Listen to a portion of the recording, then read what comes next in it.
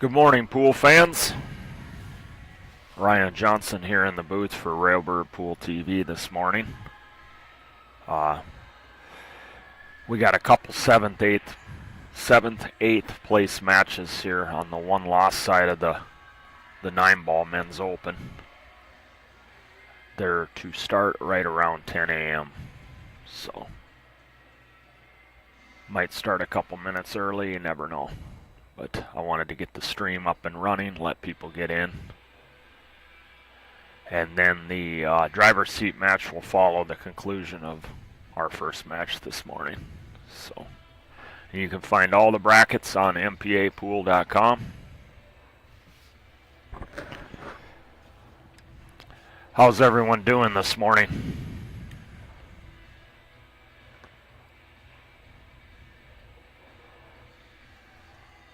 We got a lot of good pool in store here. I'm guessing we're probably not going to conclude the 9-ball before the 8-ball starts. I believe the 8-ball starts around 3 o'clock. So there's probably, that gives us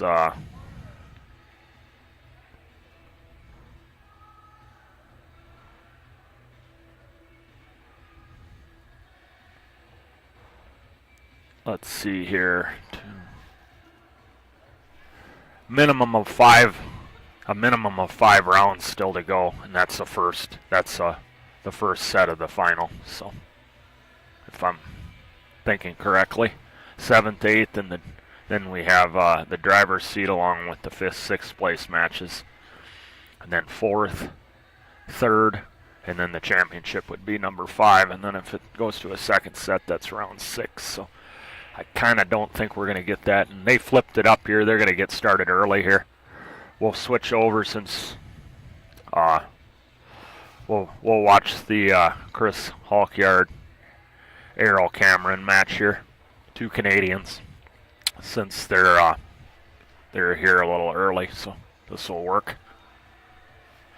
Howdy there, Lance. Good morning. Looks like Errol won the toss here. Magic racks are allowed. It's a race to 7 on the one loss side. The 2 must be racked in the back of the rack every time. Otherwise, there is no other pattern racking allowed. And then it's 3 consecutive falls is a loss of game. And then the 9-ball does not count in the 2 lower pockets at the foot of the table. Now, Errol chose to not use the template rack. So this is first person I've seen on the stream that has not used it. That's his choice, of course. Let's see what kind of action he gets here. He's playing the 7 or the 1 on the side, the 7 in the lower left or the 1 on the side, but without that template, we'll see what kind of action he gets here. Yeah, it went way high. Looks like Chris is looking good on the 1 here. The 2 sitting over the lower right. So let's see if he can navigate that orange 5-ball here. He might have to take a long shot here on the 2. I don't know if he'll try to swing it with the 3 sitting in the middle of the table like that. That's a big ball to try to come through there. Try to get. He might be able to get between the 3 and the 6. That's what he was trying to do, and I think he came up a little short, but he has it along the rail. That's how I would have played it, is over to that rail there, because the 3 goes in the upper left. The 4 is sitting here right down at the foot spot right there. So the 4 to the 5 maybe is his last real trouble positional shot. He's got the 3 on the side here. He's going away from the 4, so this is going to be interesting here.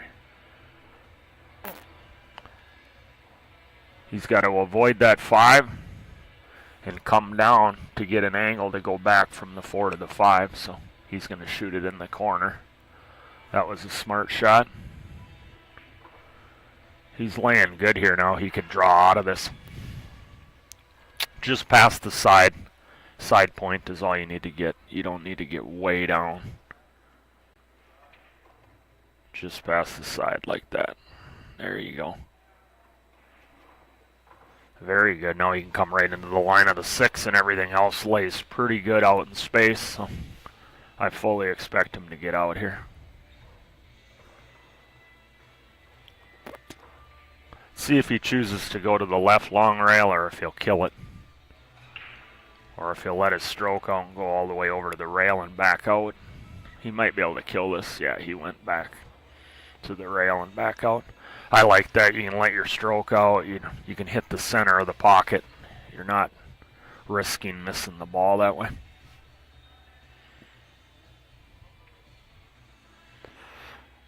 Very good start for Chris here.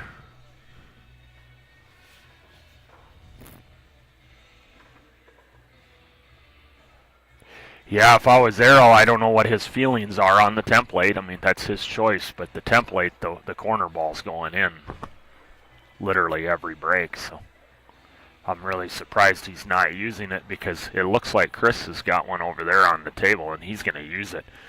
And you really got to rack those balls well if you're going to not use it. And it's, I preferably would not like to see the rules allow them for bar box 9 ball, but if they're going to allow it, I'm not going to be stubborn. If my opponents do, you're at a disadvantage if you don't use it, if everybody else there or the majority of players are not using it. So it's kind of one of those things.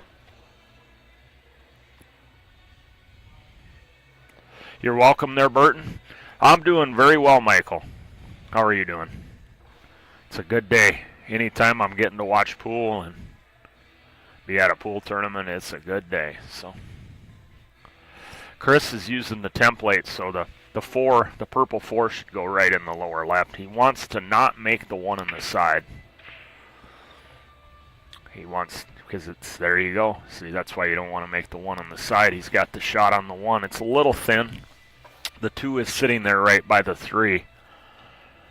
So and then the 6-7 is kind of, that 6 ball's in a bad spot. So this is an interesting rack here. It's not straightforward, so it's going to require a good cue ball here. Chose to run into it. That wasn't bad because he could always defend himself at worst case there, running into him rather than trying to go around or somehow. He didn't get ideal here offensively, but he'll try to play defense. Yeah, he came up short. That was not very good. And then he actually opened up a little bit of a lane maybe between the 7 and 8 by moving that 8 ball a little bit here. So we'll see if that might, like if you can get the cue ball right where it is right now for the 6. Once you get there, that would be ideal. He's a little elevated here, but it's natural coming for the 3 on the side, so.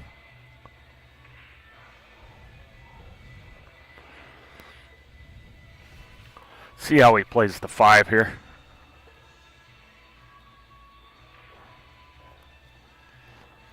He's got to get good on that 5, real good, so that he can find that gap that I was just mentioning for that 6 ball. So he wants to be rather full on this ball. If anything, he wants to be going away from the 8. If he's not completely straight on the 5, he wants the angle where he's not going towards the 8. Well, he'd lined up the other pocket, but he decided to shoot it this way, which is, now his speed is going to have to be really good because he's going to be going, he was lining it up for the lower right, which I thought was the better play, but now he's going to have to go to the rail and come back across, and he's crossing that line, so his speed is going to have to be really good here. I don't know if he can draw out of this, and come out 2 rails into the line. It might be laying perfect. Can't tell, but to draw into the right rail up to the upper right and hit the short rail and come into the line instead of stunning across and straight across into the narrow area of the zone. Like if you got your zone shape there, you don't want to be coming straight across in the narrow area of the zone, plus you're crossing the line at the narrowest part of the zone. So if he can draw out of this, he's coming into the wider area of that zone, which gives him more margin of error, plus he's probably maybe on the line. I can't tell if he can go forward here and avoid the 9. He's definitely taking a hard look at this.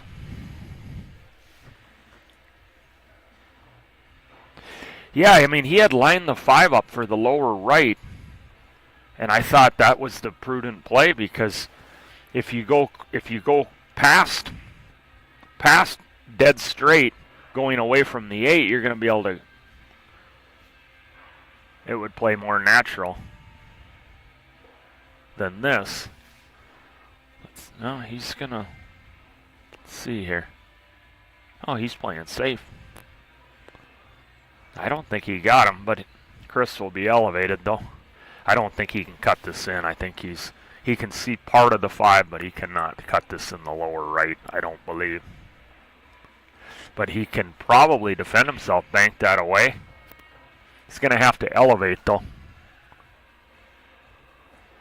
If he wants to get it, if he wants to, I think controlling or getting more power on the 5 to send it away, he would want to elevate slightly. That way you can put more power and then control the cue ball without the cue ball getting away from you. And then sending the 5 away. He's going to play a pretty simple one there. That was a good one. That took perfect touch to do that. That was a gutsy save because he only had 1 ball to get him. But it was... he didn't feel like punching it. His accuracy was better playing it with that speed, but man, that's tough to do that. I mean, it's so easy to leak that 5 ball out or the cue ball out and give him the shot. He's going to have to kick at this, of course. I like kicking to the bottom rail here and just sending the 5 long. I don't like kicking this way.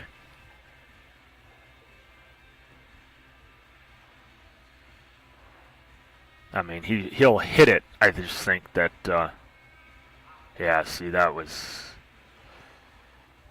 With the speed at which you were hitting it, even if he would have made a legal hit, he's probably selling out an easier shot than you're closer to the 6.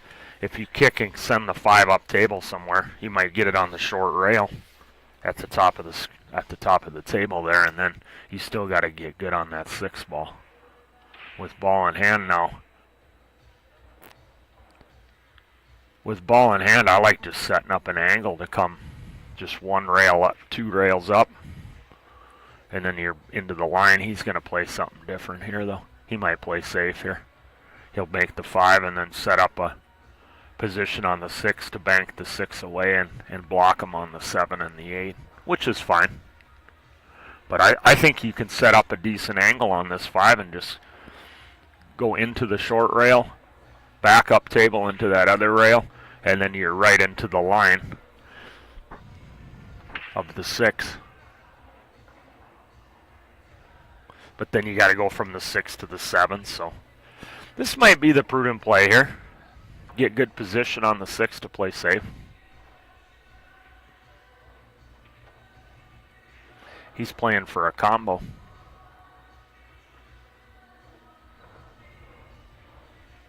This ain't a bad decision either.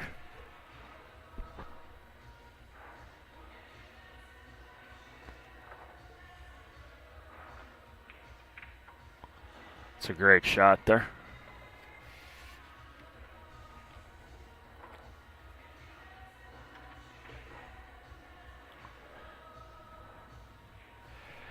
Brackets are on mpapool.com. Welcome anybody new coming into the stream. Ryan Johnson in the booth here. This is a 7th, 8th place match, 1 loss side of the men's open 9-ball. We got 2 Canadian players playing. It's a race to 7, alternating break. Template racks are allowed. The 2 must be racked at the back of the rack. Otherwise, there's no other pattern racking allowed. And then 3 consecutive fouls by one player is a loss of game. And then the 9-ball does not count in the lower 2 pockets at the foot of the table here. So Chris takes a 2-0 lead here. Arrow with the break here in rack number 3. So hope everyone's enjoying themselves this morning. We got quite a bit of 9-ball action here in the afternoon. You still got time to get down here if you're interested in playing the 8-ball tournament. We got both ladies and men's open 8-ball. That's round 3, I believe. So you still got time to get down here and get entered in that. So we're going to probably have 3, 4 rounds probably maybe of 9-ball here. I don't think we'll get it quite done, the championship match, because we got up to 6 rounds, a minimum of 5 rounds to play here. So left. You can find all the brackets on mpapool.com. He's going dead center with the no template. That's kind of how I break it when I'm not using templates on the valleys. I break more from the center like he just did right there. He just lost the cue ball on the side. Look at the 1. It's sitting right over the hole. The 2, let's see here. The 2 is kind of out in the middle there to the left. The 6 is down by the 9.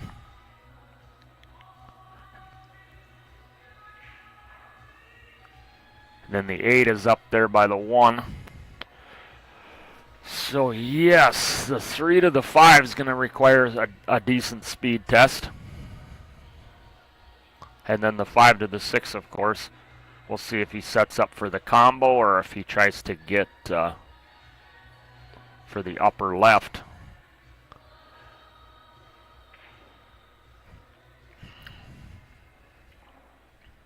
Here's his speed test now. He's going to be crossing the line now. So he's got to hit this good. He's got to catch the pocket real good. And his stroke speed has to be good, along with his tip placement. Where he strikes the cue ball, they all got to come together. He overhit it. See, that was... But, once again, is it better to be short or better to be long? I mean, you'd rather have this than be hooked on the 7. So he can at least see it and maybe feather it in behind the 7. And can't tell if that lays real good, but I think it does.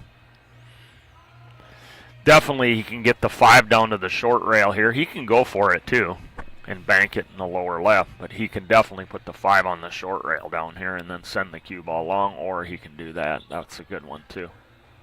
Very good touch, very good line, good speed, very nice.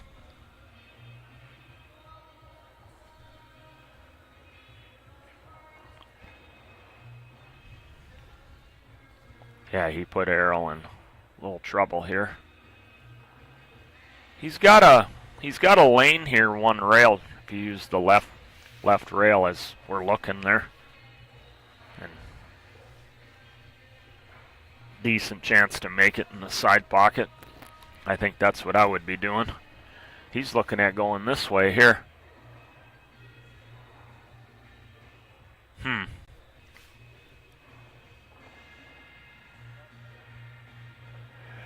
I mean, you're not likely to snooker the guy hitting it. So I like playing the 5 towards that side, kicking off the left rail there. It gives you a chance, your better chance at least making it. Kicking this way here, he might have to spin it slightly too.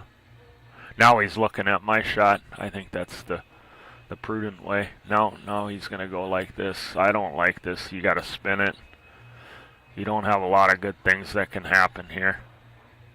I mean, either way, you're not likely to snooker him. But the way I explained at first, you at least have a chance, probably more chance to make the ball. So, yeah, he's got to go this way. There's just, I think this is pretty obvious here. I mean, it's natural. You don't have to spin the ball with any kind of side spin to make the contact. You just got to judge the speed. And then where you're hitting it on the vertical access line.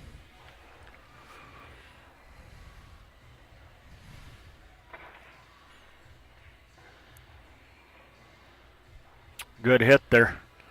It almost went in the side, and then he didn't get the snooker, like I said, but he didn't leave him a hanger. So, yeah, I think that was a good, smart decision after he looked it all over that to take it that way. I mean, he wasn't that far off of hitting it, and then he would have had the 6-9 combo.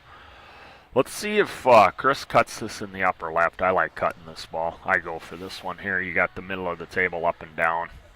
You can spin it 2 rails. The safety is not easy. I mean, he tried to get him in behind those balls, but the problem with that is your the line that way he played that 2 rails like that, you're bringing that corner into play. If you're going to do that, you definitely want to use the extra 3rd rail here at the bottom here at the foot of the table. That way, and then you come into the 6-9 from the bottom rail and you take out any way of scratch. And he spun it too much, which brought him right towards that corner. So it looks like Arrow will set up most likely. Is he playing safe here? He's not going to make the 5 and set up for the 6-9 combo? He was first lining it up there to bury him on the 8 ball.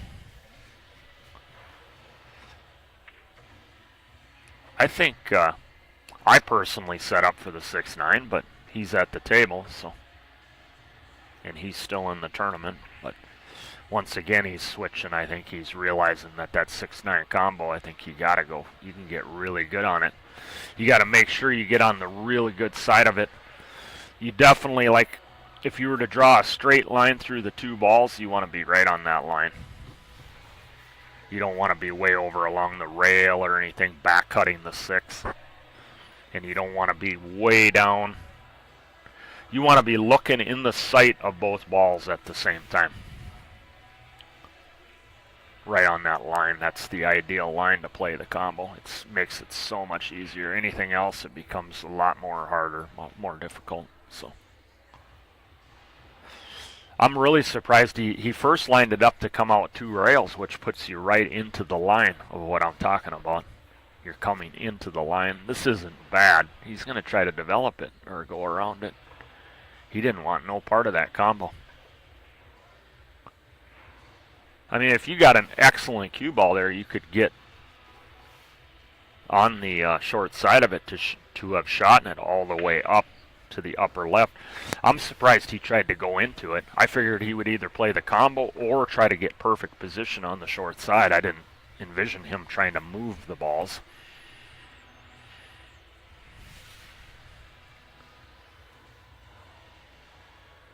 He can back cut the 6 to the short rail bottom and then send the cue ball long.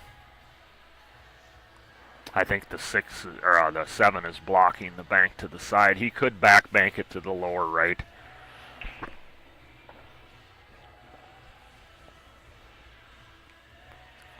Let's see what he chooses to do here.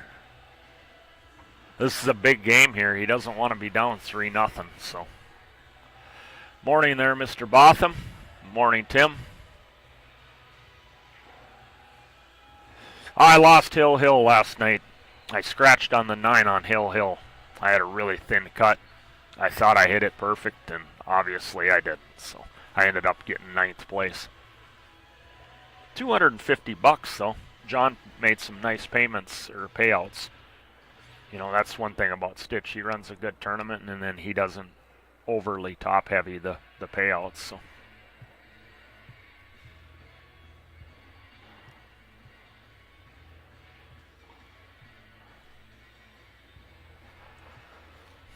He's looking at playing a carom here. That's a possibility too. A couple different ways you can make it directly, or you can hit the rail slightly first and knock it in that way.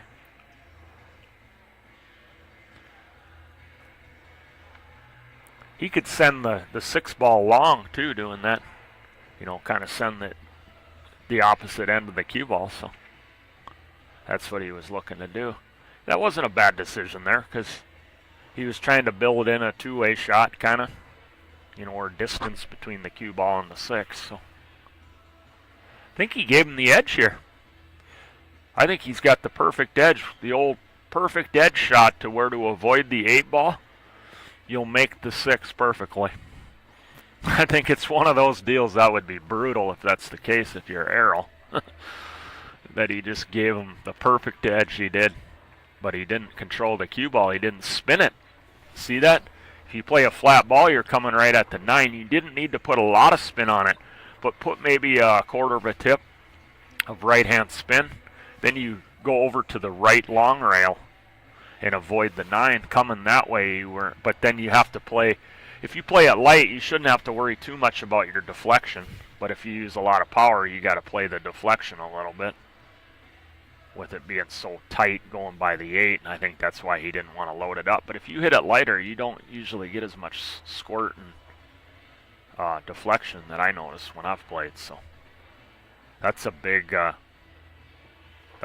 scratch there. 3-0, 2-1. I mean, that's a big deal in a race to 7 alternating break. Oh, what's he doing with the cue ball here? Wow. That could have been disaster.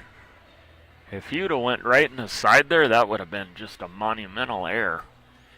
But as it was, it went right around it, and he was laying real nice. So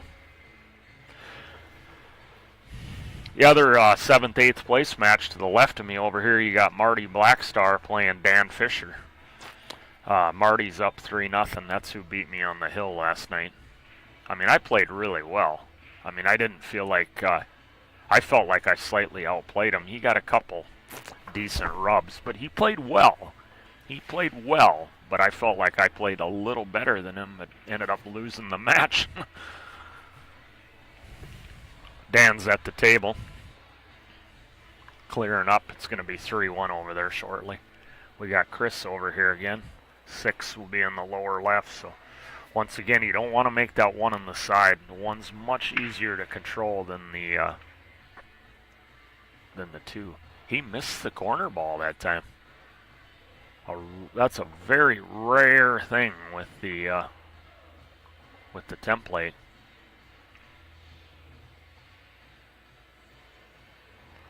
Looked like he caught some spin with it there. He did not catch that clean. He didn't catch that head ball clean.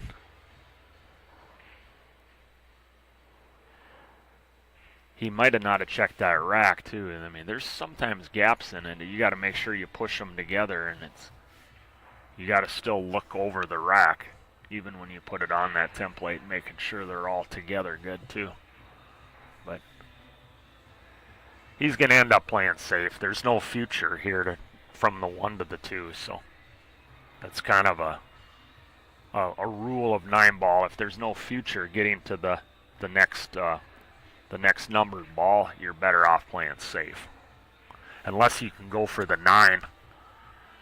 You know, like if the 2 is tied up with like the 7 and you have a decent chance to maybe make the 9 or something, you know, playing the combo or carom on the 1, it's kind of like a free shot on it. But here you got the middle of the table is really congested with the 6 and the 5. So there's just really no future here playing the 1, attacking the 1 to try to get on the 2. So he's just looking where his best safe's going to be here. I like just playing it down to the 1 down to the 2 and then use that wall of balls. Something like that. Yeah, something similar to that. It's a good shot. This is a difficult hit here. If you look at it, this is going to be a very tricky escape here.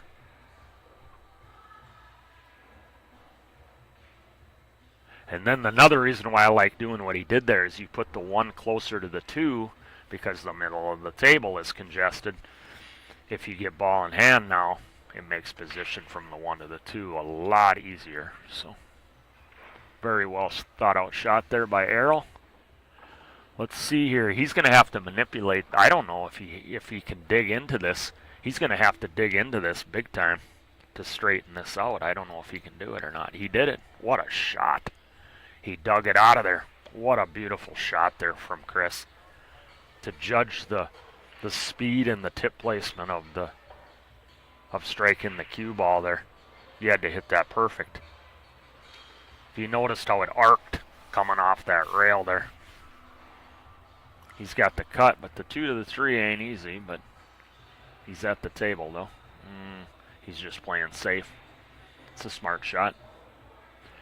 If it goes in, he might have been trying to make it, because if he catches it and actually makes it his cue ball, he's sitting pretty good on the 3, but he doesn't have to lose the game playing it that way. So that was a good shot. Alex, good morning. Look at the 4 there. The 4 and the 8 are kind of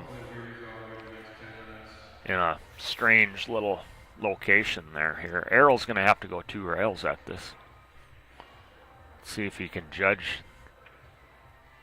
That was close.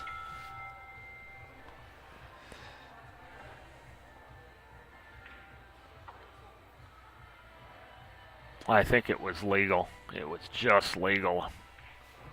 I mean, it happened quick, bang, bang, but they didn't have a judge. It's up to those 2 players. I mean, it really goes to the shooter if they're not arguing about it, so I think they're pretty set that he hit it legally. I think he did. But if there was any question, then it would go to the shooter because they didn't use a judge. So you can't argue after the fact when you could have gotten a judge, but they weren't arguing, so he'll go 2 rails here. Try to develop the 4. He could set it up for just to see it, but I don't think that gives him any future here. Just rolling this in and taking the 4. I don't think that's good. I think you got to try to go forward and develop him here. No, he's gonna. Does it bank? It must bank. I didn't think it could go through that gap. Is he gonna carry him the 8 in? Or is he going to go off the edge of it and try to block him with the wall of balls here? Yeah, that's so he caught it too thick, right on the worst spot of that, and it slid right down. He needed to catch that a lot more thin. I was surprised that I mean, it's so tough to play those kind of safes when the ball is froze to the rail. You tend to get a contact like that, even if you catch it where you're intending to catch it. If you have a little bit of gap, like a 1/16 of an inch, an 1/8 of an inch, that shot plays so much more easier. That's why I think I would have tried to go into it. My first thought was to go into that because it was pretty much right on the rail. I don't think Errol minds. I know I wouldn't. Anytime you get ball in hand, that's very, very handy.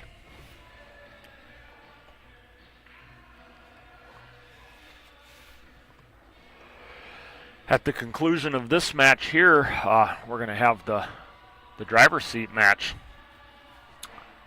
in the men's open. It's going to be Corey Duel taking on Danny Olsen. Race to 9.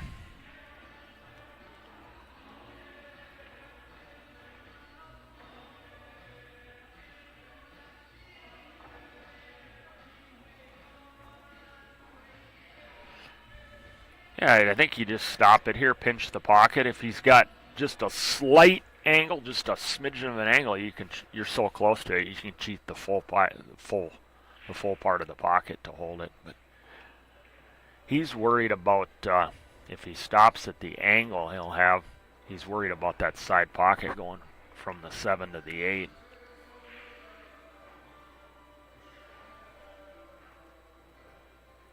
I think you're fine. I think you can come across. Yeah, he went forward. That's smart. He didn't want to deal with that side. I think he can slide over there. If you run into the 9 full and move it out of the way and stick right there, you got the cut on the 8. If you can't make that shot, you're not going to win the tournament. So he's looking at doing something different here. I just like sliding over, hitting the 9 full. if you can't avoid it, and slide all the way over and avoid the 9 to get into the rail and back out. I like hitting the 9 full. If it goes in the side, it goes in. And if you catch it full, you'll be stopped right there for the 8. And that's a pretty standard cut down the rail. So I don't like moving the cue ball around here. I like just... That's what he tried to do. He didn't catch it full, but he got away with it. He needed to draw it more. He tried to avoid it all the way. I wouldn't. If it was tight, I would have never attempted to avoid it, because you're playing right up on the 8, and then he could have, if he catches that just a hair bit more thicker, he could have landed right on the 8 with no shot. So just run into the 9 full and use it to stop the cue ball, and then you might knock it right in the side. It's a good shot. It's going to be 2-2 here.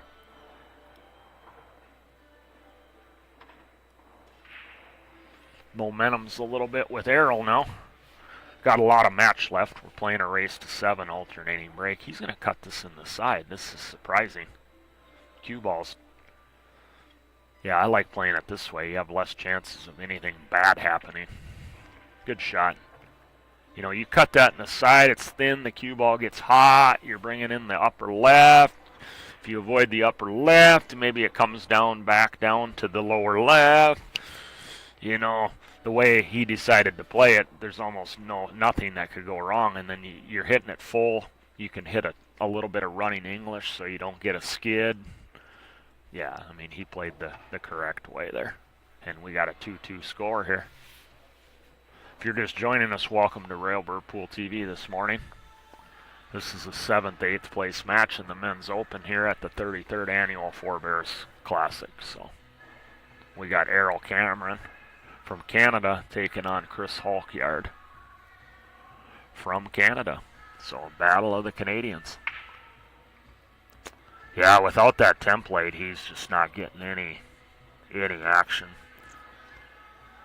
Did he give him the keyhole? I don't think he's got it.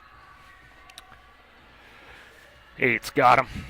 This is a tough rollout. You might have to push to a jump, or you just take the jump on right now. If you feel your opponent is going to take the jump, then you take it right now. If you have a weak opponent that does not jump, you push to a jump, and if he gives it back to you, you're forced to jump, then there's no decision in your mind. You're just forced to do one thing. But if your opponent's proficient at jumping, you might take the jump right now. You could also push to tie a ball up, try to prolong the game if that lays well. Look at the options, see if the balls lay in a position where you can do multiple things with your push. Sometimes that's not available. But you always want to look that stuff over to make sure you're not overlooking several different things, or at least 2 or 3 different things. Because he could roll to a jump and tie a ball up maybe here. He's going to roll the 7 onto the 3. It's always a good option, and you're going to get the worst end of a push. So it's never a bad idea to, if it lays well, to tie up a ball and give yourself an insurance policy.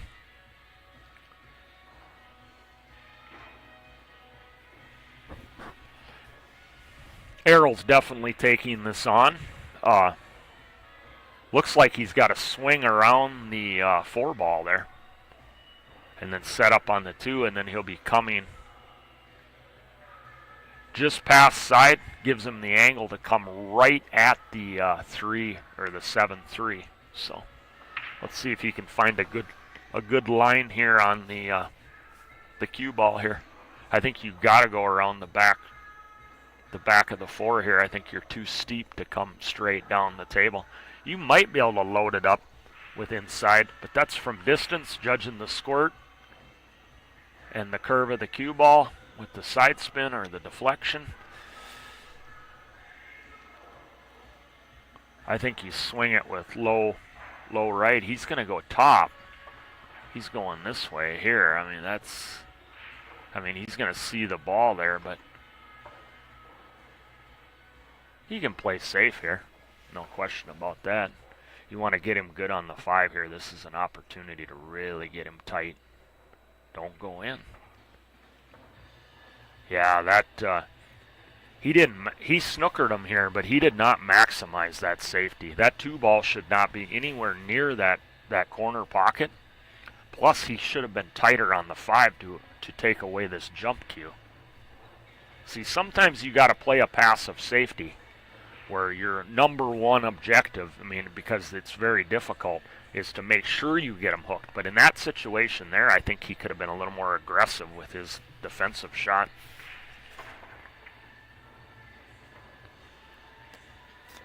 Chris made it. Doesn't have a shot, but I think he can edge the 3 here and leave it right near the 7 and try to use the 4 as a blocker. Let's see if he can catch that 3. He wants to catch that 3 just right. You're going to have to use a little bit of side spin here so that you avoid that scratch in the corner up there in the top right. Because if you come off there naturally with a light speed, you could go right in the corner. See the side spin? There you go.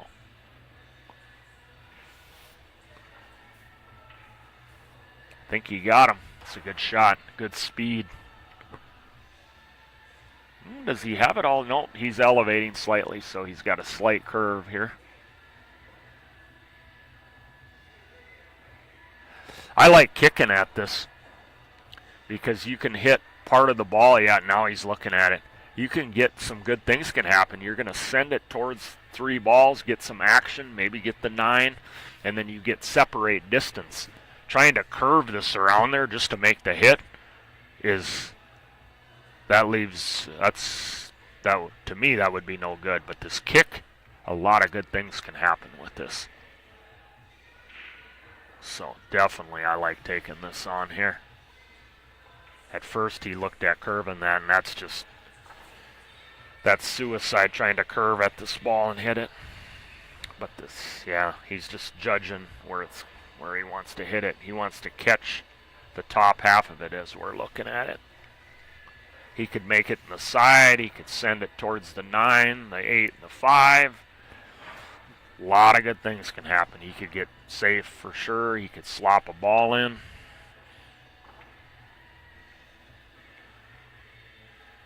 He didn't leave it easy. He got the distance. So good shot there from Errol. I think you'd be somewhat pleased with the outcome considering where you were at. So Chris doesn't have a real aggressive shot on the 3. He's looking at a carom here.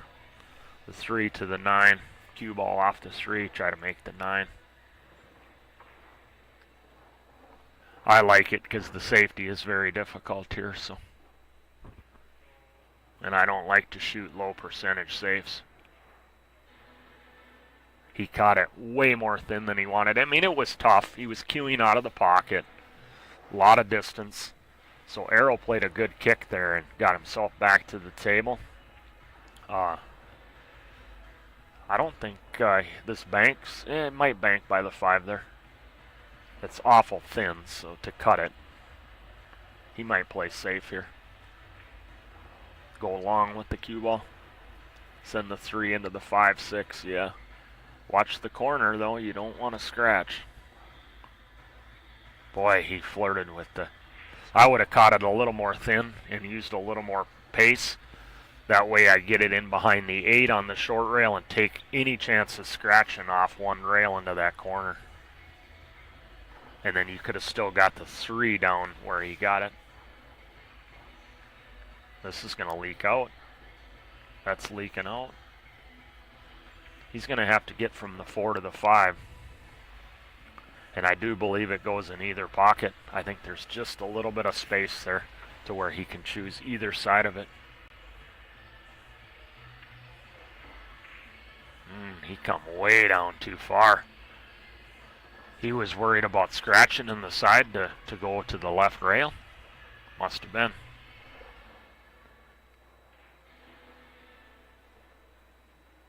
This is awful thin if you're going to get aggressive and try to make it in the upper right. He's looking at a bank now. I like that.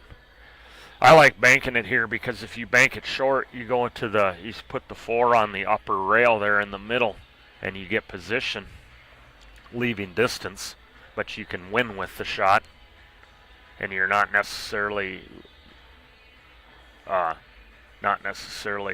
can you lose with the shot. You'll leave them tough most likely if you hit it good, and then if you make it, you're sitting good on the 5. So once again, the safety is the straight out safety is very difficult. You might as well play the two-way shot because you're not guaranteed to just bury them hard.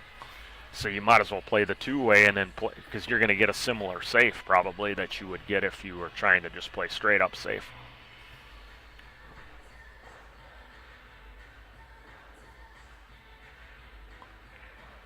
I'm not sure what he was doing. Did he lose his mind? I don't know what he was doing there. Because if you were trying to make it in the side, you got no shape on the 5. There's no value in trying to bank that. Was he just trying to buddy it up to the 7? He must have been just trying to buddy that up and muddy it up with the 7. Huh. That took a lot of speed to try to just put that over by the 7. And then if it doesn't go right, this is the result. Yeah, that's very surprising here. He got a little bit thin here. He wanted to be down a little bit further.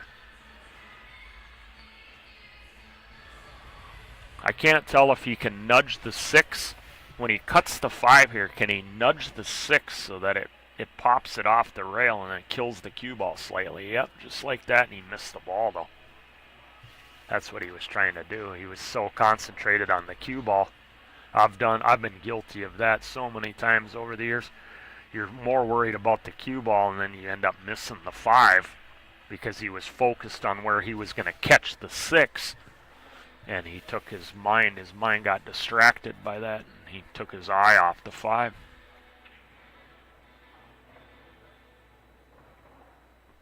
Boy, the momentum has really switched, and it's been a lot of kind of like muddy games. You know, they're not clean games, which just wears on a guy even worse, you know, because you're constantly getting up to the table and you're getting opportunities, and that's so much harder on the mind than when you're playing good and the other guy's playing good and you're just cleanly running out and playing really clean safes. And little straight here, I think he can punch over, draw out of it, punch, draw it out of it.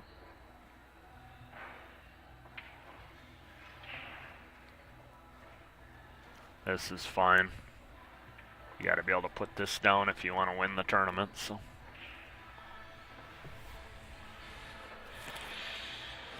yeah, he's shaking his head. This would be maybe a time for Chris to maybe take his break.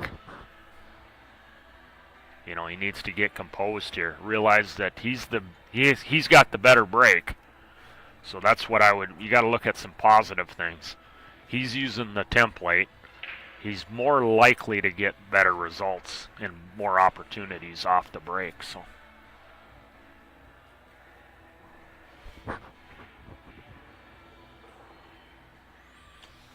I would be very shocked if he came up empty again. He did last time. But, I mean, I think that's maybe only 2 breaks I've seen as I've commentated this entire tournament so far where I've seen a guy fail to make a ball in the break with the template.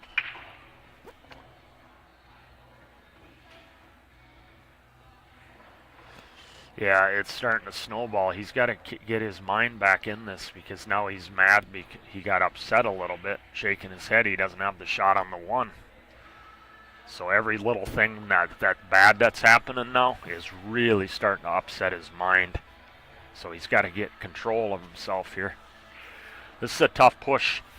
Anytime the ball is in one of the 4 squares of the corners, it's always a tough push.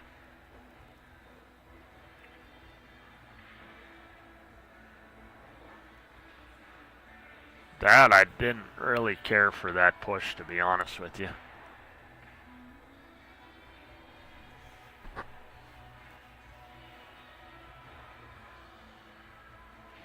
he moved the 3 down closer to the 2, and I don't like doing that unless you're going to lock him up completely. Maybe that's what he was attempting to do.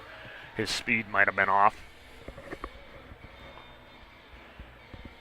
I don't think he's got enough to make this, though, even with these bigger pockets.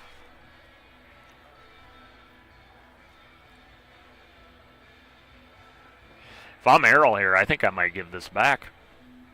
You can't make it. Where are you playing safe? You know, you got a guy right now that's not in a good place in his own mind. Yeah, I mean, see, if I'm Errol there, I give that back. I mean, there was, unless you spin it more and hit it more full, you don't give up a shot, but then you give up an easy safe. He would be able to bank it away and use that ball as a blocker. I want my opponent's in a bad spot in his mind. I don't want to let him off the hook and give him anything easy to start with. And he hit that one bad there. He did not hit that one good. But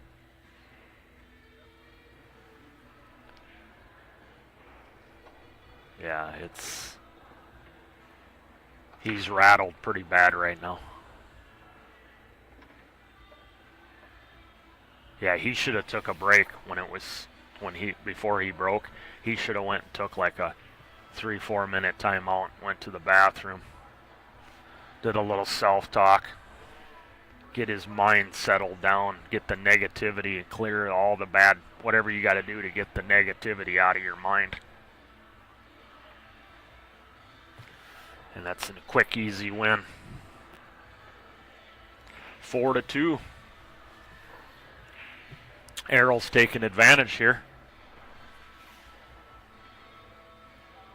He got away with one there. I mean, he left him on the 1. I mean, it was still going to be a tough run out, but to hook yourself from that position there, that's an unforced error there by Chris, positional wise. So Errol to break here in rack 7. If you're just joining us, welcome to Railboro Pool TV. I am Ryan Johnson. Greg, did you type in mpapool.com? There might be some technical issue. I can go maybe talk to John Stitch and find out if he's having technical issues with his website.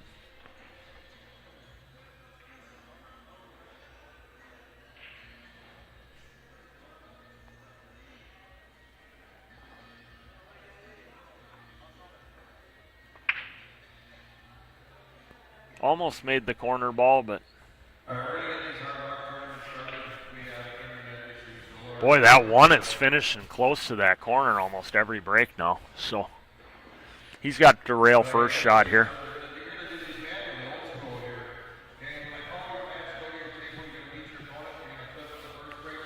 Rail first. The 2 is over by the side there.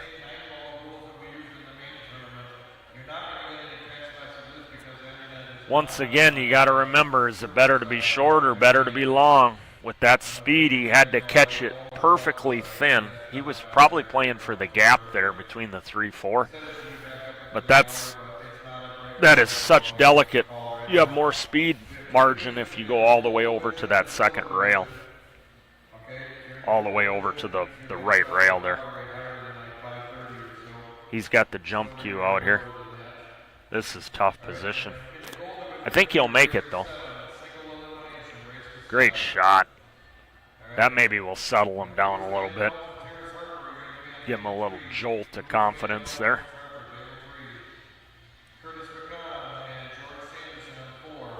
He needs to clean up here, though. Needs to take advantage of it. Everything's laying good here now. I mean, the 5 leads to the 6 real nice.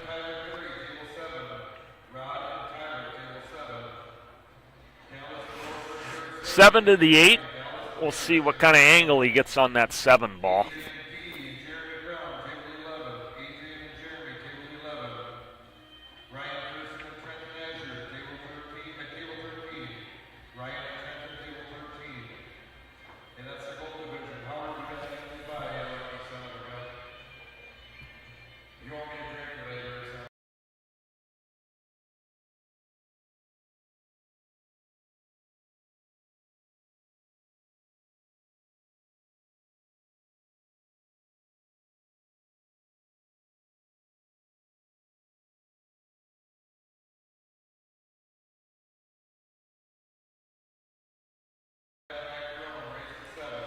Well, he's going to have to draw back here.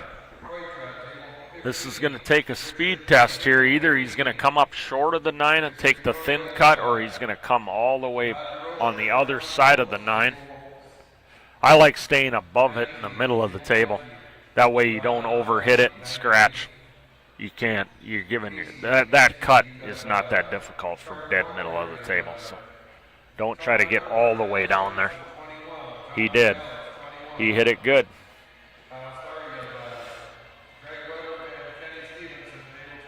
So his line, his angle was different than I seen on the screen. If it played perfectly into that diamond there, I would have definitely did what he did there. I thought it was going more towards the corner pocket. So nice out here from Chris. Good jump shot. Good. Oh my gosh, Chris. What in the world? There's just no explanation for that. He just got down and got quick with his cue action.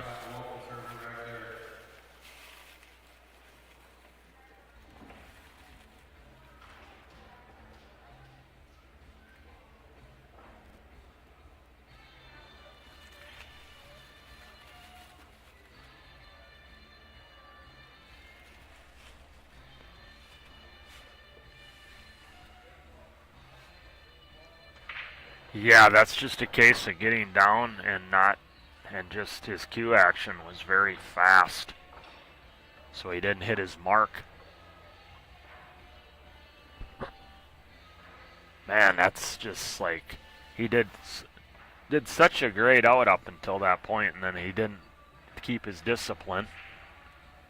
And he just took it for granted, got down and shot it. Got quick with his cue action. Pool's a game of discipline. Every shot requires the same discipline. No matter if it's straight in and easy or if it's hard. And we're all guilty of doing it. I mean, we're human beings. We don't want to be too hard on, but that's whoever can stay the most disciplined with their fundamentals and their approach to the shot line is going to be way more consistent than players that don't do that.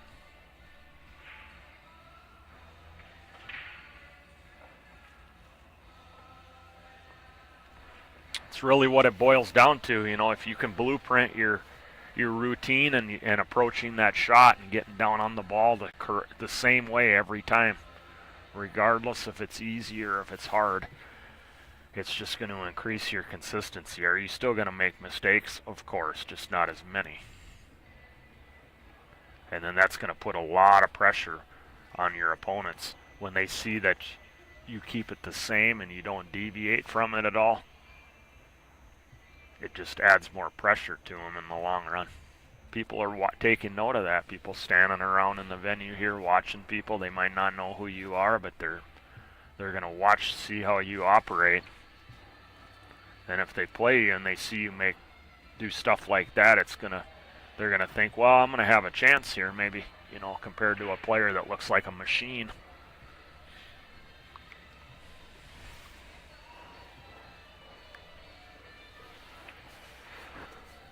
Well, nonetheless, it's 5-2 Arrow. And Chris is breaking here. He made the corner ball. He's got the 1 on a string, and the 3 is, of course, going to punish him. And he's shaking his head again because the rollout's very difficult. And he's getting punished to the maximum for not putting that 9 ball down now. And it's just compounding and just playing. Making it very hard on his mind, though. This is tough to roll out here in the safe. You don't really have a good safe. He's going to try to bank it away and just hold it down there.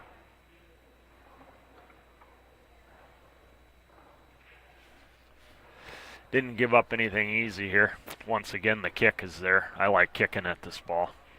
Even if you can see most of it. There's no future trying to cut it in the lower left and getting on the 3 or the 2. You could play a 2 carom on the 3, I suppose, but very difficult shot on the 1. So I like kicking. A lot of good things could happen.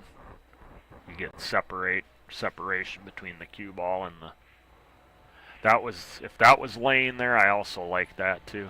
That laid pretty decent for that. Good speed judgment there.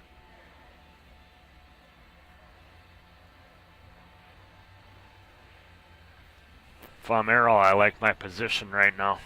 I'm up 5-2.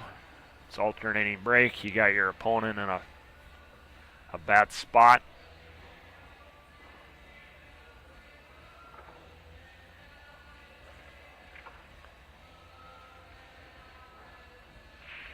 Decent hit there. He might have got him. No, I think he's got maybe part of the ball. I don't know if he can see enough to make it. Very, very difficult to get to the 2. The 3 is hanging, so there are carom possibilities, combos.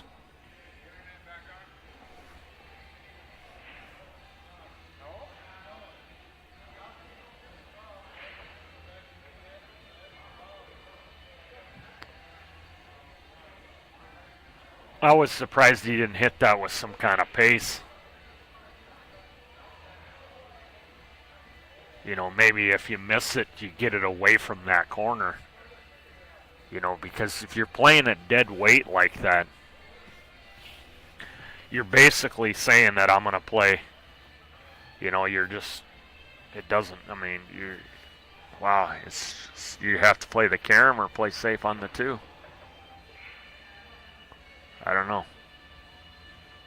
I mean, if it goes in, you can defend yourself or play the carom, but I probably hit that with a little more speed and see what happens. Because I'm going to have I'm going to have some kind of a shot on the 2 regardless.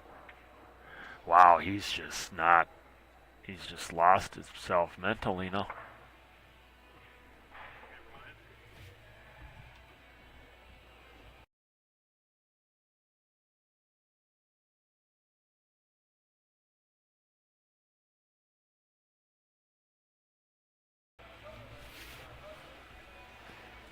Wow. Well, the 5 is blocked by the 7, so we'll see what he chooses to do here as far as the 4 to the 5. Combo lays okay. 5-7, you get pretty straight on that combo. It's ideally what you'd want to be. Wow, where's he going here?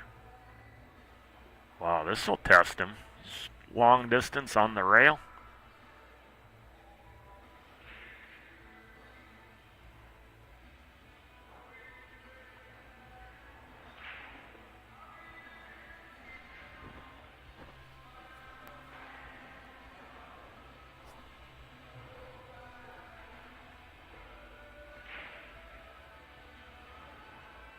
If you're just joining us, we're on Railbird Pool TV here. Ryan Johnson. We're going to have the driver's seat match coming up at the conclusion of one of these two matches here. We got Dan Fisher is down 4-5 to Marty Blackstar on the other table just to the left of me. So these are the 2 7th, 8th place matches. You can go to mpapool.com, but I think I just heard them over there talking in the background that they're having issues, or they were having issues with the website, so, or the internet or something for the server or whatever. Watch the corner here. Watch the corner. It's turning. It's turning over. This is going to be a tough combo. Queuing off the rail. There's a lot of distance between them.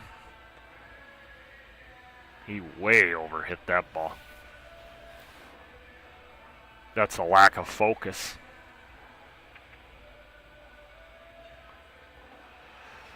And that's, look at the 7. He put the 7 right over the hole so that wow, the 6 goes in 5 pockets. Errol's going to be on the hill here shortly.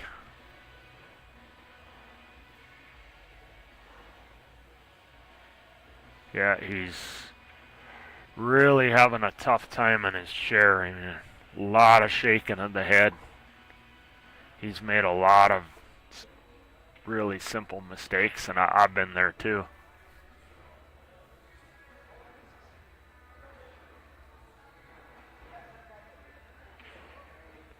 He's never taken a break, though. I felt, like I said, at 3-2, if he would have just took a break. I mean, you're not trying to stall, but you're allowed to take one break. You know, take 3 minutes, 4 minutes, go to the bathroom. Shake it off a little bit. Something. Don't just sit there and you got to do something. You know, and that's totally sportsman. Like, you know, you're not taking 20 minutes to do it. You're not, you know, disappearing for a long period of time, but there's nothing wrong with taking a little tiny break.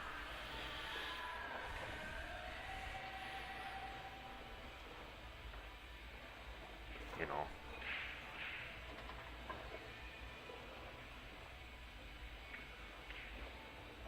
Good clean shot on the 9 there. He's hitting the clean part of the pocket now, and when you're up 5-2 and your opponent's making a lot of errors, that will get you relaxed real quick. And Errol's on the hill 6-2, and he hasn't even played his best, so for him, he's got to be feeling actually pretty good. I mean, he might not like the way he's hitting the ball necessarily, but I know Poole, and he can all of a sudden turn around real quick. He can get stroke real quick, and if you can win when you're not playing your best, I find that that's I've done my best when I've because then all of a sudden now Errol will just get really rolling as far as his stroke. So 6-2, it isn't over with yet, so he's got to put it away here. It's not over. He's breaking here in rack 9.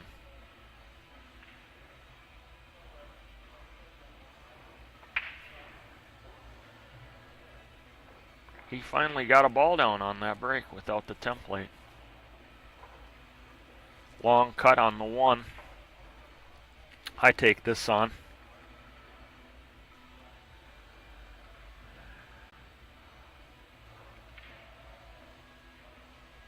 I definitely attack here.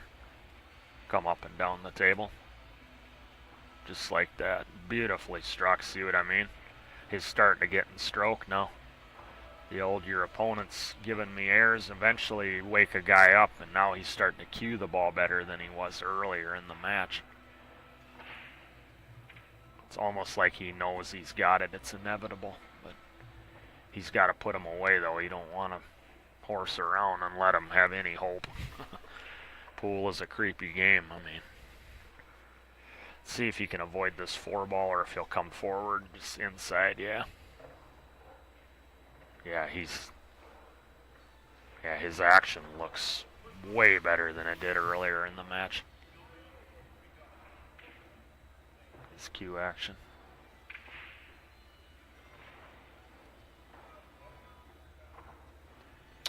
Looks like you'll have to play safe here. He could bank it to the left side and stun forward, stun run through. Use the 6 as a blocker if you happen to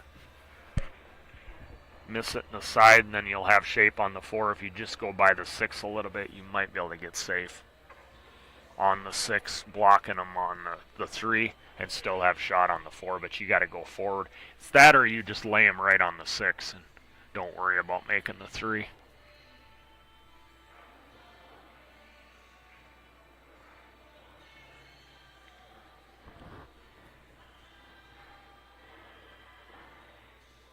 I think the stun run through is there. Like a light stun run through. And you can get the 4 and then maybe get a backdoor safe. No, he's just playing it straight up safe. But I felt like if you were playing safe, you needed to bank that with spin to lengthen it out, and then you could get him on the 6. But yeah, get the 3 away from there where he wouldn't be able to see it. But that might have not have been laying there. I mean, he has a better view than I do. Didn't give up anything easy. If I'm Chris, I'm banking this towards the side and coming around 2 rails. He's going to play safe. Look at this shot. It's a good one. I liked banking that because you could win with the shot. You come naturally into the line. It laid real well too.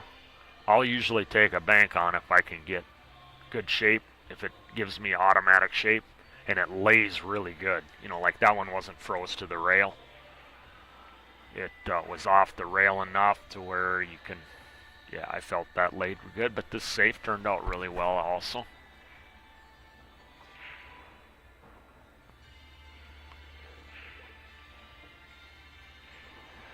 It's not likely to get a safe out of this. He can hit it, but most likely Chris is going to have some kind of look at the 3 when he comes back to the table.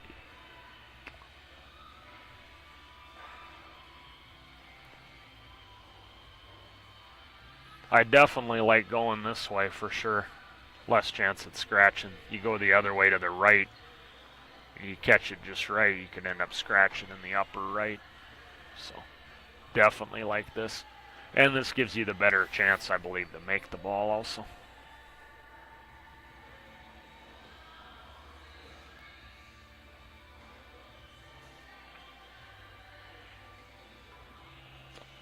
As I suspected, he wasn't going to get him snookered if he hit it. He's going to cut it in the lower left, obviously. Let's see if he can... No, he's playing safe again. This is surprising here, but it's another good save.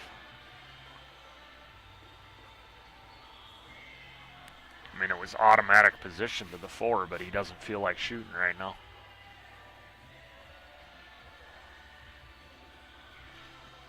Most people down 6-2 would have shot at that. But you can't fault him for doing this if you can execute that at a high percentage.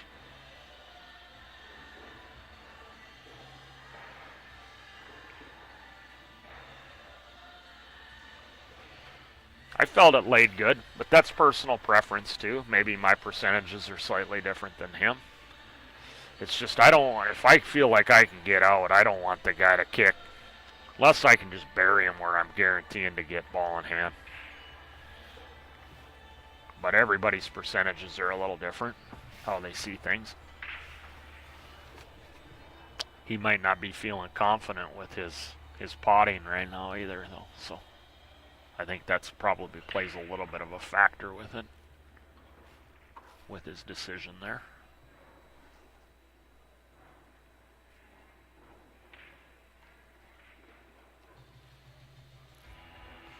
This is a tough stretch going to that short rail.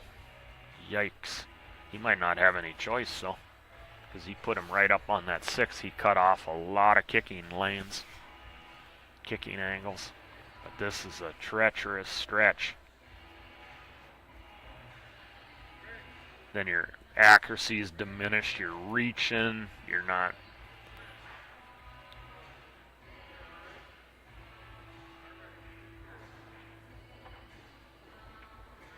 Good hit.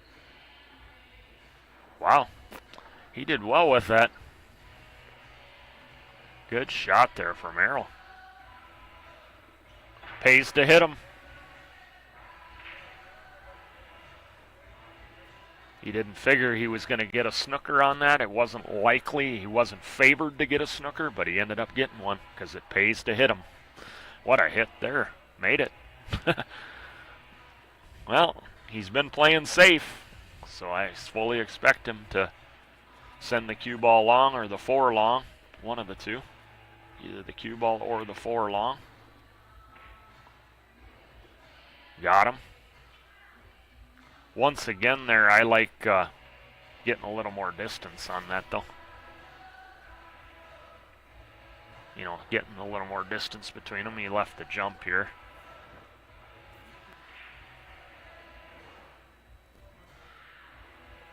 That's where that stun run through, learn your stun run through.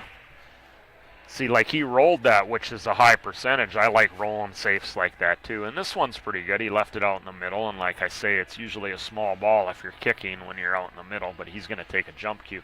But you could also get that cue ball in there using a stun run through, and it allows you to hit the 4 with much more speed, but yet control the cue ball, and the cue ball would barely move like it did. But there would be so much more speed on the 4, given a lot more separation.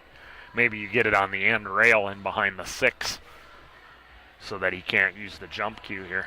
And he would pretty much be forced to kick then.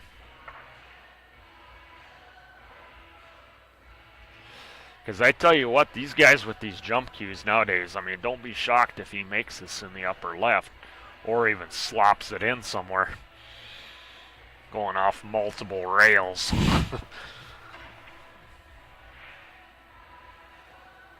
Hey, he just decided to bank it up and down the table, and he's going to end up not leaving anything straight in. Chris has a grin on his face. I like banking it over to the right rail, up to the top rail, and then send the cue ball long. Back down to the bottom rail. He's looking at something different. He played a combo. And it looks like, see what he chooses. I think he can cut this in the side, come around 2 rails, the 3 rails, and then you're right into the line of the 6. Yeah, oh yeah, I'm shooting this all day long. The cut. You put down the 6, or the 4, you win the game. It lays good. No doubt he's going to make this. He didn't hit it enough, though. He's going to make it or whatever, but it's surprising that he ended up coming up short, and Errol's going to get a 7-2 win here. Started cueing a lot better later on in the match, and kind of coasted to victory there at the end. Wow, 7 on the spin, I believe. I think Chris was up 2-0, and the mistakes started to compound, and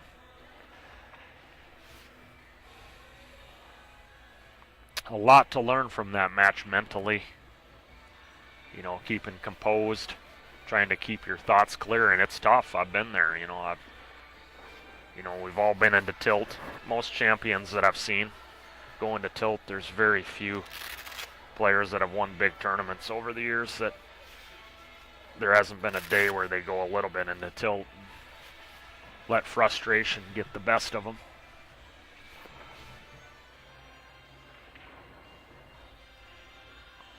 Howdy there, Larry. So coming up next here, we're gonna have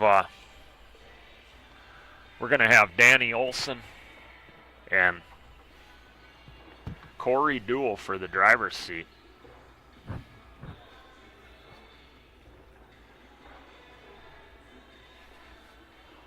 And while we're waiting for them to approach the table, we're going to go over onto the secondary stream table and watch the conclusion of the Dan Fisher Marty Blackstar match.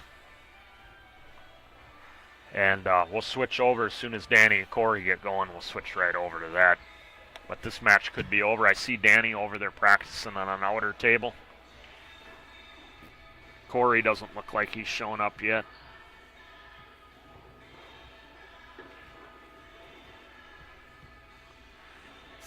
Pretty remarkable. Corey didn't have a cue when he came here. He's borrowing a cue to shoot this tournament.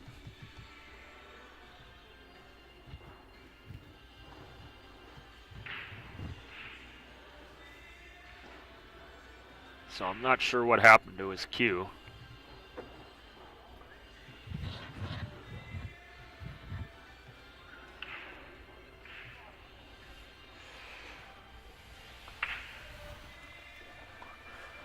Mr. Dan Fisher breaking scratch there, left the 1-9 combo cherry, and that's going to sink his ship. Wow, that's just brutal. Marty's the guy that beat me last night on the hill. I tell you what, this guy's, is it St. Patrick's Day? I don't think he's Irish, so. Oh, wow. Oh, man. Taramel, it is going to be a Black Star victory here when he sinks this 1-9 combo, and he's going to move into the 5th, 6th place round. Wow. Good tournament from Dan Fisher from Bismarck. 7th, 8th is respectable. These tournaments are tough. So, very respectable finish. I got 9th for 250, so I don't know. The bracket should show how much the payouts are on there. I'm sure maybe it was around 300, maybe a $50 increment, maybe 100 extra. Dan's a good guy. I like Dan. And I like to see the guy I lost to still in the tournament. So I lost to Danny Olsen and Marty. Top 6, both of them. So.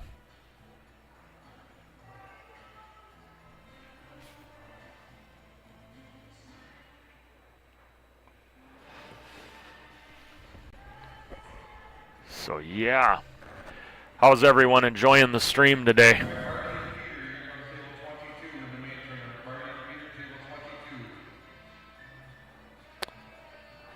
This will be a race to 9 for the driver's seat. The winner's side is a race is to 9. The one loss side has been a race to 7. So once Corey gets down here, we're going to get this thing fired up. This is going to be a high offensive match. I fully expect both of them to be using the template. Their brakes are going to be rather controlled. I fully expect to see a lot of runouts in this. In a race to 9, I could see the winner running.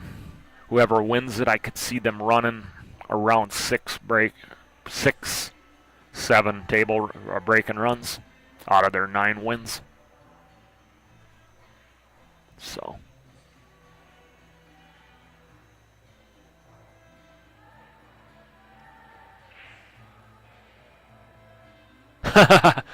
Jerry, that's interesting. Yeah, there's been some discussion. I won't go into all the discussion here on the stream, but there's been that part I did not hear before, but that's interesting. But a couple of us were having a discussion about it yesterday, and yes, Corey Duel, Patrick. Yep, the Corey Duel from, I believe he grew up in a suburb of Columbus, West Jefferson, Ohio, I believe. And then I think he was in the Philadelphia area for a while too. He learned from Jimmy Karras, I believe, the legendary straight pool player. And of course we know I think he was the house pro at Capone's Billiards in Florida there for a while. I don't know where he's living now. Yep, 2001 U.S. Open champion. Beat Mika Immonen 11-0. The only whitewash in the U.S. Open final ever. And I believe he did it, I'd have to go back and check the date, but it was I think it was 2 weeks after 9/11. Right around there after the tragedy of 9/11 in 2001. And Mika was the world champion going into that final. The world 9-ball champion that year. He had beaten Ralph Souquet in the final.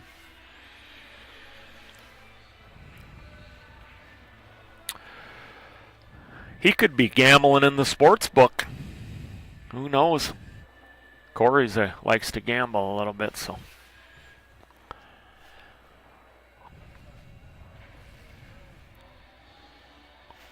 I'm going to go use the restroom while we're waiting for Corey to get down here, and I'll be right back, folks. So, and then we can get this driver's seat match between Danny and Corey going here.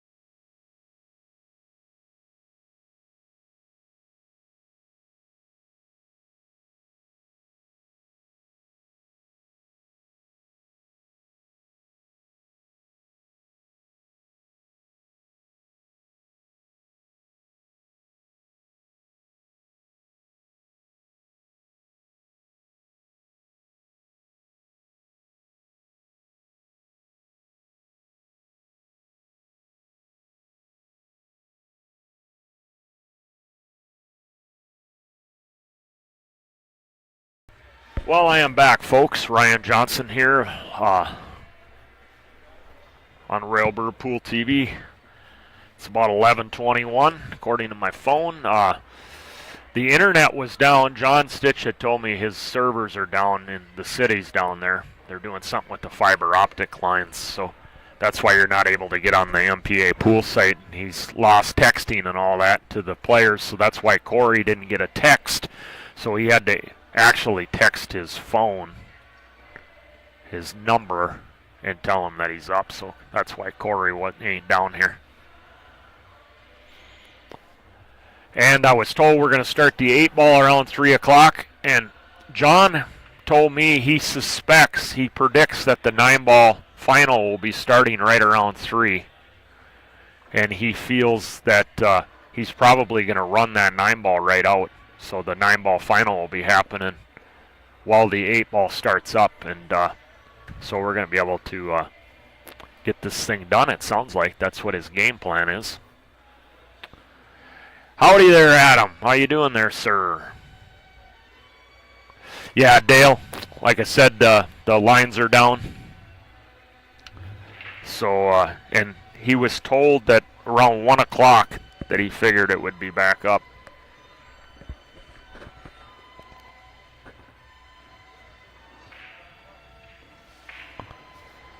So unfortunately, you're not going to be able to see the brackets right now, which is kind of disappointing, but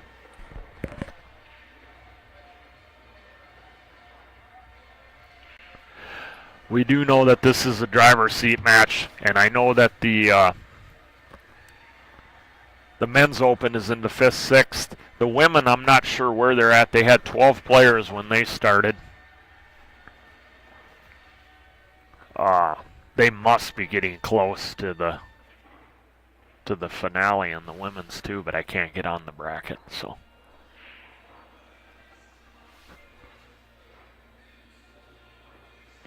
Yeah, you should come on down, Adam. You still got time to get here. I mean, if you get here about an hour before, if you get here by 2 o'clock, I think you can still get in the draw for the 8-ball. There's both women's, ladies open 8-ball and men's open 8-ball, and then I believe tomorrow is the junior event. And in fact, this year they're allowing, I think some of the juniors are going to be able to allow to be play in the opens too. I think it might be 13. I think you have to be 12 or 13 minimum age, because there'll be 3 different divisions for the juniors. You know, down to like 7, 8 years old, I believe.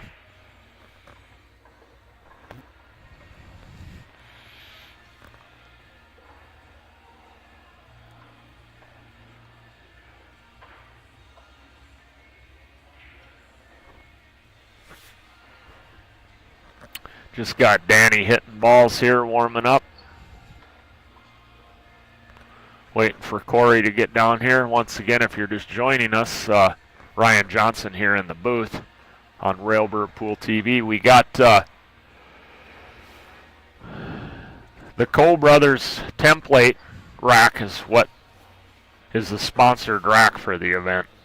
So you got their logo there, the Cole Brothers, Ko Pin Yi and Ko Pin Chung. And I forget their other brother's name. There's a third brother. That's 3 brothers you wouldn't want to play in a 3-man. And then we have the Sports Shack. That's Rachel Nadeau's business there in Minot with the cards and the sports memorabilia. North Dakota Billiard Foundation. And of course, we're live at Four Bears Casino and Lodge in Newtown, North Dakota. This is the 33rd annual event. So we give a big shout out to the Four Bears pool committee that puts this event together every year. 33 years strong. I believe it started out as the Desmarais Memorial back in the 90s. And then after 4 years, it transitioned to the Four Bears Classic. We got Corey making his way down to the into the arena here. the cup of coffee in his hand.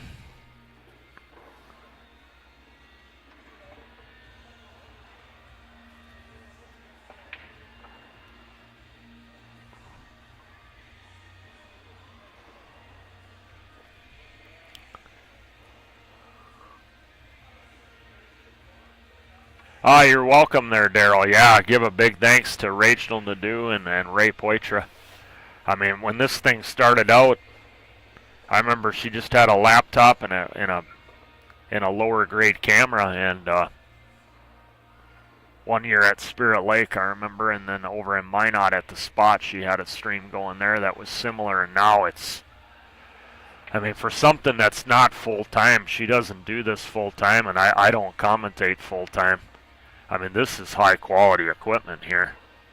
I mean, it really is. I mean, the instant replay is available, and I could draw on the screen if I wanted to, all that.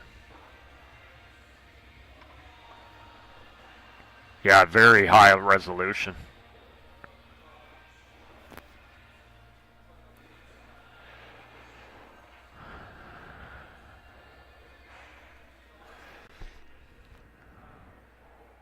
Well, here comes Corey now. He was sitting down over to the left. Now he's making his way over towards by Danny now, so he'll get his cue out here, and then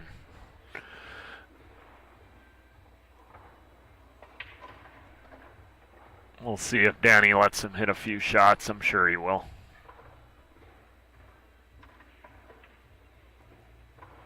I suspect he'll hit a few shots. Maybe he'll come in completely cold.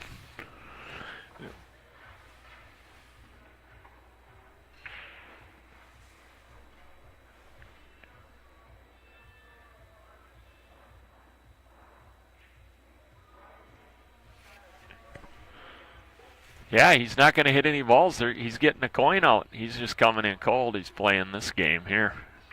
He's just going to be like, I'm cold. We'll see. I can just beat you. I'm not worried about it. I just got up 5 minutes ago. We'll see. Danny's a very good player. Like I said, my prediction is 6 to 7 table runs by breaking runs by the winner. They're going to be using the template rack, so I would be very shocked anything less than 6 breaking runs by the eventual winner. So get ready for some high-level 9-ball, bar box 9-ball here. Which I talked to Danny. He doesn't really care for bar box 9-ball. He says he doesn't really like it. But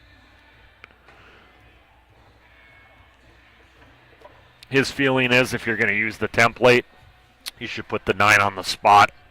And then he suggested making a very condensed break box, like 1 diamond out from the head rail, and then shrink it inside the diamonds so that you got to basically cue off the rail, and it takes away, minimizes a little bit of the corner ball going in.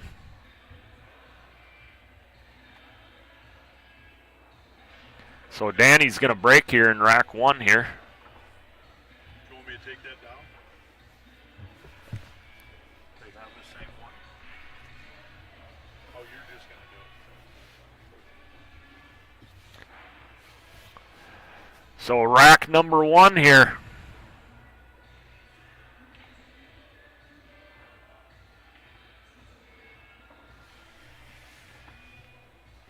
Danny said he was planning to hit him lighter. He said he was hitting him too hard last night and he wasn't getting control of the 1 ball. The problem with making the 1 in the side is hitting him light, you're going to have no chance to get shape on the 2. So he's got to adjust and make sure that he does not put the 1 ball down in the side. The corner ball is going to fire right in. He'll play safe here, send the cue ball long. He might go side to side here.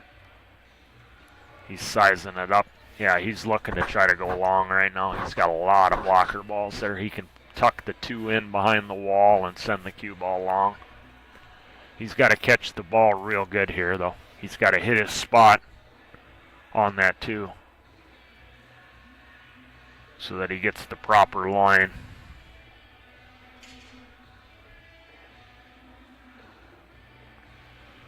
delicate for an opener. Yeah, he's going to, like I said, he's got to adjust now, and he cannot keep putting that 1 on the side, because hitting him this soft, you're going to be in this spot a lot.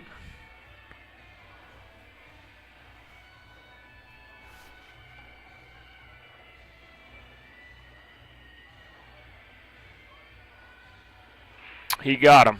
He ran into the 4. He did not want to run into the 4, but he protected the 2. Good shot there from Danny. He knew he was going to have the 2 protected. He wanted to get further down, but this rail first. There it is, and he scratches. He caught it just a hair thin.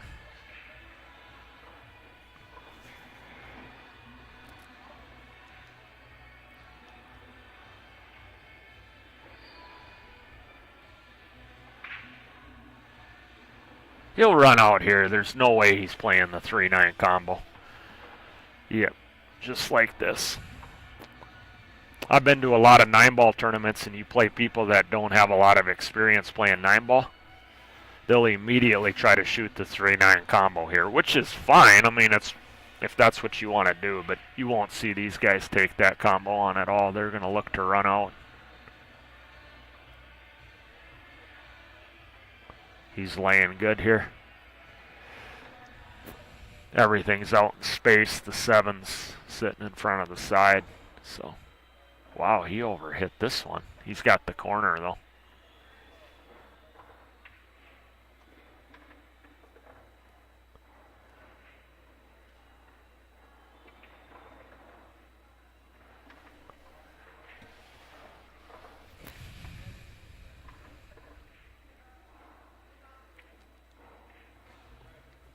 I like how he played that. Come across. Don't try to hold it for the other corner. Just come across. Let the cue ball do what it wants to do. Danny takes an early 1-0 lead with that good save he played. Corey caught the rail first shot there a little bit, but on the 2 ball a little bit thin, and ended up scratching in the corner.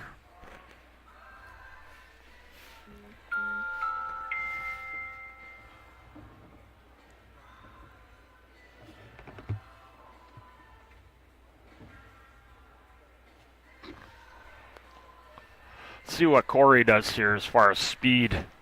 8's going to fly right in.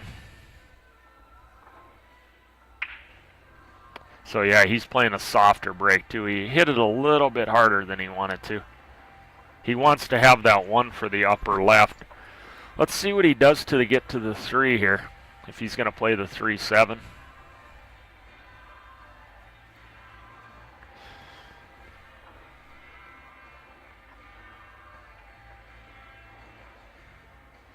Very good. You want to be nice and full. See how he got full on that ball? That's exactly how you want to play that for how they're laying right there.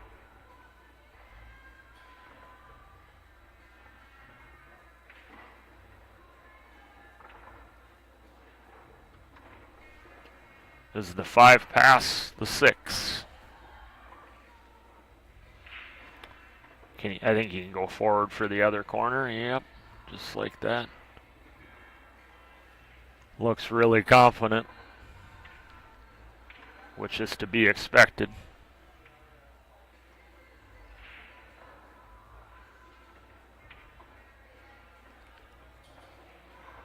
Got on the rail, but this isn't going to pose any problem for him. Just like that, it's 1-1. It's going to go quick, you know, unless they just don't have the shot on the low ball, which I don't expect to happen very often. So let's see if Danny adjusts here and makes sure that he doesn't put the...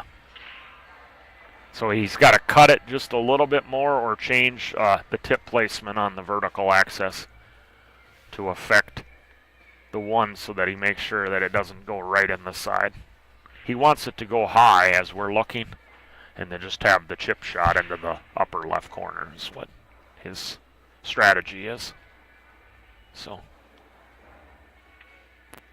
he'll probably change. He'll just cut it just a little bit more. He got it in the side again. He's got to adjust on that. He's got to avoid that thing going in the side. He's going to be able to play safe here. The 2 will go off the 7 and go over to the rail, and then I think he can spin and use the 6 as a blocker. I don't know. That's, I think, how that's laying, but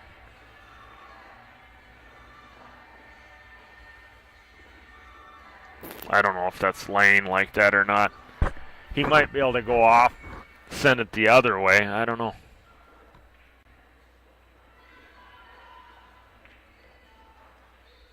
I think he can hit it rather full. Just enough to glance it off the 7 and use the 6 as a blocker. But he's going to go the other way, maybe. Yeah, he's looking to go the other way. So let's see what he has in store here. He's cutting it on the other side of the ball than what I envisioned, so let's see what he has in mind here.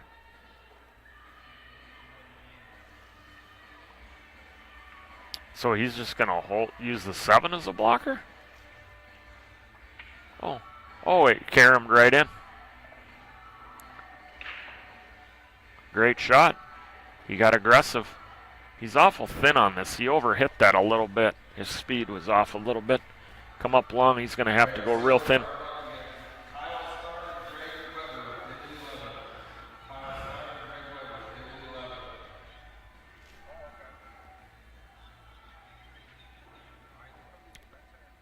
Should be fine here. I think if he catches the thin part of the pocket, he's fine.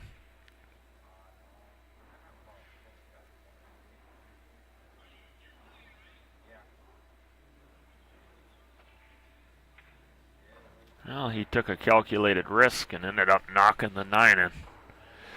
He didn't feel like rolling it because he wanted to be confident with his stroke, which was smart, and he ended up getting the slop shot on the 9, taking a 2-1 lead. It's a race to 9 alternating breaks. If you're just joining us, race to 9 alternating breaks. It's 2 must be racked at the back, and then there's no pattern racking after that. Template racks are allowed. The 9 does not count in the 2 lower pockets at the foot of the table, and it's 3 consecutive fouls by 1 player is a loss of game. So Corey's making the 1 now too. Yeah, they got to adjust. They're making the 1 too much. It's throwing out my prediction of 6 or 7 breaking runs when they're making that 1 on the side every time now.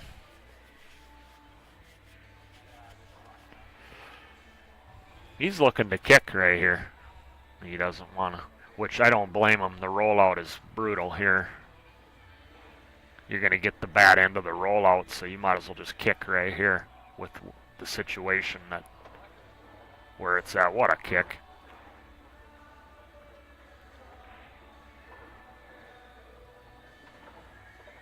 Just flushed it.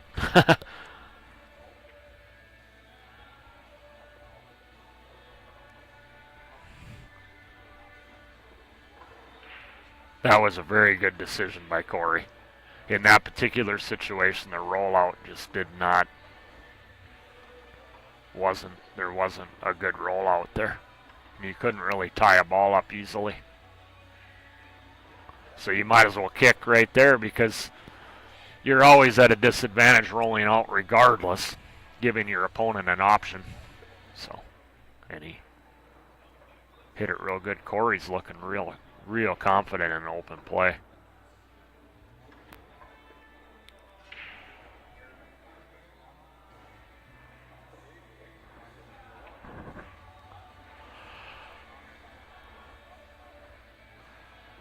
I like that. He didn't try to cheat the pocket. He made sure to put that 8 ball down. He knows he's making that ball.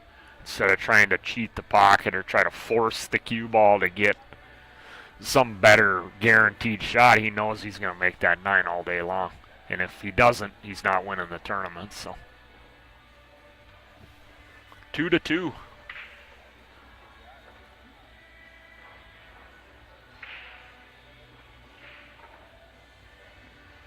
Well, that 1 year, 2 years ago, it was Joe Spence took $5,000 for first place. Now, of course, we had probably the largest field ever that particular year. But, I mean, it's a solid payday, and he's actually not that far from the actual Jamestown, so it has been kind of surprising. But there is no Calcutta, though.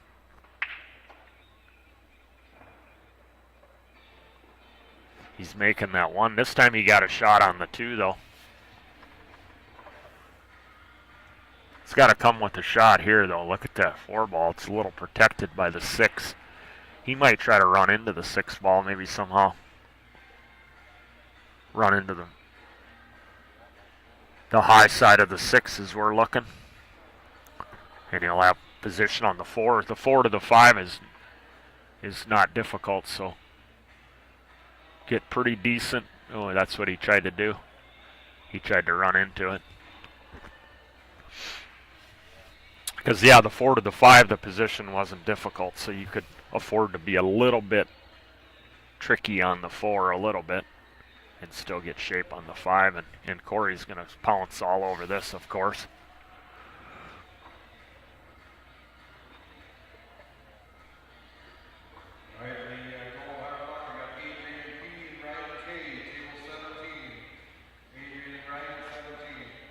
Nicely controlled speed there, using the extra cushion.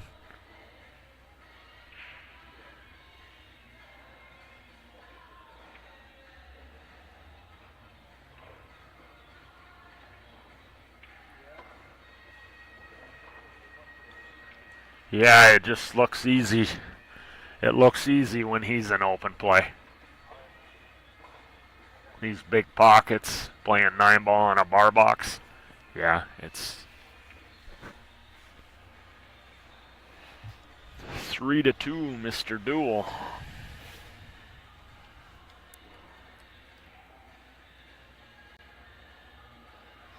Yeah, Danny's using that makeshift bar cue. It's like a sneaky Pete, we used to call it. Some people, I mean, personal preference there. I think, whoa, look at this scratch. That's a big mistake. Gives the initiative back to Danny. Danny has the odd break, so Corey is not happy with that. That's a pretty big unforced error there. I mean, it went right into the corner. It didn't get kicked. So that one's totally on him. He's not happy. But yeah, a lot of people think they get better feel for the wood shafts. I got a teammate of mine on one of my leagues that plays with a keel wood. He likes that.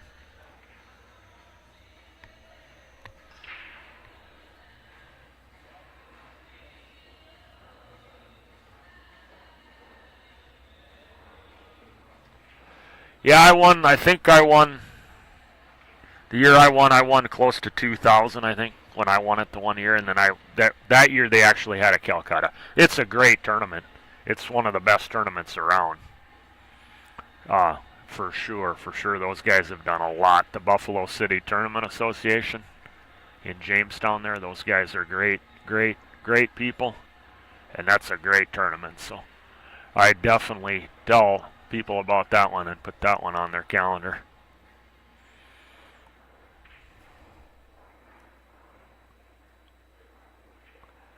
So Danny's going to go this route. He got there, but he's not happy with how he hit it. At this level, they really, I mean, even if they get kind of position there, he's very picky about how he cues the ball. Watch the 5. He got there. Well, you're going to want to get good on this 5 ball here because the 6 is a little tight there with the 8 sitting there. So your angle position here has to be good.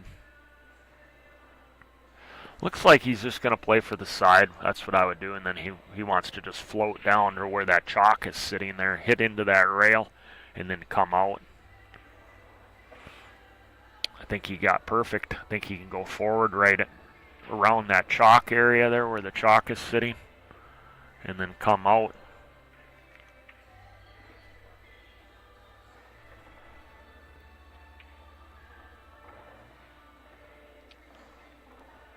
Good shot, good speed. He was kind of crossing the line a little bit, but he was coming into the big area of the zone, the big target area of the zone. That's the theme you'll hear me talk about, either coming into the line, or if you're crossing the line, make sure you go into the wide area of the zone if you're crossing the line. Picturing like a weird pie-shaped zonal area. You don't want to cross through the narrow area of that zone. You always want to go into an area where it's the wider area if you can't come directly into the line of the shot line. So Corey tried to fool him there with the old "it's my break" thing there. Tried to pull the fast one on Danny there, but 3-3. They got to pick up the break and runs here to get to my 6-7 break and runs for the eventual winner. But I think their break's only going to get better as they move along. They're going to make adjustments. They're going to get a good sense of how the table is breaking. See if he can keep this one from going in the side.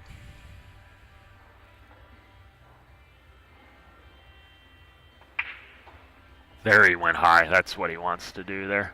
And he got hooked anyways. Oh, that's brutal. He finally executed it how he wanted to, and then he still gets hooked. I think he's got the jump. He's very proficient with this short cue, so I think he's a favorite to make this. He's got a decent landing area. It should slide over for the 4. 4 goes by the 6, so he's a tall guy here, so he's got a really skinny long jump cue. That's pretty unique.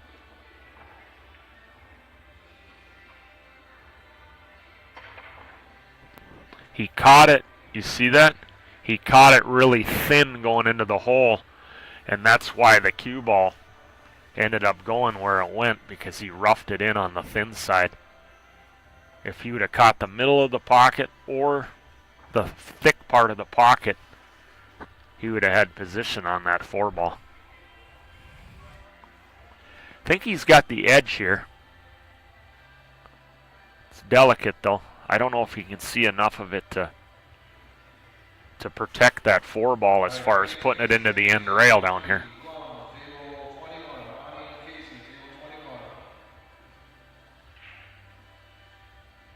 He's looking at the big pocket shot here on the bank, seeing if he can bank the 4 and use the ticky rail first, then off the 4, or off the 8, backside of the 8.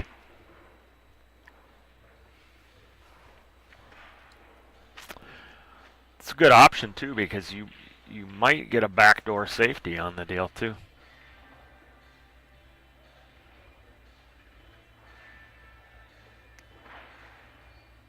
I like it. A lot of good things. I mean, you could make the 4-8 combo. You could ticky the 4 in. You could get the backdoor safe. He got the ticky. What's going to happen with the cue ball? Oh, my. He had to gamble a little bit with the cue ball hitting it that hard because of where the 5 ball was at. I don't know if he can jump this or not.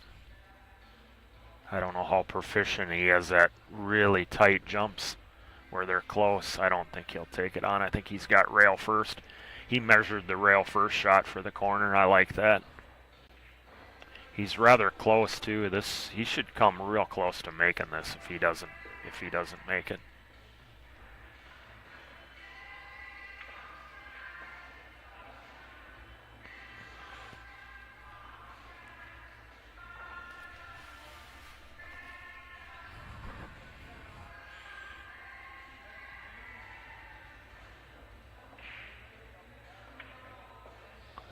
split the wicket. Great shot. Lost the cue ball a little bit, but he can defend himself. He can get aggressive here and bank it if he chooses. Bank it to the lower left. If he banks it short, he'll end up leaving a good amount of distance between the 6 and the... If he misses the bank on the pro side, he'll leave distance between the cue ball and the 6. If he makes it, he'll be flush on the 7. The 7 goes in all 6 pockets, so you can put most of your attention on making the ball. He's going the other way, playing safe this way too, which was a good option. You can execute that a very high percentage of the time. The only problem with this is the escape is really easy.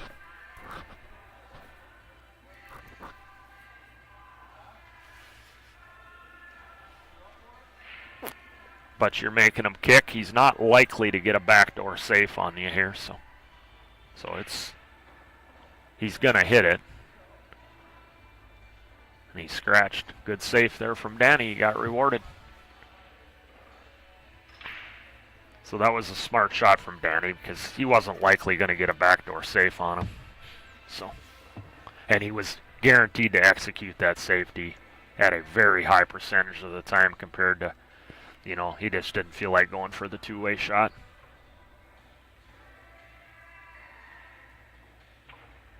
It's all about percentages and decisions. That's what pool is once you get the fundamentals down. Me and Danny were talking about that, you know, blueprinting your approach to the shot line and getting down on the ball the same way every single time. Once you get that down, then it's all about decisions and percentages and making the correct decisions and execution from there. Danny takes the 4-3 lead. It's a race to 9 alternating break. Danny has been breaking the odd racks, so he's in the driver's seat right now in this match.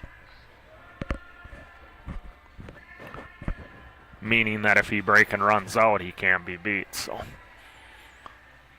and that's not far-fetched that Danny could break and run 5 racks in a row. I think he's around a 740, 750 Fargo rate from South Dakota. Corey Duel at the table, rack 8. Let's see if he avoids making the 1 on the side. He made the... What? I don't know if he racked... Danny better be watching that. I don't know. Can someone tell me if he racked the 2 at the back of the rack there? Because there's no way that 2 should have went up table hitting it that soft. The rule is you have to rack it at the bottom of the rack. Now, maybe he did, and it come, but hitting it at that speed, I find it hard to believe that that 2 ball would have come up table like that. That struck me as the 2 was racked in the second row to go up table with the frickin' 1. So, does anybody know on the stream? Did they see whether that 2 was at the back or not? That's something I'm going to pay attention to moving forward. I mean, I'm not the referee, so it's not for me to go down and interfere with their... But the rule is that you got to put the 2 at the back. And hitting it that soft, I just find it hard to believe it would escape that easily up table.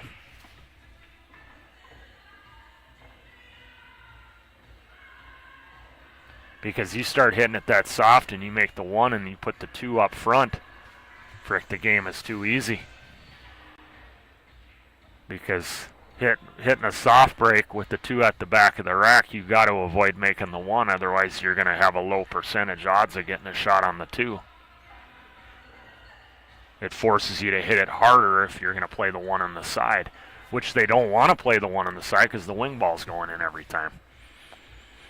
So he has to adjust his angle slightly, hitting the 1, or he has to change his tip placement on the vertical line to alter the path of the 1.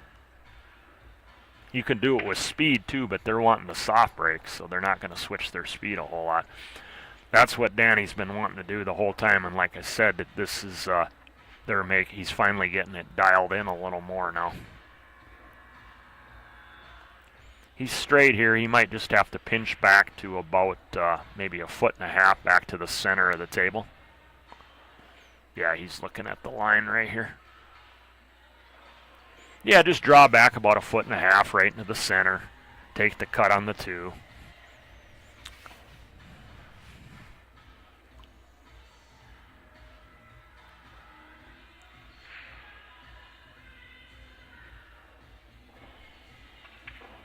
Okay, thank you, Richie. My bad then.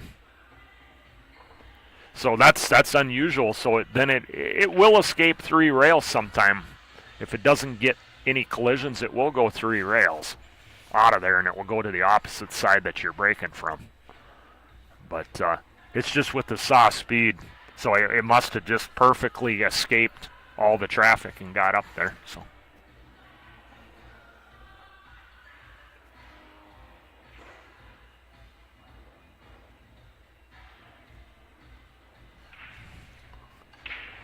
Looks like he'll play a 1-pocket shot here. I think he'll go inside and just come up straight up to where his hand is at right now, somewhere in that similar area, avoiding all the traffic. He ran into the 9. He caught it a little bit full. Plus, he didn't get his cue action wasn't right. He didn't get that smooth, and he didn't hit the cue ball. So yeah, he got away with it. He ended up getting there, but just the scenic route to getting to where I thought he was going to get. And now everything's in space. Danny's going to stay on serve here, or on break. Shortly we'll be taking a 5-4 lead.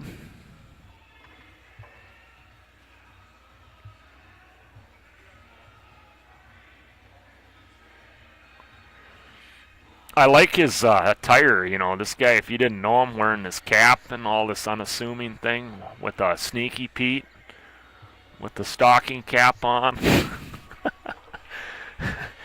Walking into a pool room if nobody knew him, you know, like it was 45 years ago or something, before the internet and cell phones took over.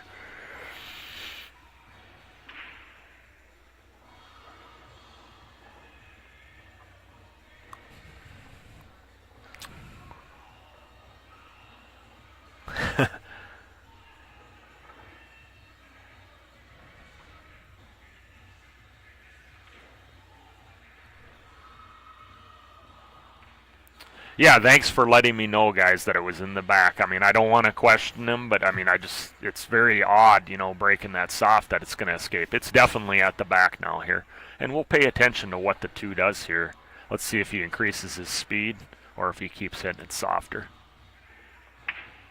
It did escape out of there. It's escaping out of there, so.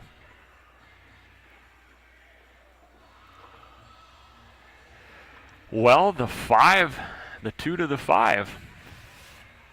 Or the 3 to the 5, excuse me. Looks like he'll come just short of the 7, take the cut on the 5.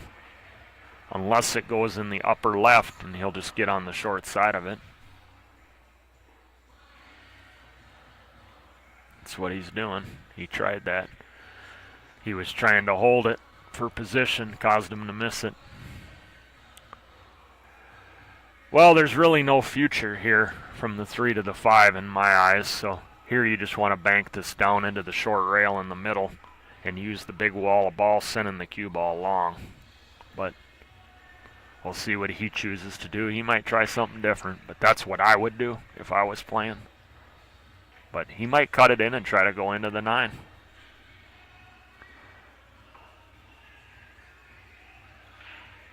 He's looking at it now, going into the 9. If he catches it full. I really like playing safe here. Just put it down behind on the short rail, send the cue ball long. He's gambling a little bit here. Let's see if his gamble pays off. And it's going to pay off.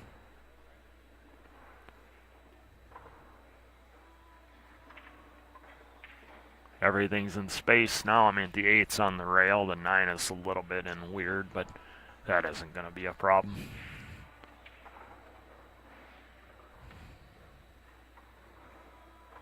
Good speed there. Think he'll have to go to the bottom rail and back out, though, for the 7 and the right, lower right. Yeah, you don't want to try to baby this and cheat the pocket. Hit the center of the hole, go to the rail, come back out. See how he did that? That way you don't miss the ball that way, and you can let your stroke out. You don't get no goofy skid, no goofiness or nothing. It's a smart way to play that.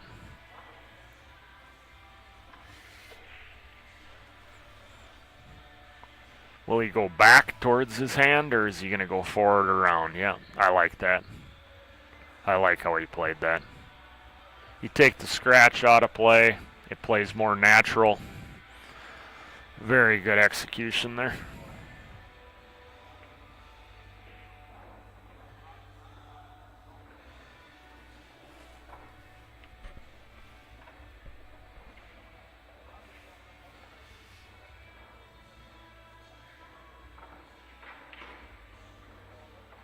No, Jason, the rule is it has to be racked in the back of the rack. At the very back.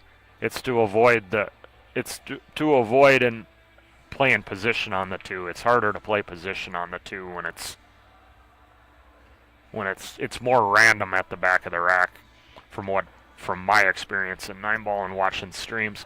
I mean, obviously the wing balls, it's going to go in more. Right behind the 1, it typically goes up table. If it's in the back behind the 9, they typically stay down. On average, they stay down at the foot of the table, where the 2 is more of a random spot. The wing ball, the opposite wing ball, too, is a random ball. The 8 should go flying in, or the 4, I think it was there, the 4. But the opposite wing ball is also pretty random, and then the back. Yeah, he shoots, and I asked him about this. Son, he shoots with his glasses upside down because when he leans down, if he has them the other way, then he's looking over his glasses. You get what I mean? He's not actually looking through them. He ends up looking over the top of them, so there would be really no point to wearing them then. Yeah, he just hasn't been wearing contacts. So it works. It keeps it up to where you can see. So watch out too. That'll be okay.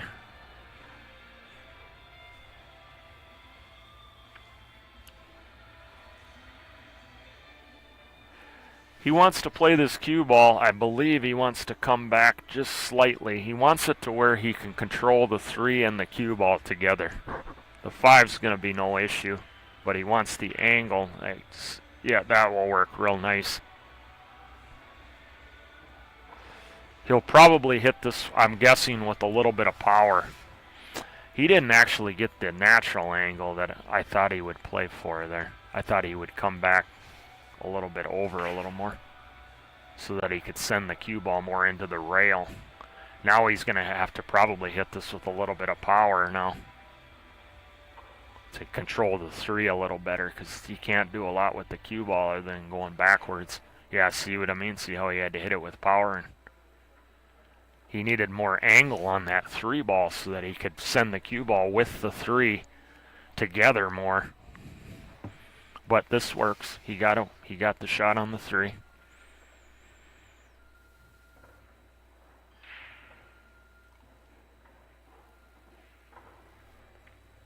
Danny's going to take a commanding lead.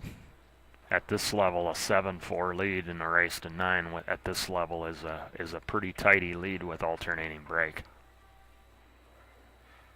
Corey knows, he can see it on his face. But all he can do is brake and run here. You know, he needs to get out here. He doesn't want to. I mean, obviously winning the rack is winning the rack, but he really just needs to get out clean. That will add more pressure to Danny than if he wins the game playing a safety battle or whatever. Or like a mud game.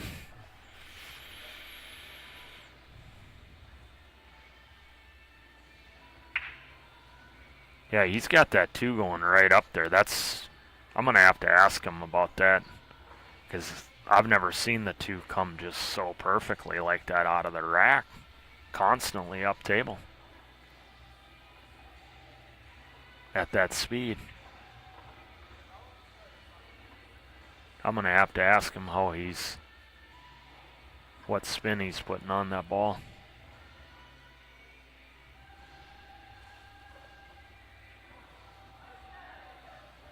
See if he goes around the 9 or if he's going to try to check this up or if he'll draw through the 7-9 gap. Yeah, that's what he did. Watch out, 7. Good speed control. A little bit of one pocket action. Perfect. Doing exactly what I said he needed to do. He needed to break and run. Try to apply a little bit of pressure on Danny. Not letting him to the table at all. 7-5.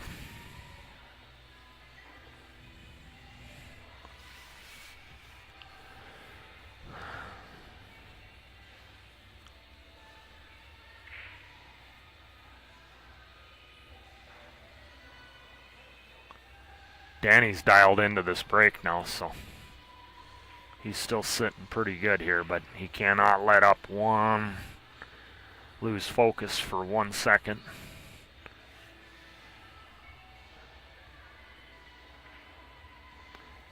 He's got that one figured out now. He's not making it anymore now, so yep, see how it's going long now? It's doing exactly what he wants. Look at that. Yeah, that's called adjustments. And he's got it figured out now, where he was making it consistently in the side when we started.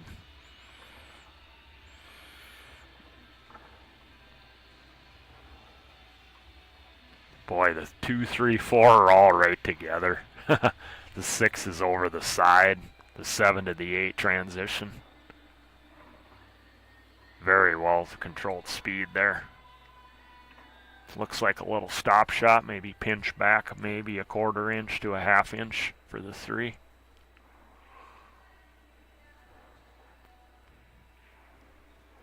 I think it goes by the 6. It's really close. If not, he'll play it thin, the 3 thin off the 6 when he makes the combo so that he can send the 3 towards the upper left corner. He played all the way out, so it goes in the lower left. He didn't want to monkey around with that.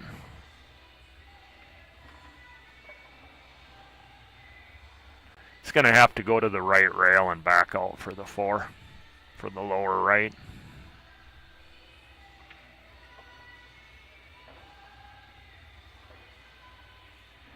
Little thin here, but this shouldn't pose any problems. Make sure you cue this good though so you don't get a skid.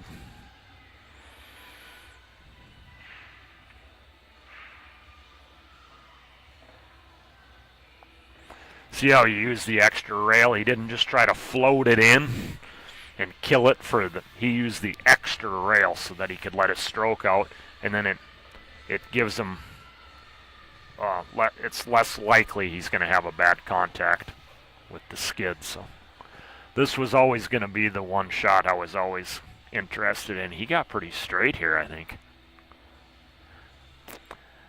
I think he's fine if he just pinches it back like 3 inches and just takes the cut on the 8. He might go into the rail and do it too and hold that line. Yeah, he was able to punch across.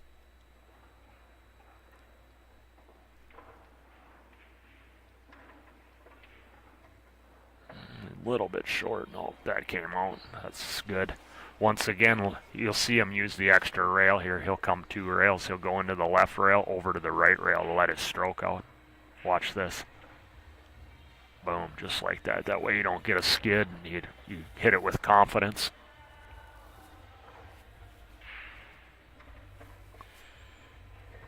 Eight to 5. Danny's on the hill. Got a couple breaks in his back pocket to win this. He's sitting in a good spot right now, especially now that he's dialed in on the break. He's really high odds of winning this match from here.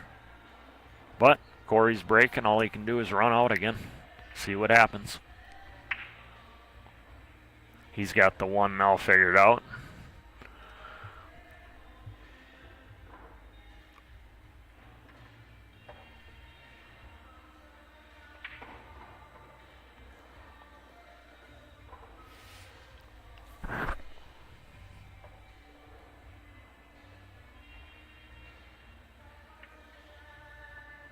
Very cleanly struck there. Yeah, this looks real good.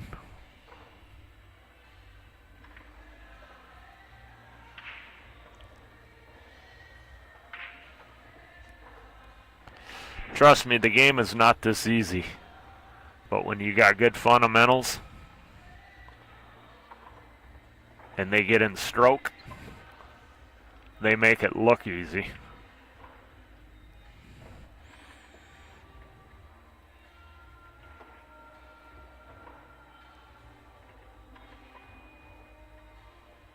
Well, he's doing what he can do, you know.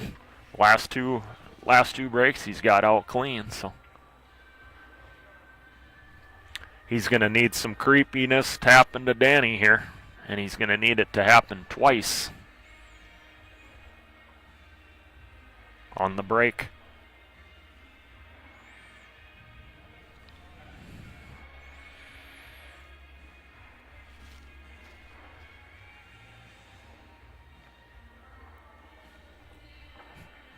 Yes, sir, John. Danny Olsen from South Dakota.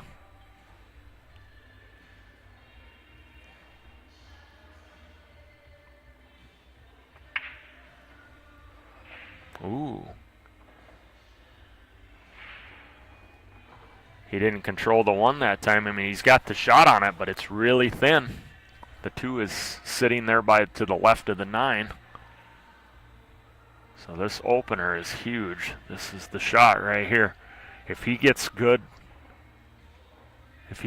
on this 2 ball, he should have the rack. But this is classic 9 ball, that opening shot. You know, is usually the biggest shot in 9 ball.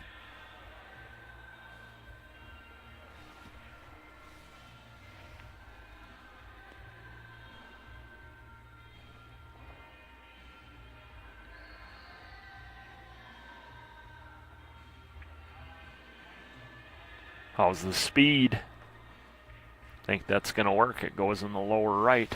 So that was well struck. I mean, he hit that thing perfect. I mean, look at this. He can play one pocket. No, that was the speed on that. He hit that pocket clean. When I talk about a complete pool shot, I mean, his stroke speed, he hit the cue ball where he was intending to hit. His stroke speed, his timing was good. And then he hit the pocket correctly, and that's why he got absolutely perfect on that 2 ball. And he needed to hit it. He needed the complete pool shot there. You weren't likely to get away with it if you hit it poorly.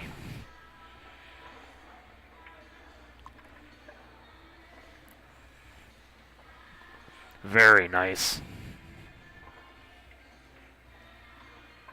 There it is. Danny Olsen moves into the hot seat.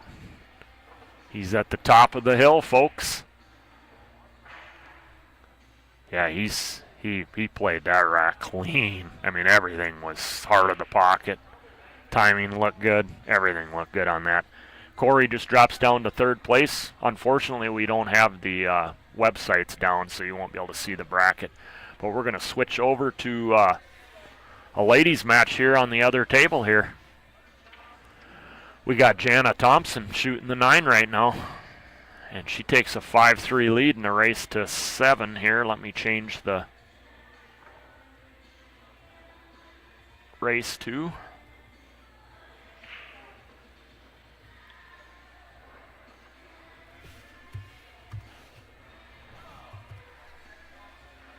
We got Elise Cameron. The Cameron family's here this weekend. I believe Elise is a Spirit Lake champion last fall. So She won, I believe, the ladies 8-ball over there. Either the 8-ball or the 9-ball. I can't remember which one, but I know she won one of them, and she's breaking right now. Couple Canadian players here. She got a ball down there.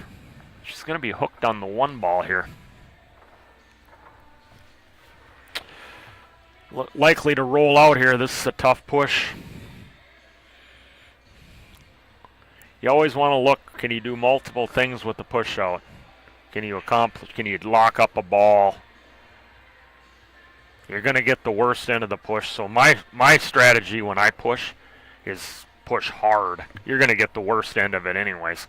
Sometimes maybe you look to jump right now because you're going to get the worst end of it. So you might look to kick or jump right off the start.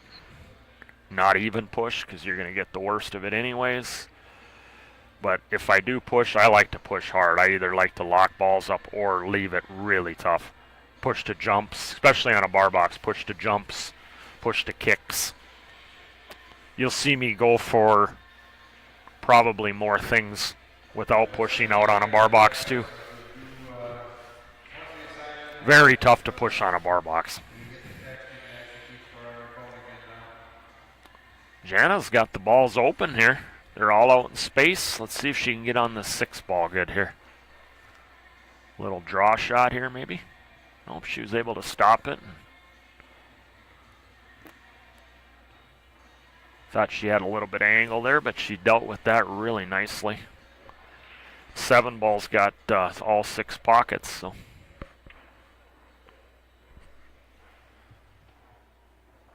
Okay, I was fooled there. That's the 8-ball, not the 6. She ended up getting a backdoor safe, I think. So yeah, that's the black ball, not the 6.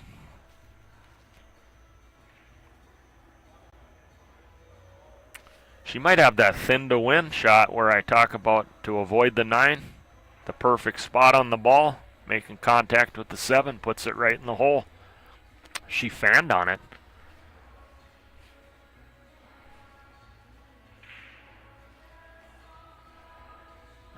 I like setting up an angle here to come out 2 rails out of the lower right and come right into the line of the 8-ball.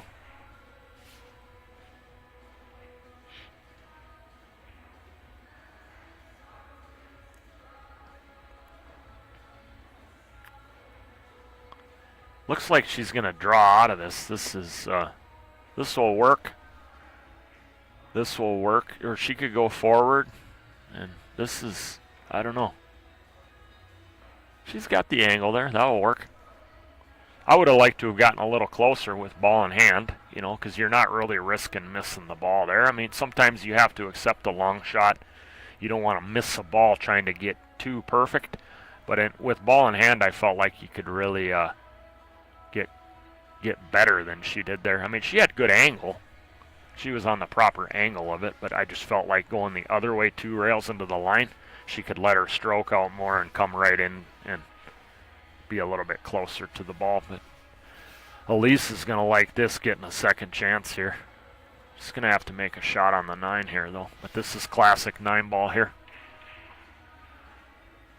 This is classic 9-ball, this kind of a shot on the 9. So you got to put these down all day long if you want to win the tournament. So. And she did. Nice shot on the 9. She got that extra chance. It's a race to 7 alternating breaks, so that was big. Jana would have been on the hill. Oh, I'm doing good there. Jay Buzzo won. Yes, I'm doing great. I ended up 9th in the 9-ball. I lost a brutal one last night on the hill. I scratched on the 9 on a really thin cut. I thought I hit it right, and I guess I didn't hit it good enough, and I scratched. Ended up 9th. So I'll be commentating here on the rest of the 9-ball. 8-ball starts at 3 o'clock, so if you're in the area, come on down to Four Bears Casino and Lodge here in Newtown, North Dakota. You can still get entered in those 9-ball events, 8-ball events, excuse me, starting around 3 o'clock. So if you're here about an hour before, by 2 o'clock, get here by 2 and you get in the draw. Great place here, great venue, great tables, great people. Janet a break here in rack number 10, leading 5-4. She put some balls down. She's way off on the one. Usually you don't want to lose the cue ball forward when you're playing 9-ball, especially when you're not cut breaking, because the one typically goes up to the opposite end of the table, of course.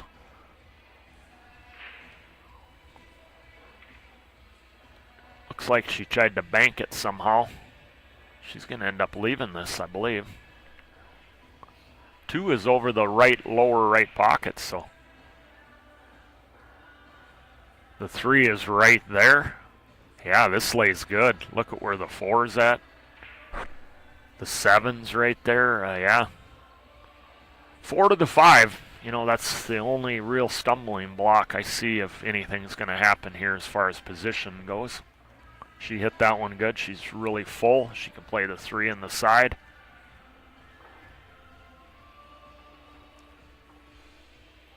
She wants to get good on this 4. She needs a good angle on this 4 so that she can transition smoothly to the 5-ball.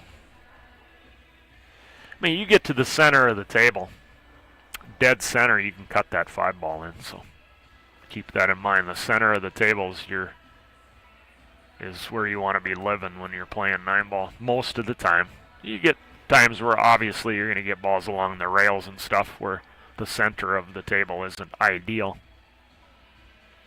or you get like a tight position on something somewhere. But most of the time, the overwhelming majority of the time, you want to live in the middle of the table when you're playing 9-ball. Nice cut. Very well done. Look at that control, too. Very well played. I think she can stun over. Yeah, put it right in the side and stun over. Just keep yourself off the rail. Ooh, watch out, 9. She didn't stun it. She rolled through. She used the 30-degree line.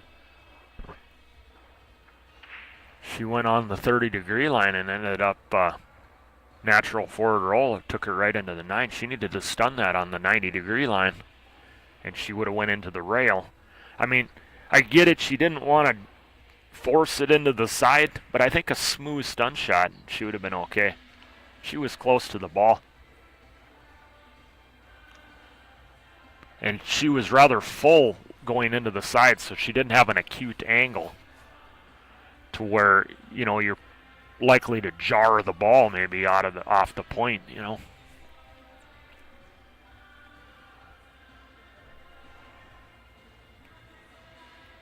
Just keep this ball off the rail here. Just come out a little bit, yeah, just like that. She could have come a little more, but this will work.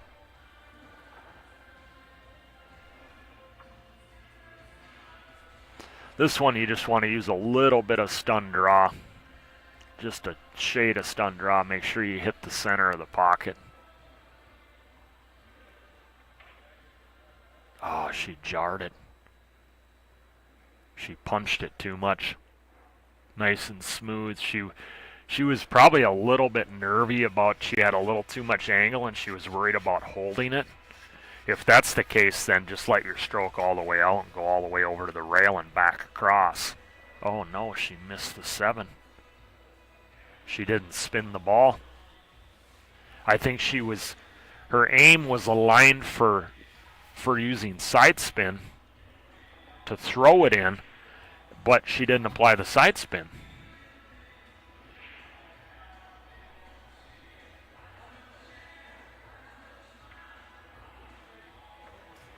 Stay off the rail. Well, she'll be tested with her cueing a little bit here, her technique here. This isn't just it's very doable, but this is going to test her bridging and that, and her body control. Let's see if she stays still on this. Thought she stayed pretty still, but maybe moved a little bit early, prematurely, a little bit. 5-5, wow. A lot of drama here. 5-5, race to 7. Elise is back on serve, back on break. Wow, she's got to feel like, you know, down 2 games, alternating break. Now she's got it tied now all of a sudden. You know, she's given up chances. You know, she's got to feel like, wow, I mean, I know I'd feel real good. You know, I'm not playing that great, and yet I'm able to escape a couple of those racks. Now she might start shooting real good. She might loosen up here.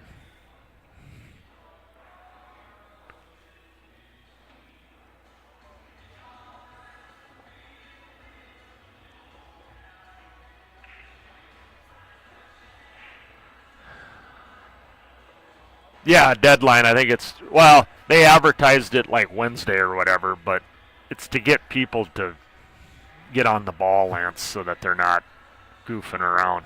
But you could still sign up the day of the tournament within an hour. But they want to advertise it so people are not lollygagging around. You know, it's to get people motivated is basically what it is. Howdy there, Josh Botham. Didn't know that was you. Yeah, the 8-ball will be fun. 8-ball's a great game on the box. Wow, she's strike 1. She missed the cue ball. She went to stroke and she missed it completely. Nice break. She got the ball down. Boy, that 5-ball is not sitting very nice with the 6 there.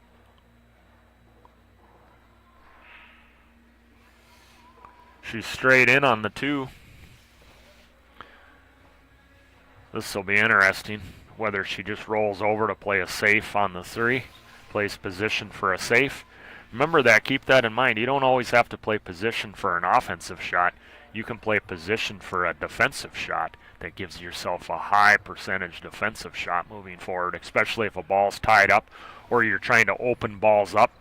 Maybe you play position to the 3, let's say, to maybe open up, to play safe and open up maybe like the 7 and the 5 that are together in a rack that comes up. But she decided to draw back here and got on the 3. Now let's see if she can tickle the left side of the 9, kind of separating the balls, and then maintain the angle on the 4 there in the upper right there. She's got to use a bridge here. She's reaching, so I guess I have an advantage being tall here. I could reach that shot. So she's going to have to use the bridge.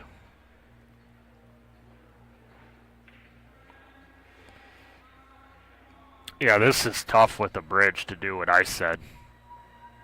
You know, tickling the 9 and trying to open up the ball slightly and just with control, and then having the shot on the 4. But she might just go forward now with.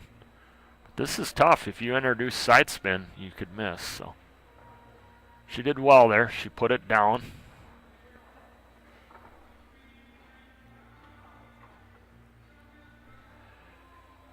She's got a slight angle on the 4 here.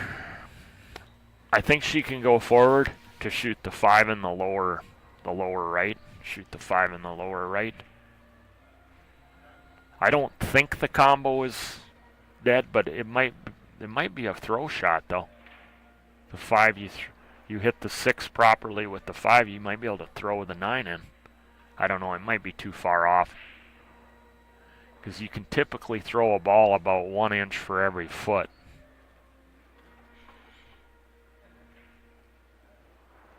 You know, with the proper speed, but it might be, there's not enough distance between the 9 and the pocket to compensate. I think it's going clearly several inches to the right of the pocket, so there's not enough distance to get it to throw. She's hooked here though. Oof, that's brutal.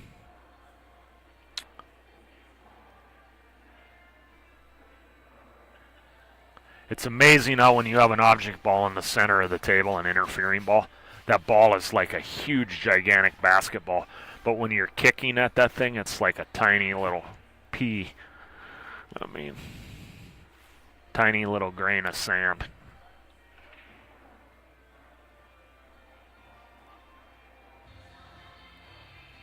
she should hit that. She did.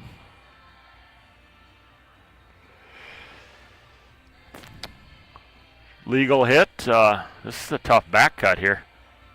It's tough to judge these when you're really close. I heard a tip by a professional pool player one time. They said they elevate a little bit their vision so that they can see it better. But she's just going to play safe here. That's slow down.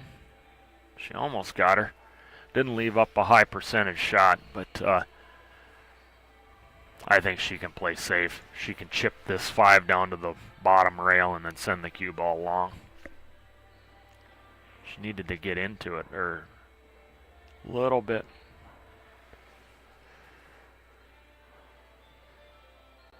Yeah, she caught it just a slight bit thin. She needed just a smidgen, just a slight bit thicker on the contact. Not much.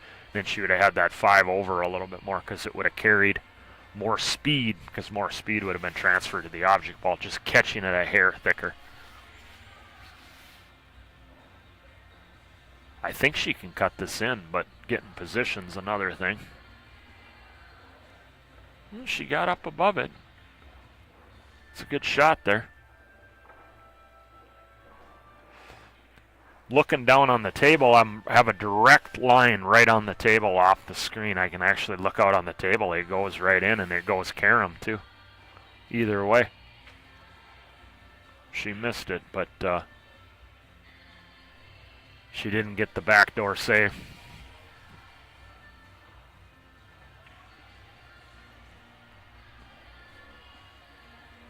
Wow, did the momentum change. We tuned in and Jana was up 5-3. And then all of a sudden now it's just like she just can't seem to get the games. Oh, she rattled the ball. She caught it really rough. She moved a lot on that shot, which means she didn't hit the spot she was aiming. Either the stroke wasn't straight through or she mishit the cue ball. You know, maybe applied side spin by accident, which threw the ball into the long rail more. She's got the cut here in the 7. Looks like it has 5 pockets. Perfect.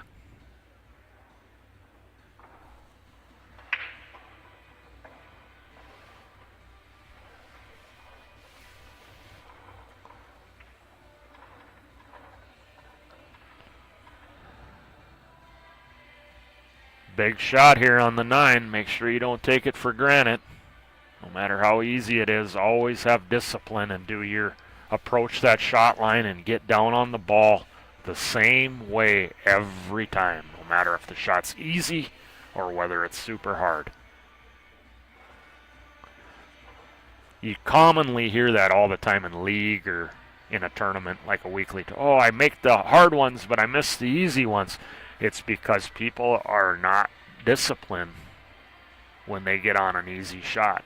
They either rush it, which causes them to get down improperly. They don't align right. They're not approaching the line right. They're not getting down the same way they do every time. And then their stroke gets quicker. The transition from backswing to forward swing speeds up because they're taking it for granted. And then they end up missing the ball, where on a hard shot they think they need to focus more. You know, so they typically approach the line better. They keep their getting down on the ball the same, and then their stroke, they typically stroke the ball smoother on a harder shot. Scratch right in the side.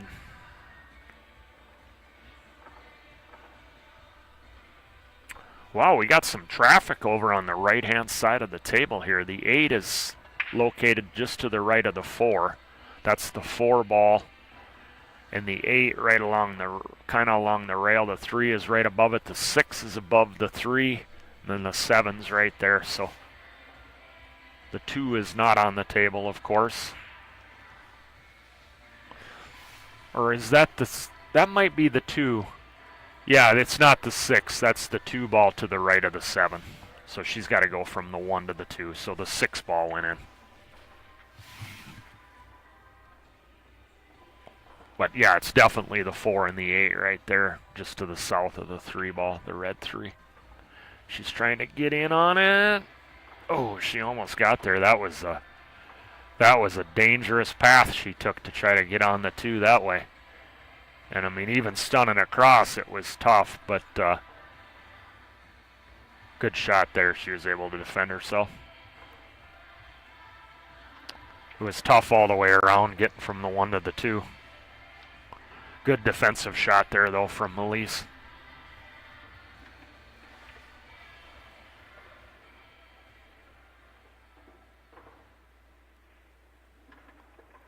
Decent kick here. She's got a big ball. She's looking at it. The 3 is creates a big pocket for the 2 in the side.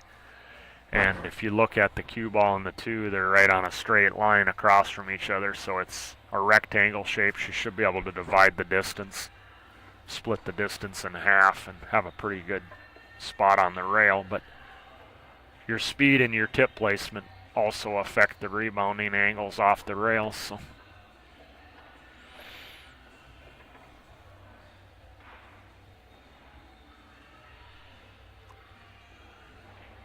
good hit here. She didn't give up anything super easy. Will she take the combo on here, or is she going to back cut the 2, or is she going to play some kind of safe? I like playing safe. Bank it straight up, back down table, and then put the cue behind the 7 the other way. Like she could have banked it into the end rail and then back down to the center of the table and then use the 7 as a blocker there.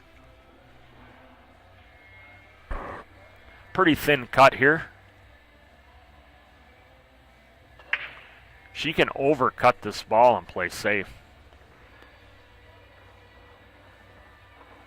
Use the wall of balls. She went with the bank. She could have overcut that and then come around and use the 4 balls, 5 balls there as blockers. But she chose to bank it, and Elise has got a chance here on the 2. 3 is right out in front of the side, so let's see if she can put this 2 down. Did she get the back door safe? I don't believe so. I believe she can cut this in. 3 is sitting right there. She'll have to go into the rail and then back out for the 3. Yeah, I think it's a stun. I think stun avoids the 3. Stun run through definitely does. But I think straight stun will. Oh, she played the carom. Did she control the 2, though? She caught it a little bit hard.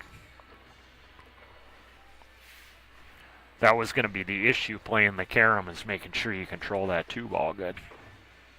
Because she had to stun it kind of to knock the 3 in, which caused there to be more energy on the 2 ball, and that's why the 2 ball got away. If she would have been able to just roll it on the 30-degree line, it would have made controlling the 2 ball a lot easier.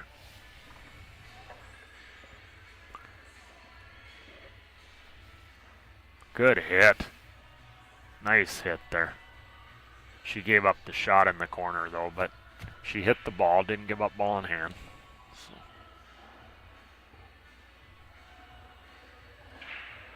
Well, this is a chance here now, a real good chance.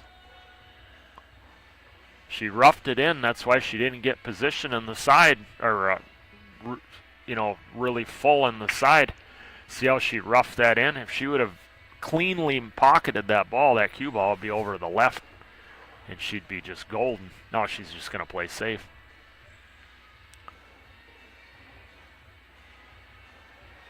She snookered her, but I don't like leaving the 4 like that. You know, she blocked her, but you don't want to leave the 4 in front of a pocket, though. I mean, not likely that she's going to jump it. It's quite a stretch, but it makes the kick multiple ways now you can make this kicking at it.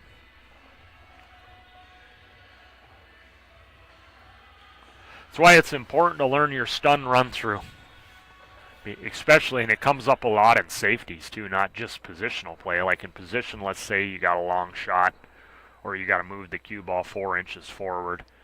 but you're worried that the cloth hasn't been stretched right, or the table's crooked a little bit. So you don't want to roll the object ball, because the object ball might roll off. Well, instead of rolling it, you stun run through, you can creep it forward and add a lot more speed to it. But those shots come up in safety play too, so you can get a lot more separation between the cue ball and the object ball, the low ball. So yeah, stun run through. Type it into YouTube and you'll get some of probably a lot of English 8-ball players, a lot of snooker players will show videos on it, on stun run through. They use it a lot over there in snooker and in English 8-ball. It's something that's well worth your time to try to add that shot in your bag so that you have it whenever you need it.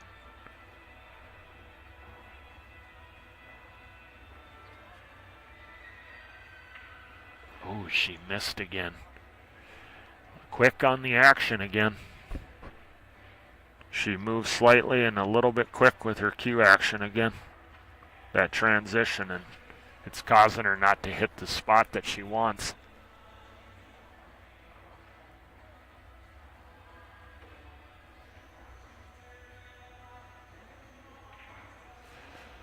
Well, Jana's got a golden opportunity now. They're going back and forth, but is there going to be one more turn of drama here in this? I don't see it happening now, because she floats this in. She gets relatively full. You want to be a little bit off the rail here with the 7, or the 7 to the 8, because you don't want to be on the rail just like that. That'll work. I would rather have this than be straight, because you don't want the cue ball on the rail when you're shooting the 9.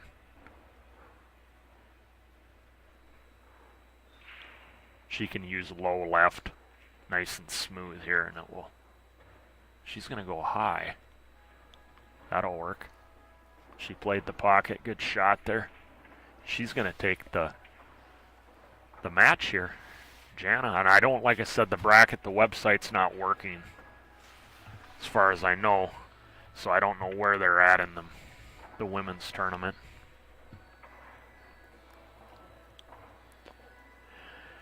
Coming up next on the stream, welcome all viewers new to the stream. Ryan Johnson here in the booth, Railbird Pool TV. We got our next match will be Rick Glenn versus Peter. I don't want to butcher the guy's name. He's another Canadian player. He played really well last night. So this will be a battle of two Canadians, and this will be the men's open. This is most likely a 5th, 6th place match.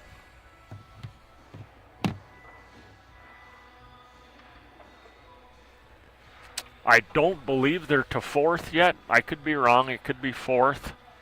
It might be 4th. I don't have. It's 5th, 6th, or 4th. We know Danny has the hill and Corey's sitting in 3rd. So this is either 4th or 5th, 6th. Let me see if the bracket's back up and running.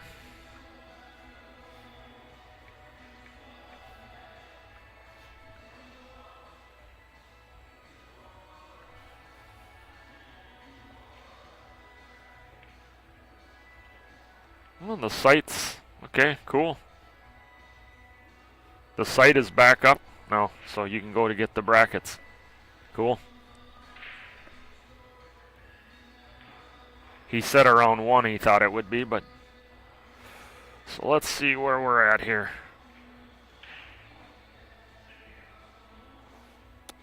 Yep, this is 4th place. So this is $400 for the whoever has to bow out and be out of the tournament. Gets gets $500. Excuse me. 5th, 6th was $400. I got $250 for 9th. 7th, 8th was $340. So this is a $200 set plus a chance to win the tournament. Keep your life in the tournament alive. And first place is $1,500 and second is $1,000. So once Peter gets down here, we'll get this 4th place match going. It's going to be a race to 7 on the 1-loss side. Danny Olsen's got the hill. That's a race to 9, so he's got two sets in his back pocket.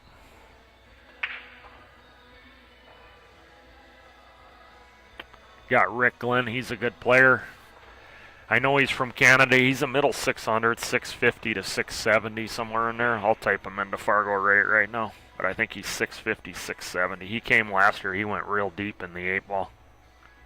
He had a real good run in the 8-ball. He plays real strong. Got a solid mental game. Very composed. Yeah, 657, Calgary, Alberta. And his opponent, Peter, I'll type that in, see where we're at. I'm guessing he's well into the 600s also, judging by how he played last night. Yeah, 603. Canoe Lake, Saskatchewan. Yeah, he played real solid last night. And he ended up losing to Danny, though. Danny came back in that match. I had to exit the booth, but he was playing real well, though.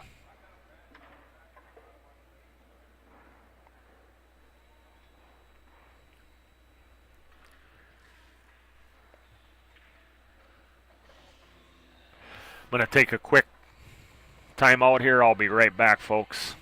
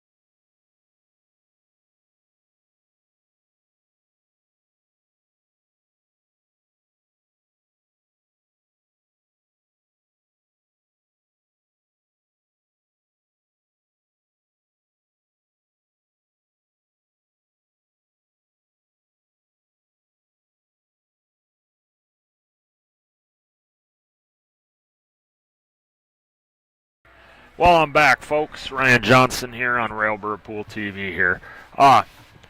John Stitch had inadvertently, mistakenly thought Peter won the match. And it was actually Marty that won that match when they played 5th, 6th. Marty and Pete played in 5th, 6th, and it was actually Marty, and he had put the names in and put Peter in there, so we got Marty Blackstar. I think he's around a 583. 587, something like that. So he's getting his cues now. I see him out on an outer table. He's packing his stuff up. He's going to be working his way right down here, and we're going to get this thing started.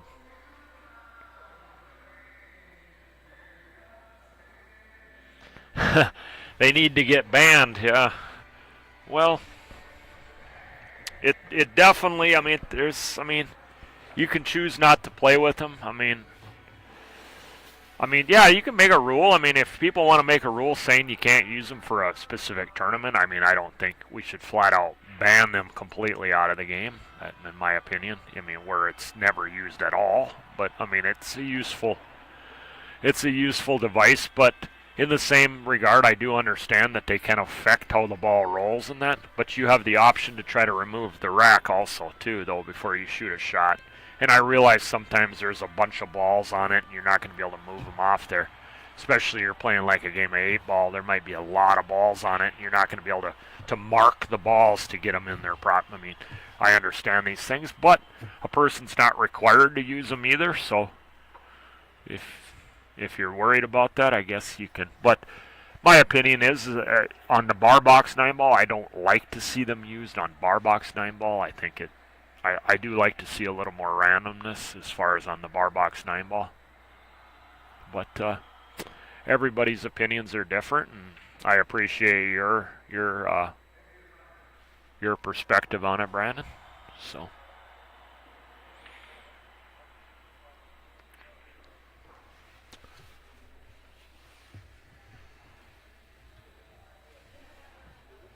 Marty was making his way down here. Where did he go to? I just seen him out on the grabbing his stuff coming this way, and now all of a sudden I don't see him down here. I don't know where he went.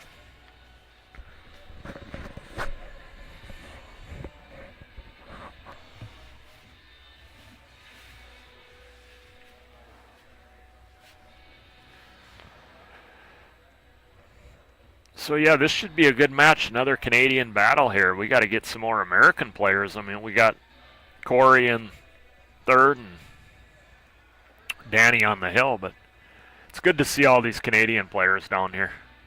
They play good, and I get along with pretty much all of them, so it's good to see them down here. Be just nice to see some more local players get involved.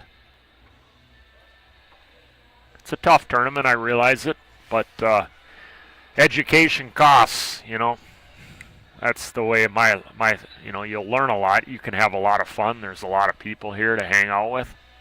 You get to meet a lot of new people. This is a great tournament here, a great venue here. John Stitch runs it with MPA Pools, so it's very professionally run. You got vendors here. We got two different Q repairman vendors here. Plus, we got an apparel vendor here out of Texas, I believe, Carlos Sanchez. So 3 different vendors. I think there's 36 pool tables in the room right now. So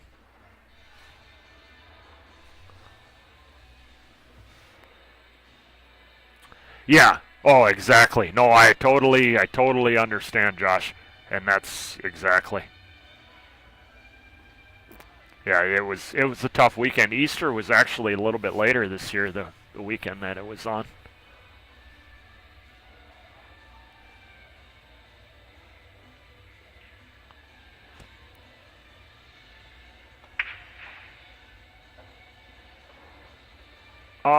Panning out. Let's see here if I can.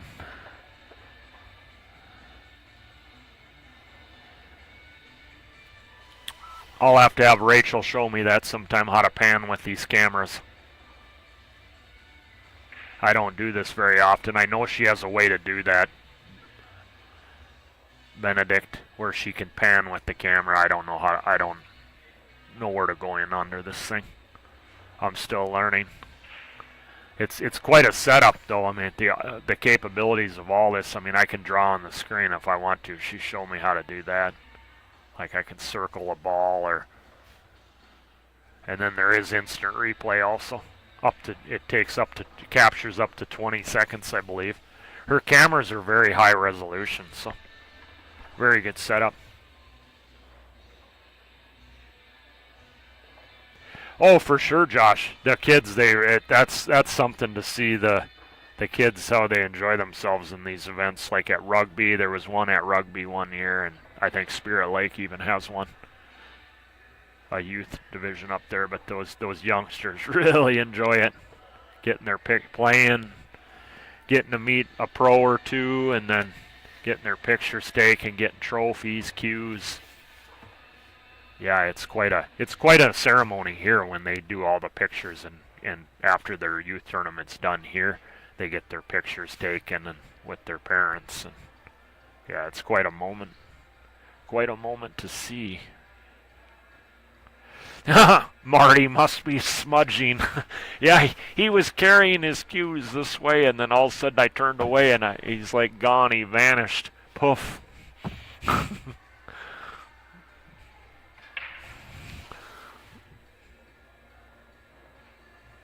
Alrighty there, Dale. Glad to hear that.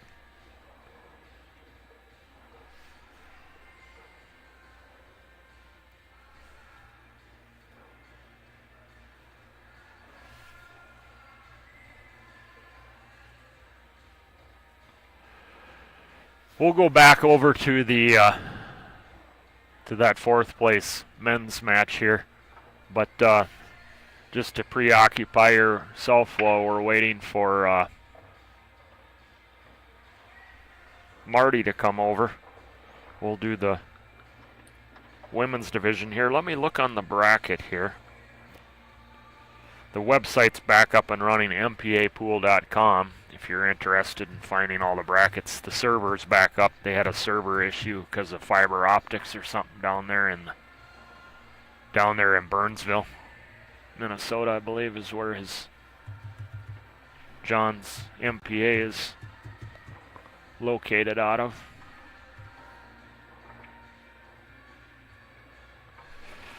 Let me check the ladies' bracket here and see where they're at. Women's 9-ball.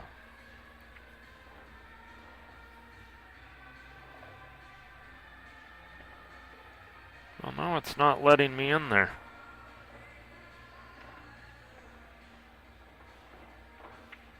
It did just a little bit ago, and now it's not letting me in again. So I don't know if they're having issues.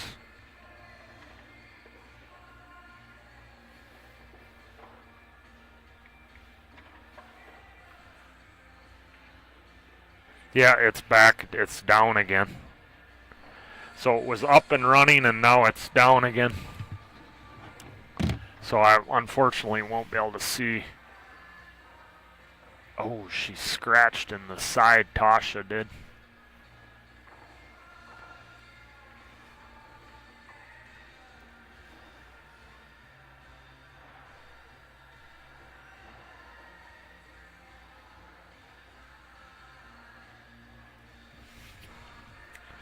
She's going to put the 9-ball down here. Take an early 1-0 lead.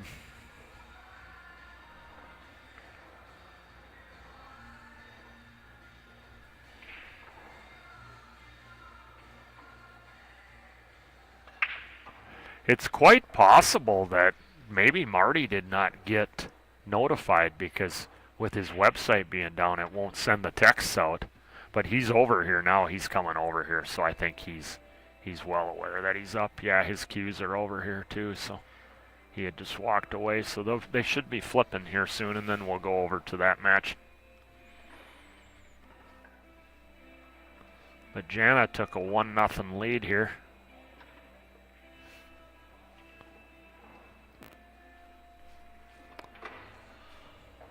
Tosh at a break here in rack number 2.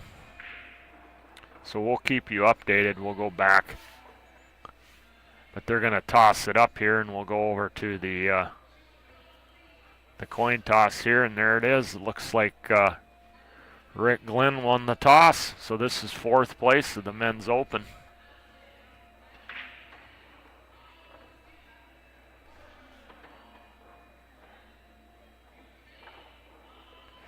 They sure do, Josh. Yeah, that North Dakota Billiards Foundation. Yeah, it's you don't see that a lot around. I mean, at least I haven't when I was younger.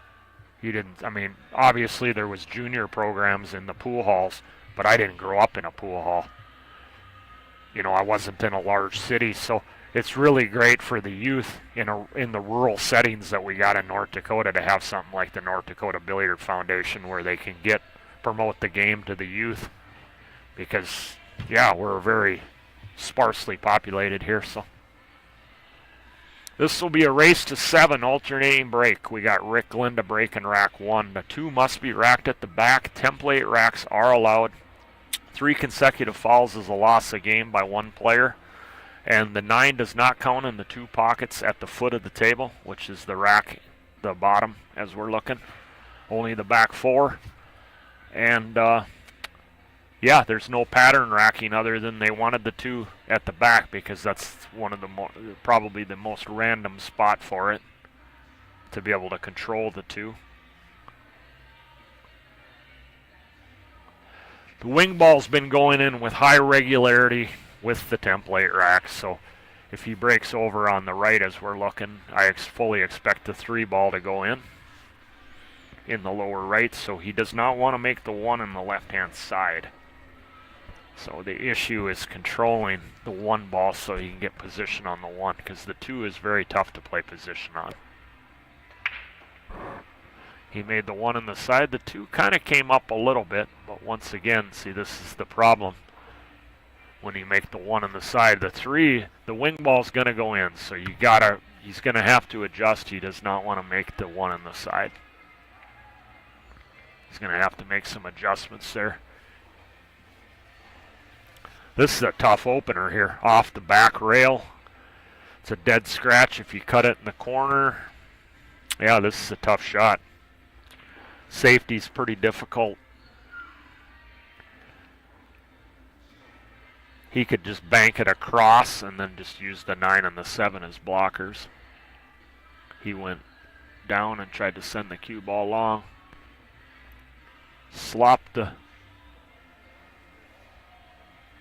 Almost slopped the ball in, but he left him long. This is a tough combo. It's close to a scratch shot. I think he can just avoid the scratch though, but I don't know if he's going to want to chance it. He might have to hit it too good. I mean, you literally have to hit it perfect to avoid the scratch, so that might be asking too much. He can bank it around the angles like a 3-railer out of there and try to send the cue ball down here and then send the 2 as long as possible.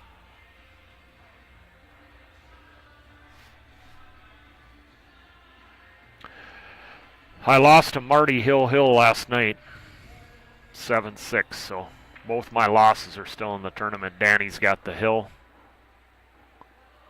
and Marty's playing for 4th to get back to 3rd, so getting 9th place, and that's my 2 losses. Can't be too disappointed, I guess, in that regard. It's always tough losing to somebody that you finish. Like if you lose early in the tournament to somebody and then you end up way ahead of them in the bracket and when the dust settles. It's a good shot there from Marty. Contained him pretty good here. The kick is pretty easy here. He can come off the short rail, off the back rail. He's not going to go to the long rail to the right. He'll scratch right in the corner. It's going to be tough to get some separation here, so I expect him to hit this rather with some pace. Try to make some things happen here. Hitting it light really doesn't do you much. He tried to hit it with some pace, let some stuff ride. He stuck the cue ball nicely there, though.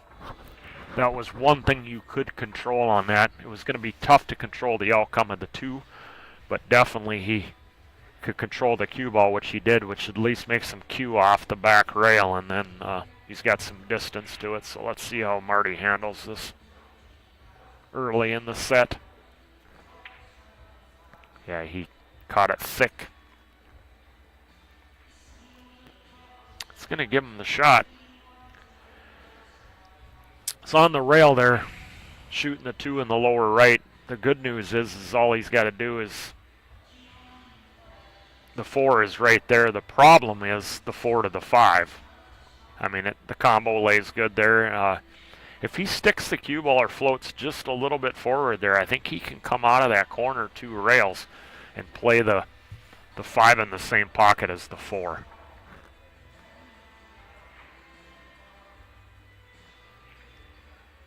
First things first, put this ball down, and you do not want to be elevated on the 6 ball. So he's jacking up so that he doesn't float forward and get on top of the 6.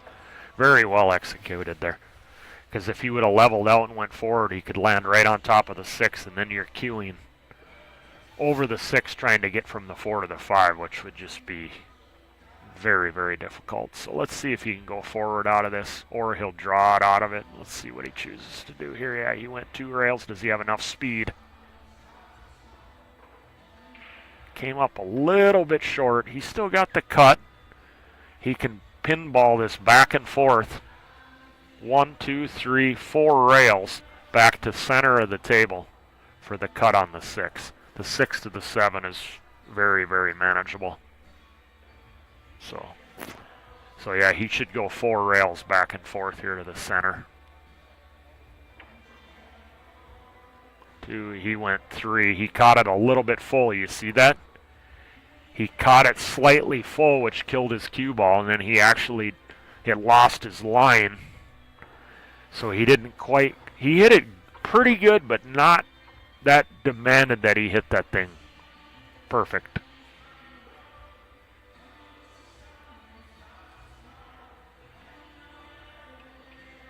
What a kick. Just split the wicket. He'll bank this here. This is going to be tough. He's going to have to hammer this one to keep it straight, because if he's going to want to get up table, he's going to have to hit this with some pace, and then that's going to straighten the 7 out. Just like that. Did he get on top of it, though? Whew. That's awful thin. And then if he banks it, he's got to stiffen it. He's got to use inside spin here and then stiffen it if he's going to bank it. Or he might play safe and he might bank it down 2 rails in behind the 9 and then kill the cue ball right there. He's just going to go long, edge off of it, send the cue ball long. That's very tough to do. You got to catch that so thin. You got to catch that so thin right there. Otherwise it leaks out. I mean, you barely got to tickle the edge of that ball. It's a good shot to practice, and he was really close to it. So you get locked on your aim better when you're closer, but that was very difficult to do. The margin of error is hardly anything on that. Marty's got a pretty basic 2-rail positional shot here for the 9. Look at that speed. Coming right across the narrow part of the zone. But he hit it perfect. The speed almost perfect. He needed to spin that ball a little more, but he didn't want to from distance. If he would have spun it just a little bit more, he would have stayed quite a bit above the 9, and then he would have been in the wider area of the zone.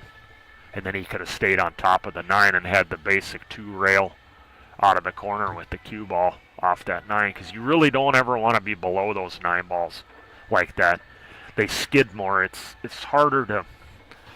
easier to play them if you're above them and you come out of the corners 2 rails. You can really let your stroke out.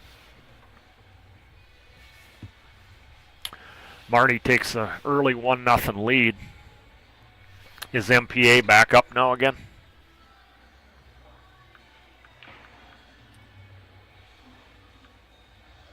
It sure is.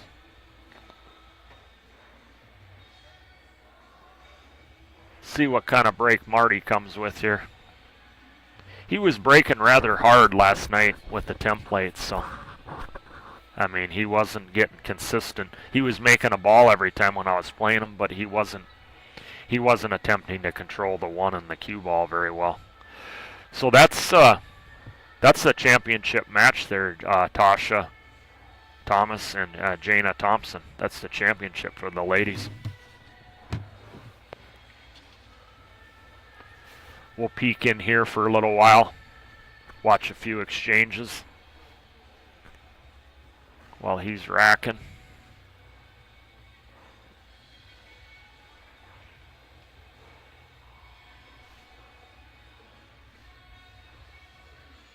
She's got a long shot here on the 5-ball.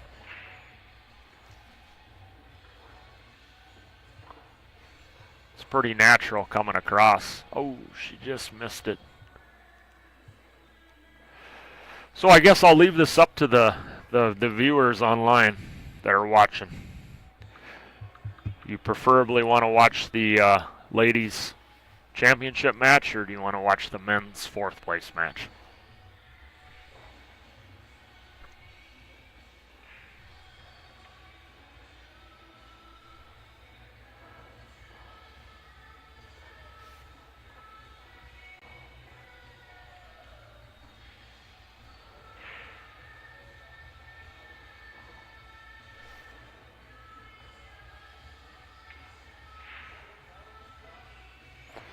She's got a cut here.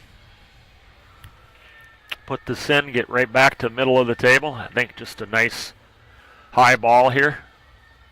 Just a nice smooth high ball. Boom, just like that. She's sitting good.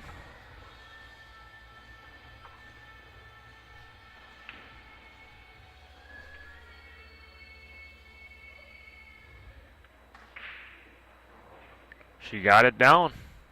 Puts this 9-ball down. And we got ourselves a 2-1 ball game here with Jana in the lead. They're playing a race to 7. It looks like Tasha's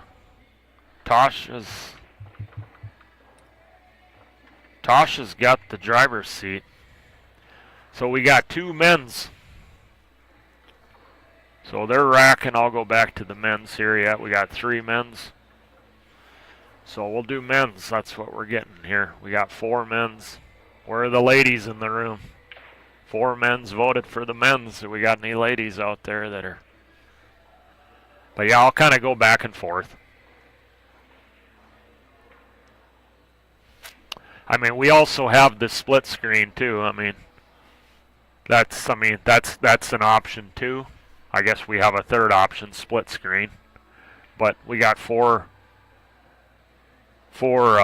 votes for the men's.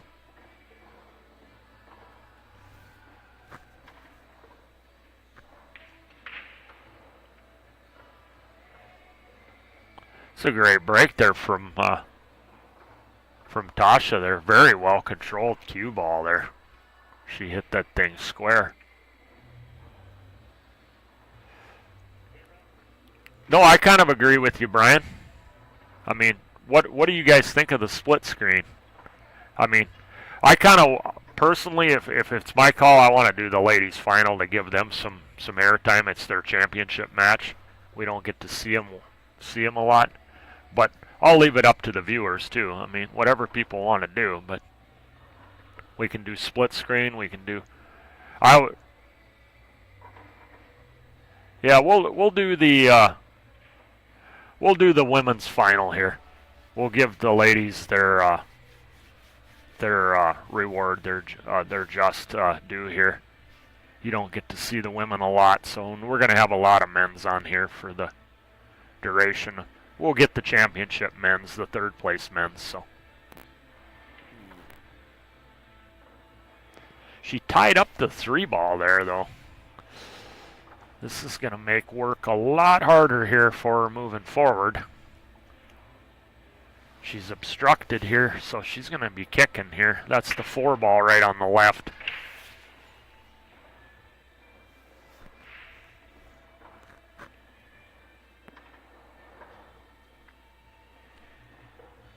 got Tasha Thomas from Canada. Let's check her Fargo rate out here. That will tell me where she's from, too. Then I'll check out Jana Thompson's Fargo rate. I believe Jana's from Canada also.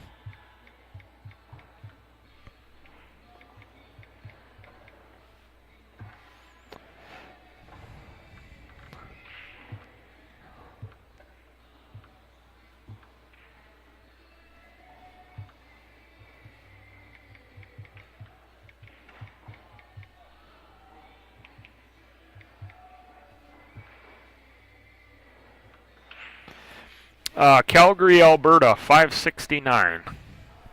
There's also a Tasha Thomas from Ohio, negative 90.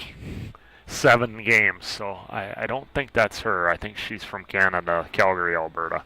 569, that's a strong. I mean, when you look at the Fargo rate for women's in the entire world, a 569 is actually a pretty strong rating for ladies on average. And then Jana Thompson.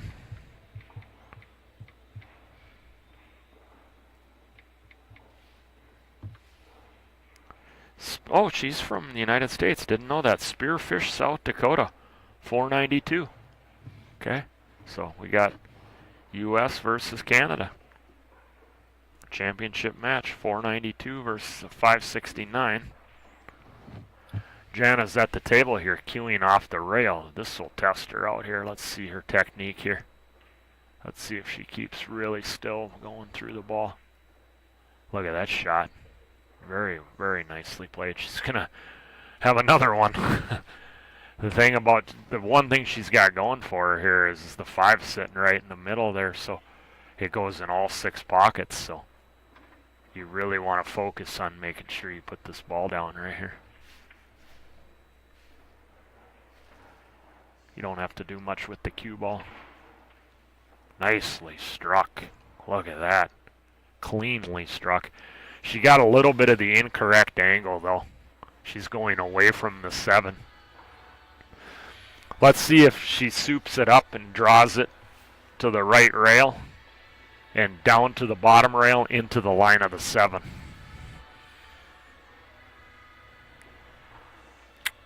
Okay, she's from Wyoming. Okay. Spearfish is right on the border, though, with Wyoming, if I'm not mistaken. But that's what Fargo rate said. But I'll take your word for it, Art. You probably know her personally, maybe, or know who she is. So, yeah, Wyoming. But, yeah, I think Spearfish is that, if I'm not mistaken, is in the Black Hills out there, right near the border.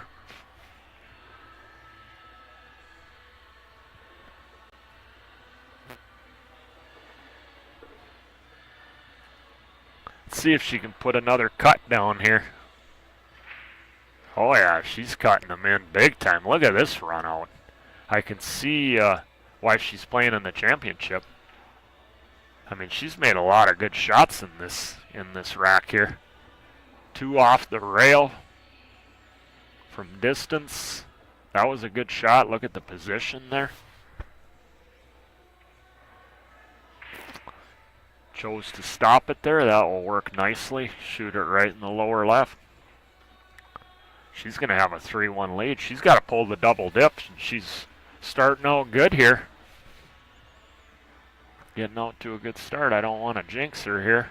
Oh, she put her down. After all those cuts, that thing must have looked easy. That 9 ball. That's going to give her a lot of confidence moving forward. I know it would be me if I got out on those cuts like she did.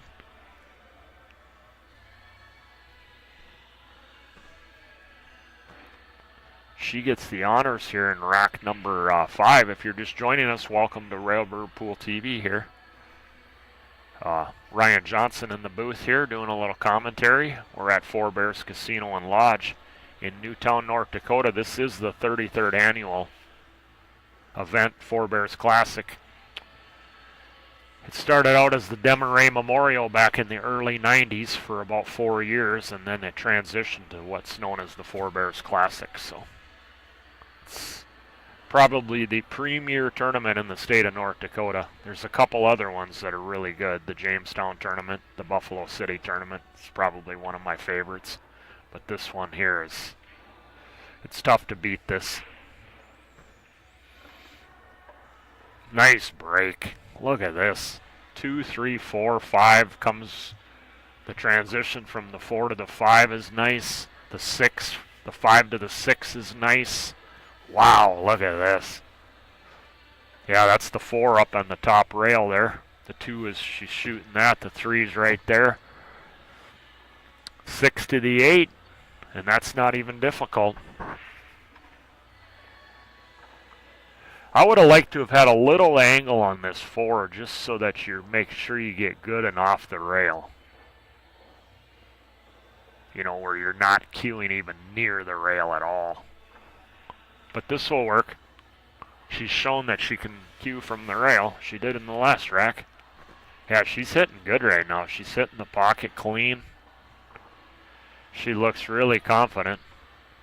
Let's see which pocket she chooses for this 6 ball. She's got all 6 pockets, so. I like coming for the left side. Yeah, she had it too. She just missed the ball. Didn't leave anything easy here offensively. I'm banking at this. I'm going for this here. I think you can avoid the 8, but you're going to have to straighten it a little bit. You're going to have to stiff this just a little bit if you do it. Another option would be to bank it away. Bank it up table, leaving distance.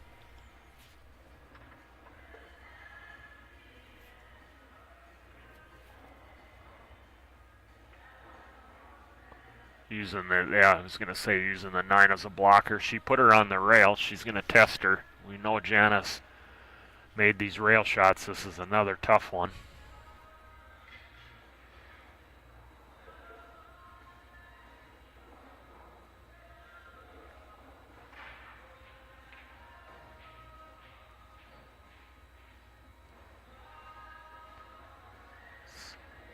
Wow, she's hitting those really good. Look at how still she stays. She doesn't move her head at all.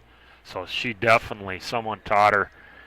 She's been playing pool a lot of years, I can tell you that. I mean, you can see it, but someone really taught her to make sure to keep your head still when you're shooting shots, especially when you're on the rail like that. She's got that really down well.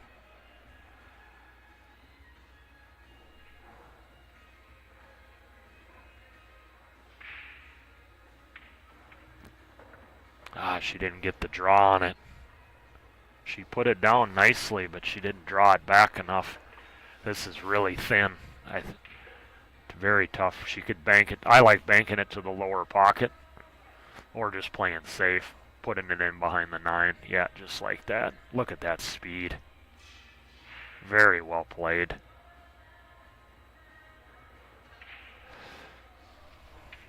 Did she leave her a gap in between the rail and the 8 where she can kick in behind it? The old kick and stick and send the 8 ball away and then use the 9 as the blocker. She's going this way here. It's a big ball here to hit, so a lot of good things could happen here. She missed it though. Yeah, that was a pretty big ball, the target. The 8 ball was a pretty big target for a kick that time. You know, where if it was out in the middle, it would be a lot smaller of a target, of course. Ball in hand with 2 balls. I think I could get out from here.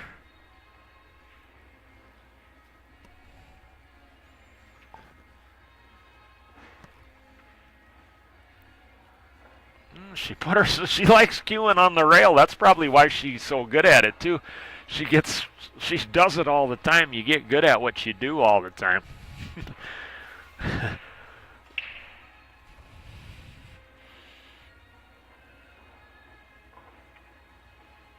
She put it down. Takes a 4-1 lead race to 7 alternating break. If you're just joining us, this is the championship match of the ladies 9-ball division here at Four Bears Casino and Lodge. And if you need to find the brackets, the website's back up, or at least it was like 5 minutes ago. mpapool.com, and you'll find all the brackets. The database, you'll be able to look back in any tournament that he's ever ran. All the players that have ever played are in the database, so you get all their statistics, including, like, it will list on the tournament bracket, it will, after the tournament, it will list who the slowest match was and all that, so you'll know what, you can kind of see which players are slow, consistently slow compared to faster players. That's a very good break, very good contact on the rack. She's got a shot on the 2 in the side here. The 3 is automatic. The 8 is hanging in the lower right. So here is you just make this 2-ball. And, yeah, you're guaranteed on the 3. So concentrate fully on putting this ball down.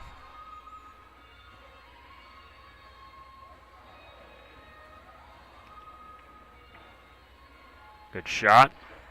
Look at this pattern. Whew. Boy, you couldn't ask for a... She got rewarded for hitting a really solid contact. It sounded good. It looked good, too.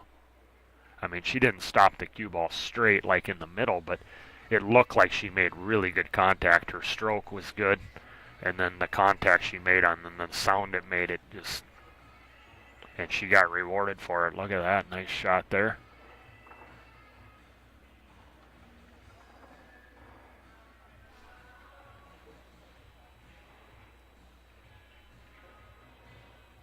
Gotta take advantage of this, though. Because if she doesn't, let's say she makes a mistake here, now all of a sudden she could hit another good one, and then all of a sudden the balls, you know what they're going to do? They're going to say, because you goofed up, something simple, we're going to punish you, and something weird's going to get tied up or something where you don't have a shot on the low ball, even if you hit it good. So make sure you catch this in, because things can turn south quick. You're not always guaranteed to just have this.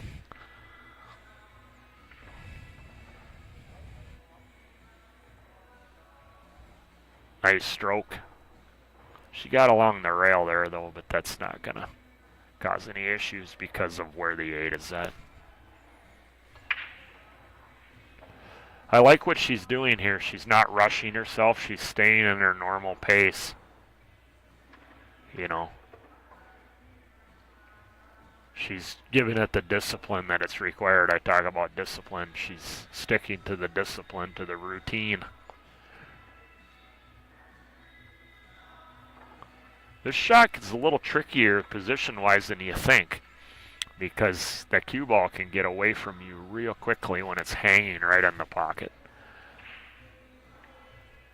So that's why she's going around checking her line.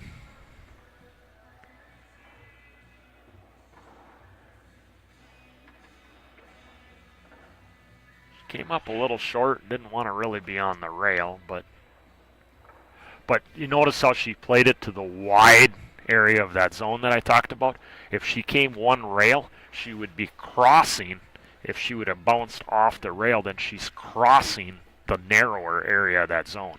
So she might have been on the rail, but by stunning up the rail like that, she went into that wide area of the zone, which guaranteed her to have a really decent shot on the 9.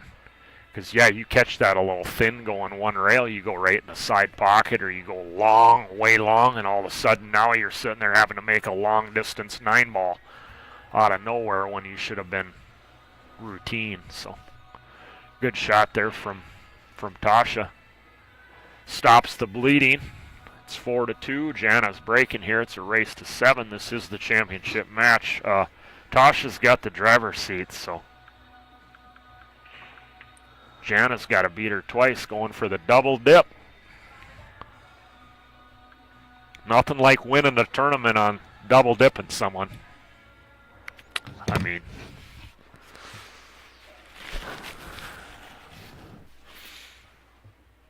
see what kind of break she comes with here.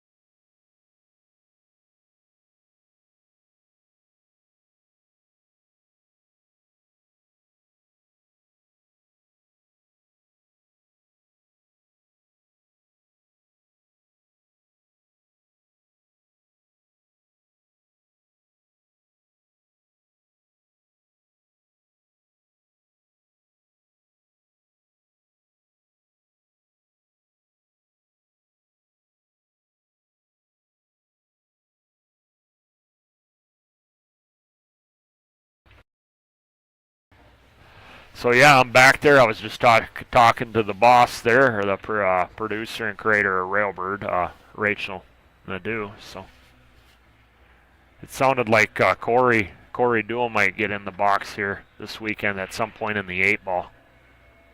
He plays in the 3rd place, so plus it's 9-ball. 9-ball's pretty basic. Good to get his perspective on 8-ball. So we got Tasha here kicking at the 2 here.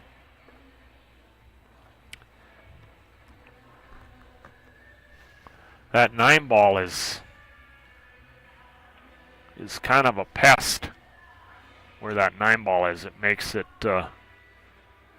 fortunately for Tasha, the 2 is by the rail, so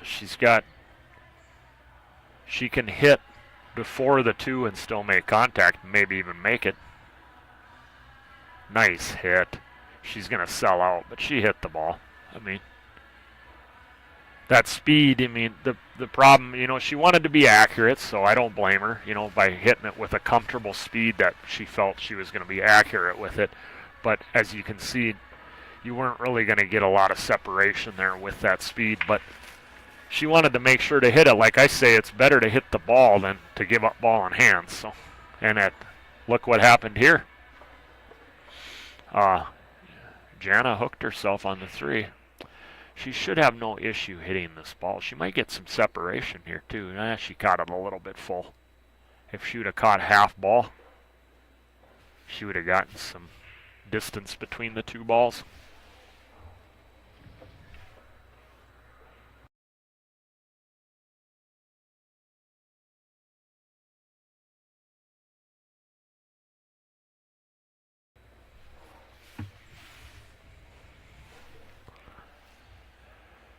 Yeah, this is a good opportunity right here to get another one back from Tasha. Look at that stroke. She hit that one good. That will work. She got a little bit straight here, but the good news is the 5 passes the 7 in the upper right.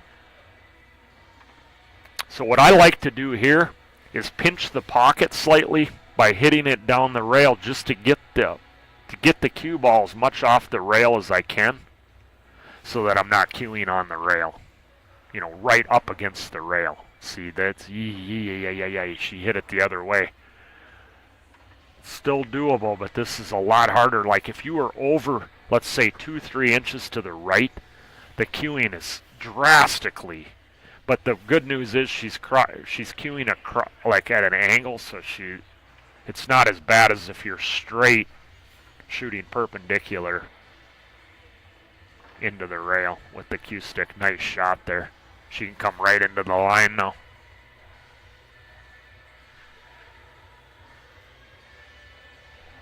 Right out to center of the table. You don't have to get 3 inches from the 8. So make sure you just get to center of table. There you go. But you notice how she's coming into the line, so her speed, she had another 2 feet of margin of error with her speed, and she would have still been on this line.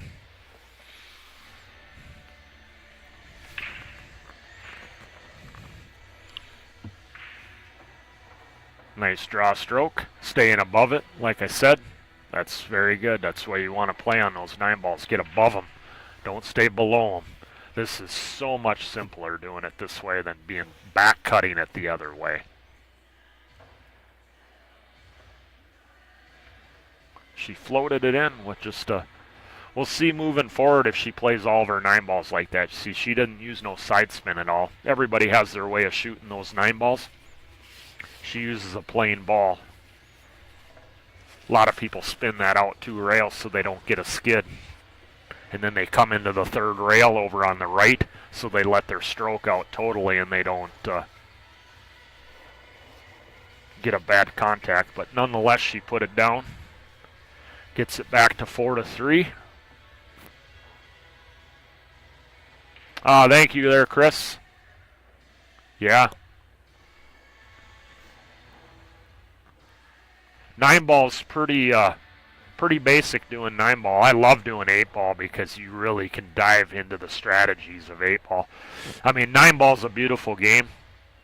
I mean, I really enjoy 9 ball and 10 ball, but 8 ball is very complex.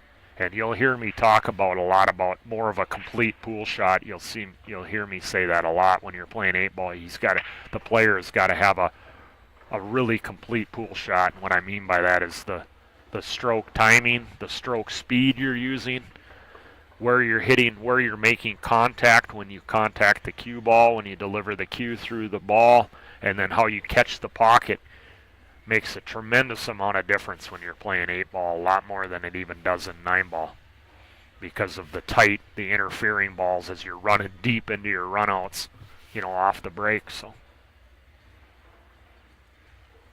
9 ball's a lot of line position and a lot of, zone position, big time. I mean, 8 ball can be that way too, but it's more pattern play and finding key balls and stuff like that, and working, as I say, backwards from the rack, from the 8 ball backwards. She's wrong angled on the 3, so she's going to have to go over to the right rail and back across for the 4. So, see if she can do that. See how she delivers that cue stick through the ball. That was pretty good. It went straight through the ball. She was a little light on it, but she's got plenty of real estate to work with. Coming 2 rails back and forth for the 5 on the right-hand side. She wants to be rather full on the 5. That is perfect. Full on the 5. Now she can float forward for the 7. She wants the angle on the 7 to where she once again can keep the cue ball off the rail. She doesn't need much angle, but just enough so that you're not leaving yourself on the rail for the 8. That'll work. So you needed the angle one way or the other, and she got it good. Now she can move over about 6 inches, maybe 8 inches to get a good angle, and then she can be off the rail good. She decided to go forward, which there's no problem with that. She's off the rail, has a good angle to come down.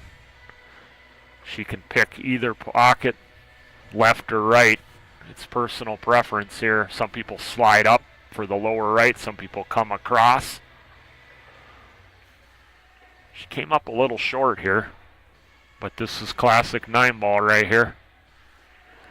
You have to put these down. If you don't put these down consistently, almost every time, you're probably not winning the tournament. So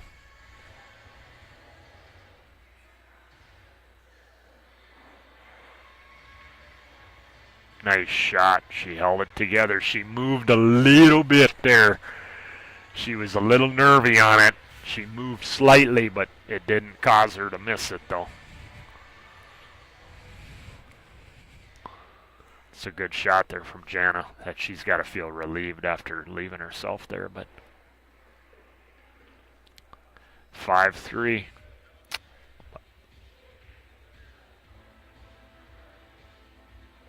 She played a nice out there. They're playing good. Both these ladies have played pretty well here. You can see definitely why they're in the final.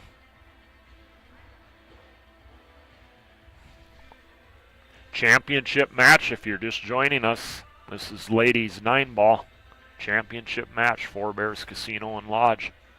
This is the 33rd annual event. We got to give a big thanks to the Four Bears committee and the Four Bears Casino here for hosting this event every year. This is the premier tournament in the state of North Dakota for sure, and it's been that way for a lot of years. It's one of the, there are other memorial tournaments and the Buffalo City tournament where there are opens, but there isn't too many big open tournaments like this with multiple divisions like this left in the state. Came up empty. No shot on the 1. I don't think she's got the keyhole. I don't think she's got the keyhole between the 3 and the 5. She's looking. Don't believe it's there. That's a tough rollout too. It's not an easy kick. You know, I talk about jumping and kicking when you don't have a good rollout, that you just take the jump and kick on because you're going to get the worst end of the rollout. Well, in this example is you don't even have a good kick and a good jump to even do that. So here, look to maybe tie something up even more. You know, muddy something up. Can you muddy something up and leave a kick shot? She's going to go down here, which you got to get down there. You don't want to leave the cut. I don't like leaving that push, because she's letting her get the bank, getting down for the 2. The safe is too easy. I would have maybe looked to look a little bit deeper, see if I could tie something up, maybe leave a kick where I'd leave something tied up. Yeah, she left her that. I mean, she put it down, but I think that was a little too soft of a push. My philosophy on the push is you're always going to get the worst end of it, so I push as hard as I can. I wouldn't say impossible, but like very difficult, because you're going to get the worst end of it, and then they give it back to you, and then you're forced to shoot it. You have no decision to be made. Pool's tough when you make decisions. When you don't have a decision to be made, the game is easier. So that's my way of thinking on that. That's a good speed there. Look at that. Perfect. Does the 4 pass the 6?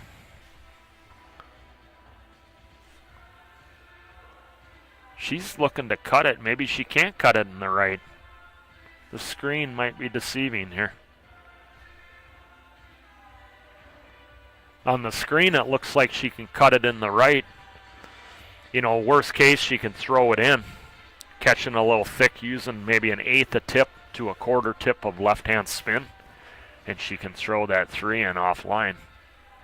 But I don't know, like I said, if the 4 passes the 6, but she'll be able to defend herself. This back cut is tough. That's a tough back cut. See how she handles it here. You could play safe too. She had a really good safe too. She could have banked the 3 back down table and used the 8 as a blocker.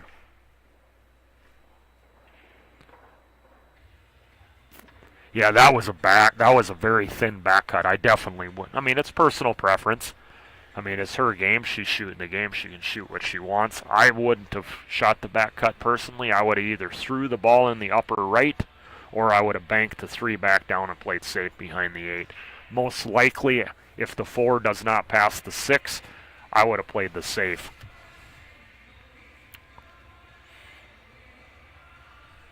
If the 4 passes the 6, I most likely would have tried to throw the ball in. And she got down for the 4-9 combo pretty nicely here. There's a little bit of distance between them. She's on the rail, so this is very doable, very manageable, but it's not a formality. This has to be cued really well. She missed it. A little quick with her transition there. Backswing to forward swing.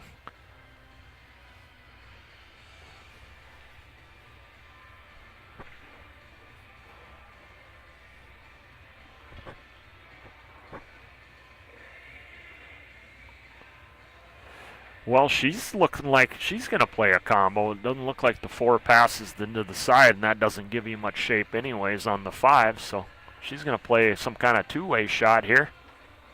Played the 9, used the 6 as a blocker. I like it. I like the thinking there. Get a chance to win, you're not selling out. Very well thought out shot there.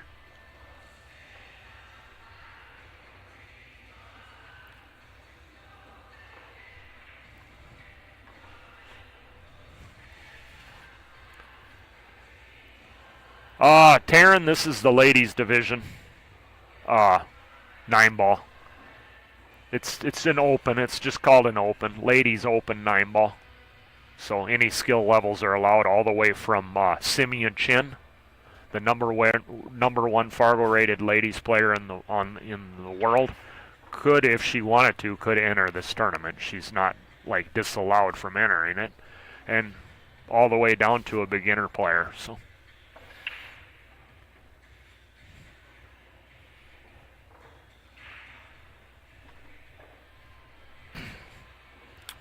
Jeffrey Berg, I played the 9-ball. I got 9th place. I lost Hill to Marty Black Star, the gentleman playing in the 4th place match right now. And then I lost to Danny Olsen on the winner's side. So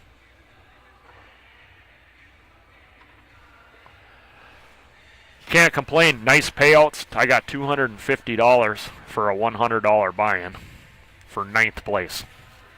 So very, very favorable payouts. They spread out the payouts really favorable from top to bottom. It's not overly top heavy, so. Yep. Ladies open. Big shot coming up here. Ooh, she caught the point.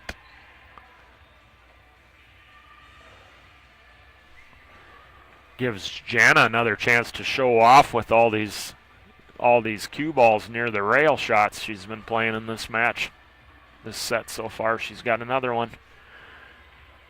Once again, she's got nothing really to do for the 6-ball, so that helps tremendously.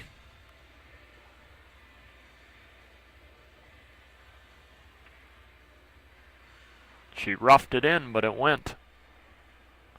Those shallow shelves. If she was playing on a deep shelf pocket, that ball would not have went in. It hit the long rail. But these pockets are very generous. You play the pockets you're dealt with, so. It's a good shot. She can swing it around. She can just stop it there. I think she can kill it. She has a slight angle. She'll be able to stop it, yeah. Play the thick part of the pocket.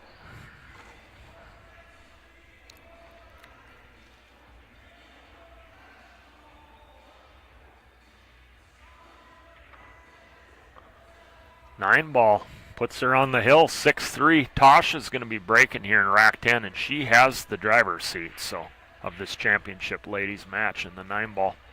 So Jana's on her way to getting this first set. It's alternating break if you're just joining us. Race to 7.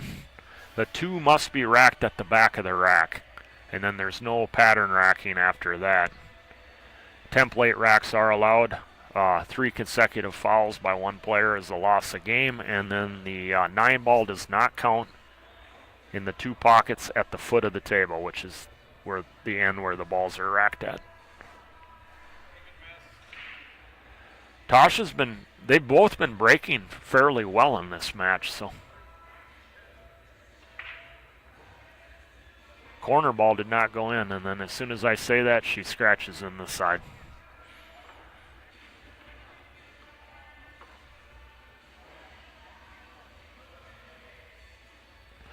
See how this table sets up here. 1, 2 ball is down here by the pocket.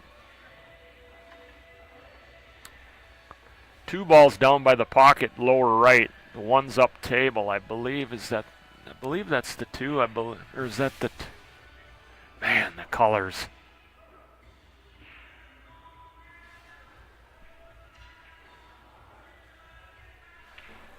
Wow, the 2 might be up by the 1. And then I think that's the 4 ball. Yeah, that's the 4 ball down here in the lower right. So the 2 is up with the 1. The 3 is sitting here, obviously, the red ball. Boy, this color set is very brutal for the 6, 8, and the 4 can be at certain where the light hits them. And the 2, it really makes it tough to decipher them.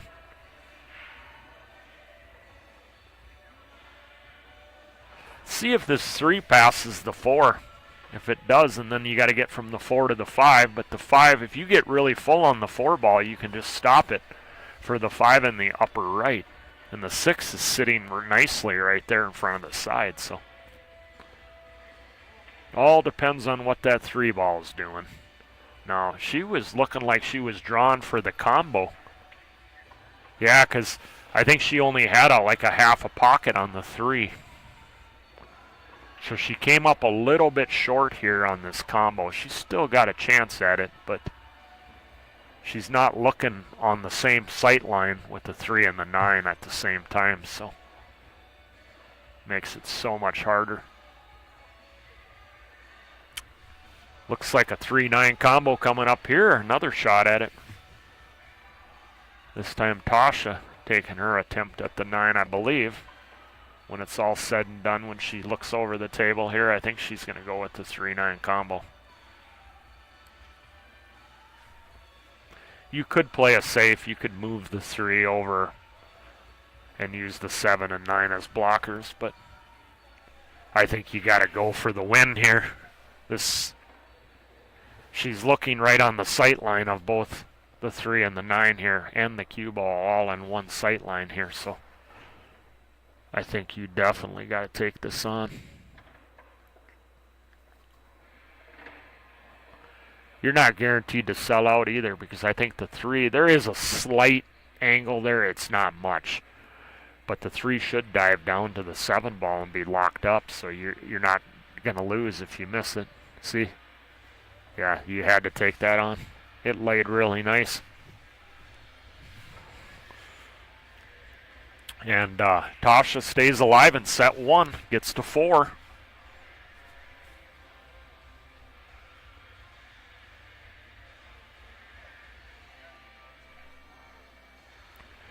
We're coming up on 2 o'clock. It's 1:54. You got about 6 minutes to get yourself down here and get entered in the 8-ball divisions.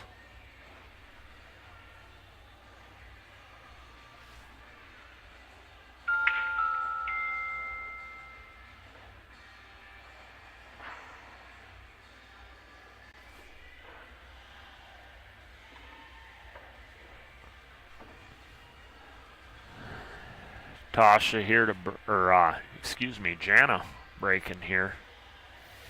Rack number 11.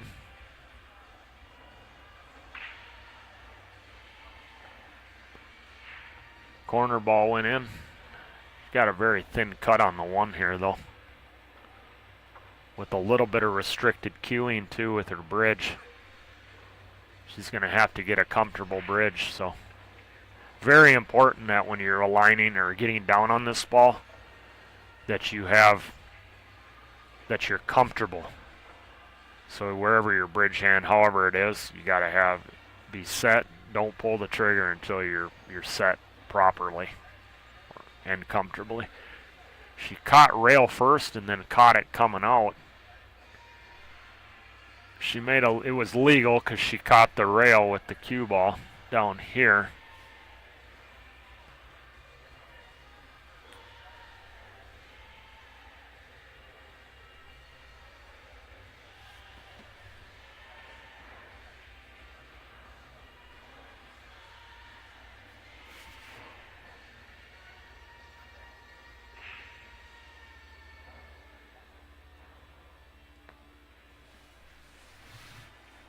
Two's over the pocket here, so this is a decent chance.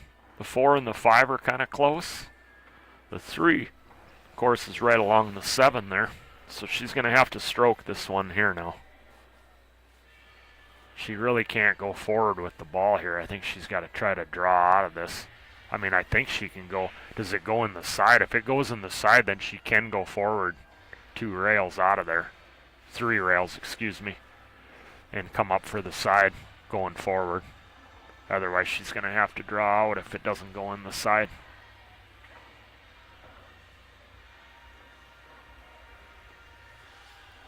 She didn't get enough spin on it there. Ended up running into the 4. She muddied up the 4 slightly here. I don't know if it passes the 9 now. In the lower left. This is going to be interesting here. Can she draw out of this and get below it to play a stick safety right on the 9? You know, draw to the left of the 9 and then just stick the cue ball, bank the 4 away, and just stick the cue ball on the 9.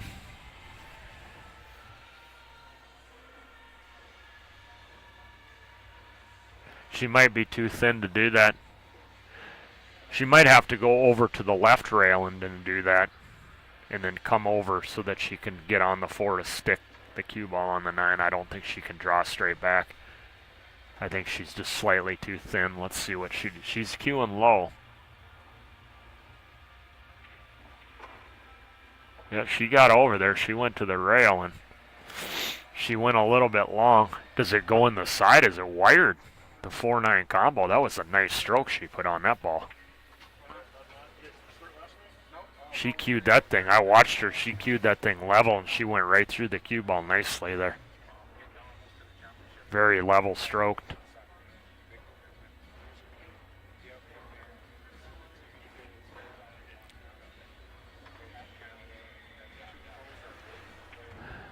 This, I'm looking at it out there, it's really looks like it's very close, and then you got to worry about throw. If they're, you know, you got to worry about throw if they're locked together. Nice. Oh my, she caught the knuckle just barely. Wow. Nice leave though. She left her long. Don't think she could have hit that any better than she did, but the throw, like I said, the throw might have been come into play slightly there.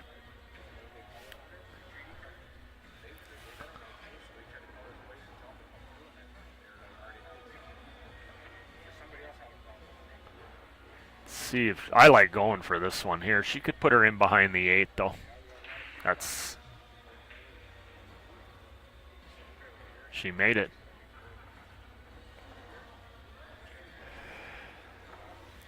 I probably bank that to the upper pocket up there, and then I'm on the 5. But the 8, I might have considered the safe behind the 8 also. She ended up making it, though. You got to make sure that you don't. If you play that safe, you're basically playing behind one ball, which is always tough.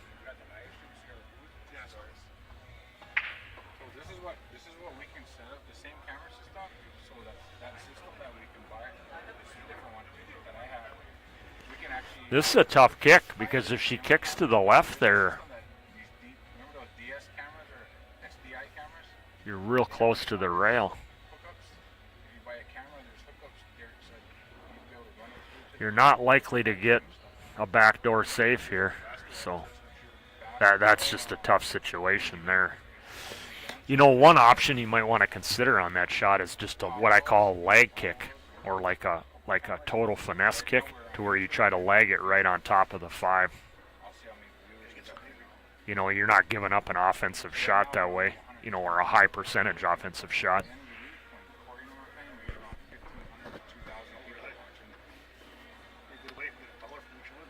This looks real good. 5 to the 7, no problem. The 8 leads to the 9 real nicely, so yeah, I got to fully expect here it's going to be 6-5 here shortly. She came up a little short here, but 8's hanging in the pocket almost, so.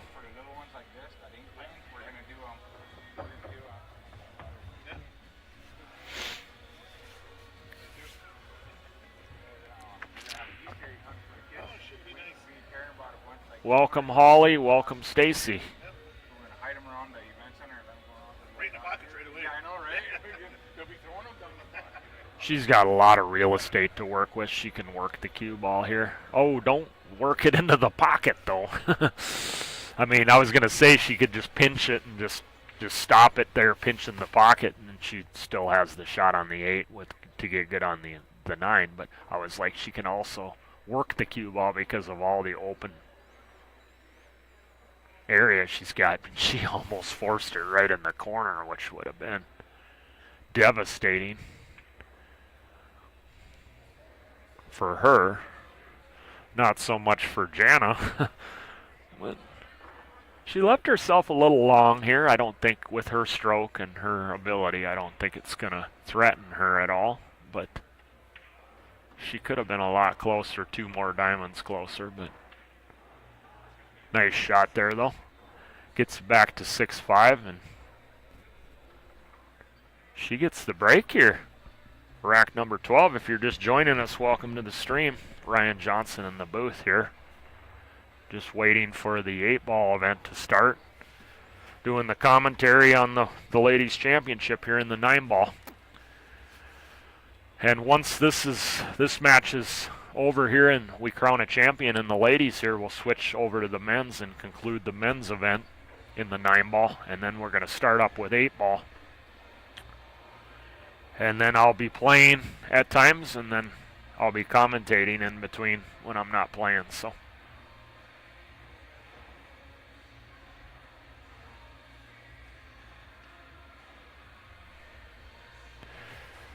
Tasha's got the driver's seat. You can go to mpapool.com to take a look at the brackets so far of this year's event, 33rd Annual Four Bears Classic. Tasha is breaking. She must be defeated twice. This is true double elimination. So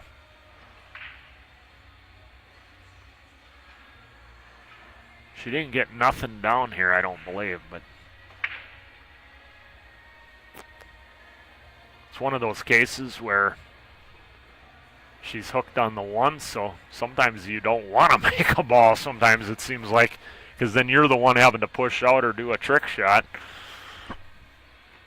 No, Jana's put in this situation. This is a tough rollout. I mean, I keep saying it over and over. On a bar box, it is so tough to roll out on a bar box. Even on a 9-footer, it's tough. You're always usually going to get the short end of the stick rolling out because your opponent gets the decision. So once again, I look to tie a ball up. Is that option here?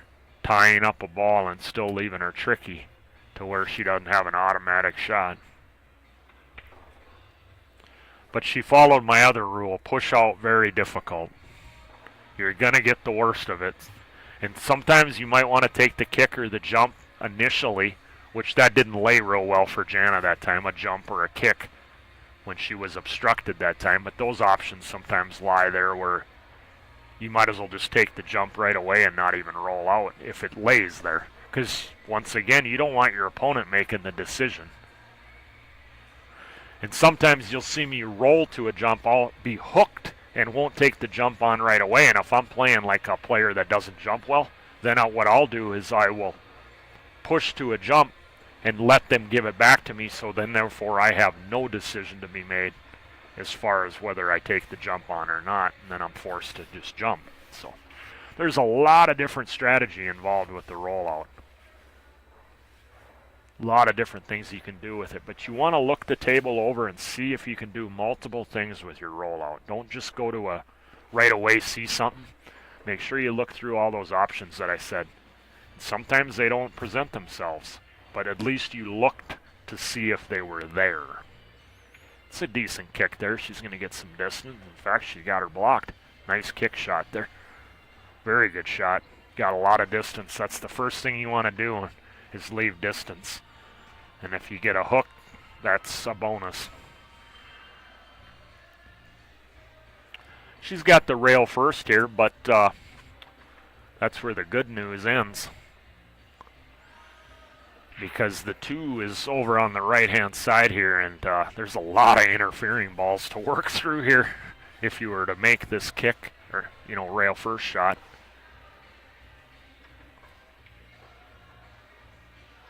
She hit it and got distance.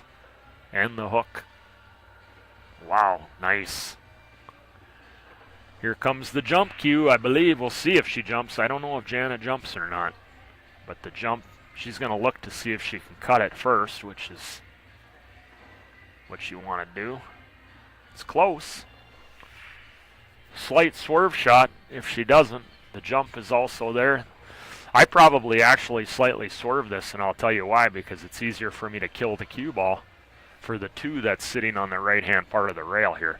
The jump shot's going to get away from me, and then I'm going to have to navigate through all that traffic. So if I was playing here, I'd take the slight swerve on. If she doesn't have the cut, she might have the cut. It's hard to tell on the screen here. It's really close.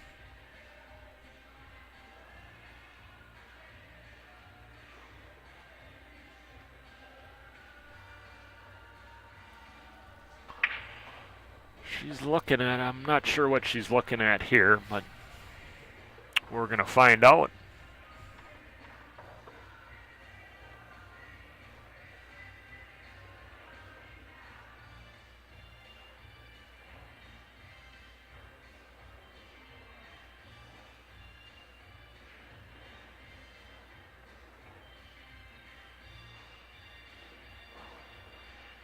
She's kicking one rail.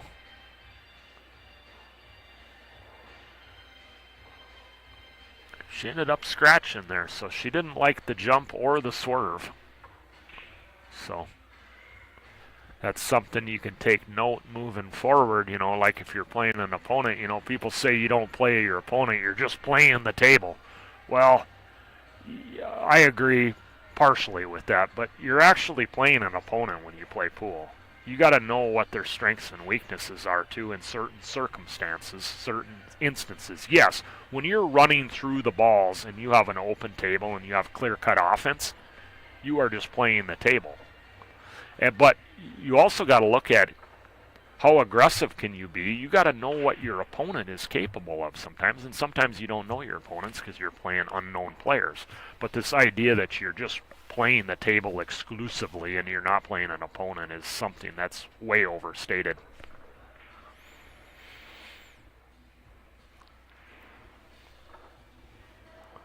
Got good on the 3 here. The 4 ball is sitting in the middle of the table there, so she's got multiple pockets to choose here.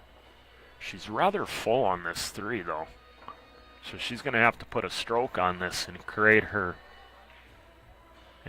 something here. She doesn't have a natural angle to just navigate naturally to the next ball on the 30-degree line. So she's going to have to make something happen here. She drew out of it. That will work. She didn't want to bump the 6, but it didn't ruin her day here because we're playing 9-ball, and it tends to be more open, even though she's incorrect angled here. Notice, conveniently, the path that she's got to travel to get to the 5 happens to be wide open, where if you're playing 8-ball, you're going to notice that later on. And if you're deep into your run-out playing 8-ball here, and you get wrong angled, and you don't have a good key ball to get to the 8, or you're not on a good key ball to get to the 8, you're in big trouble playing 8-ball. But she made that work. Yeah, I think you just stun over to the rail. You don't want to try to kill this. Just go to the left rail and back out. That way you can hit the center of the pocket, let your stroke out. Don't try to kill this by cheating the pocket. She caught it a little bit full. It still went down though. But she could have went all the way to the rail and back out, which would have maintained a better angle too. This will work though.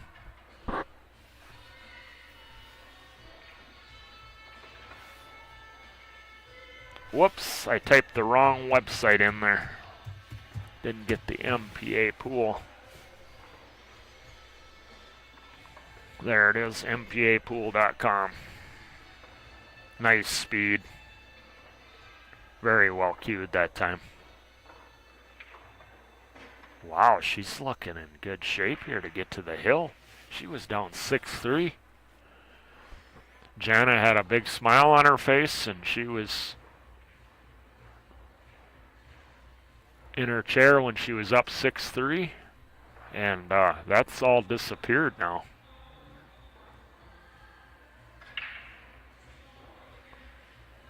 She's moving her, tapping her feet. You can tell she's feeling nervous now in her chair because she feels like it's probably going to go to the hill here.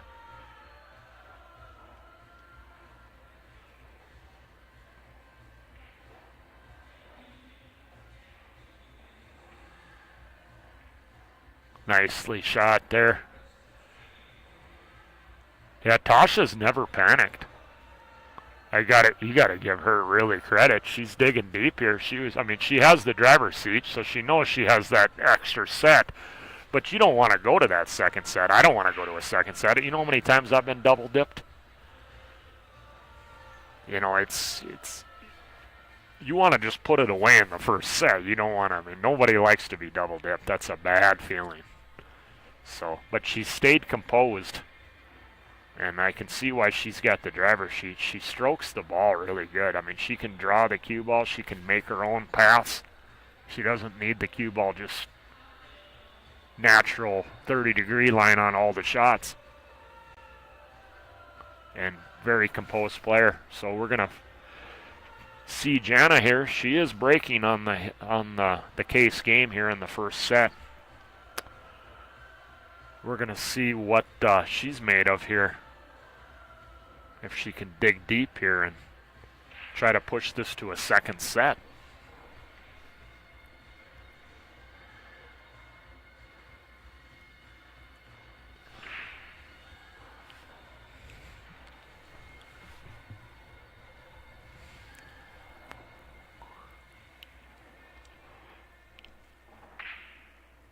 One on the side.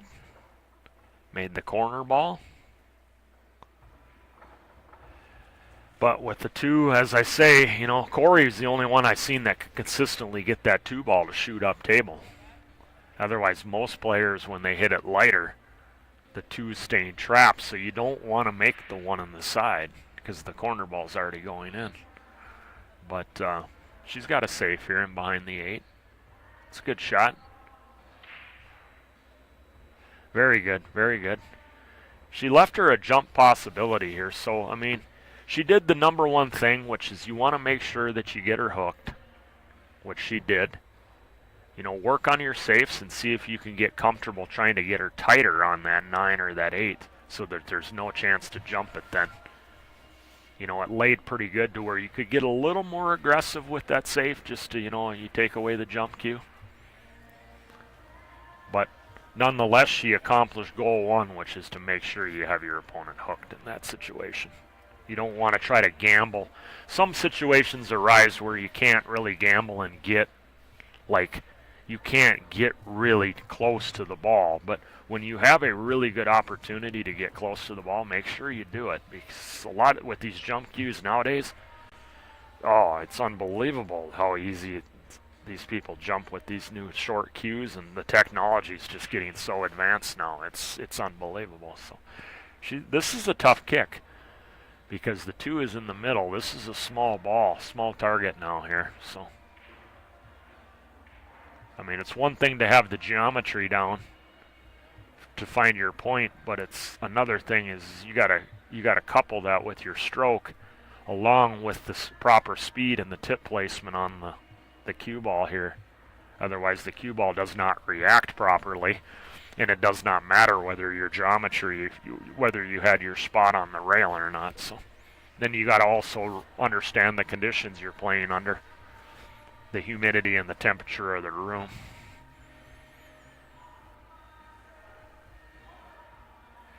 Great hit. I mean, she sold out, but she didn't give her ball in hand though. So.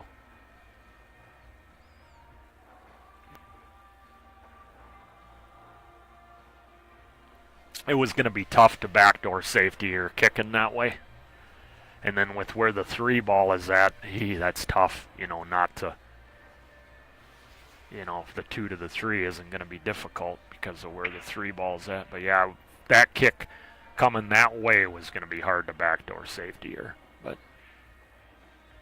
I mean, even going the other way, which she first looked at, there just wasn't a lot of it wasn't likely she was going to get safe on her.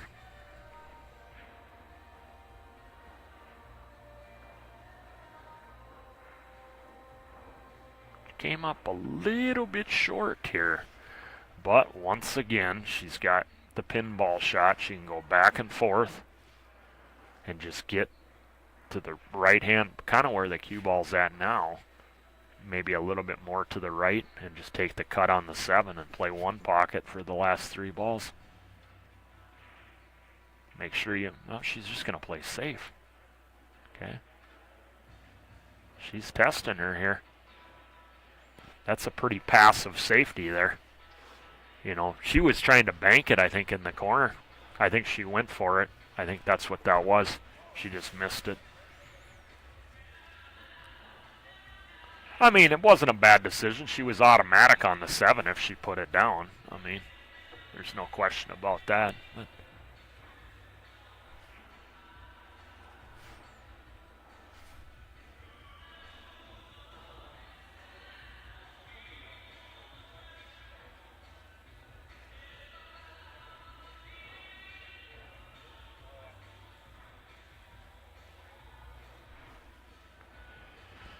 it's a big shot here. If she can get good on this 7 ball. Oh, she chose just to cinch it. Well, this will test her cueing here. Keeping still, good eye pattern. Good eye pattern, keeping still and delivering that cue smoothly through the ball. I mean, looks like she's going to be playing one pocket. If she can put this 7 ball down, I mean, there ain't a lot of places on the table where you can be hooked on that 8 ball. I mean, right behind the 9, she's just playing safe.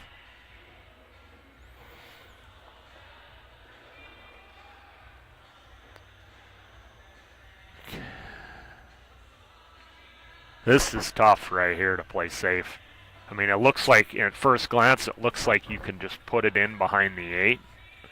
But the problem with that is in order to jack up and stun over, you're going to have a lot of speed on the 7 ball. So she's just going to cut it all the way up, and I don't blame her. That's what I would do. Because you're going to lose the 7 if you try to play safe. Now she can just bank it. She can go for it in the side and stop for the 9 in the corner. And if she goes a little bit long with the bank and leaves the 8 over on the left long rail, it can be like a two-way shot. So you want to be a little bit long on your bank here rather than short. Or, yeah, she got short, got her over there too. But a little bit long, I think you would have had better odds of going the extra rail, the second rail, and then getting, if you hit it too hard, then it would go up towards that short rail. Can she stun, slide back over, go over to the right and back across? She's got her. Can she just focus on execution and not worry about the trophy and the coat and all the money here? Just put the ball down and worry about executing, and everything else takes care of itself. That's a good shot.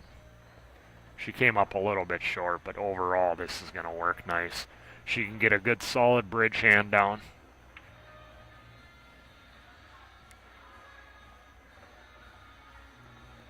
So her cueing, she's at premium cueing here, capability here. So and this is for the championship right here. And she did it, hit the square of the pocket. What a shot, clean. She shakes her hand. Nice comeback there from Tasha Thomas, down 6-3. She had the driver's seat. This was the first set. She gets across the finish line for a 7-6 victory. Congratulations. Let's give a round of applause for Tasha Thompson.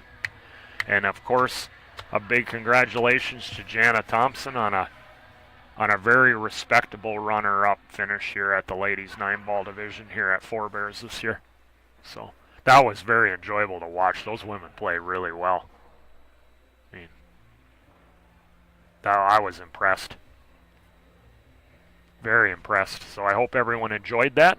So congrats to both those ladies, and we will switch over now to the third place match between Rick Glenn and Corey Duel. Let me get this reset. Nobody reset it, so I'll reset it here.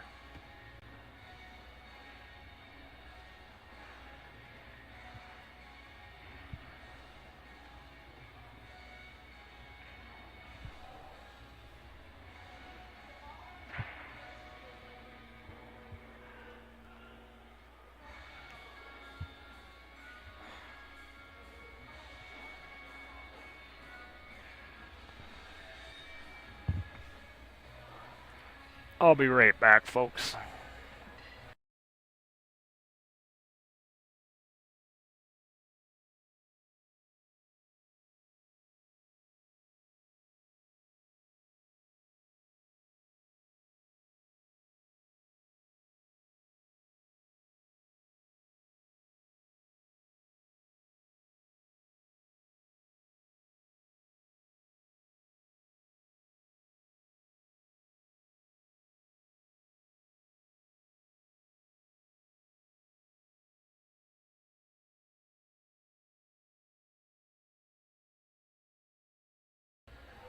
Alrighty, great safety. I'm back.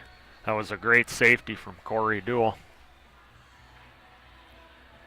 He left him this kick here, though. He didn't get it. He couldn't get him any tighter on the ball, though. So he left him this one railer. Where's it going to finish, though? Well, distance, rail. This will test Corey's cueing here. It's natural getting on the 8, so.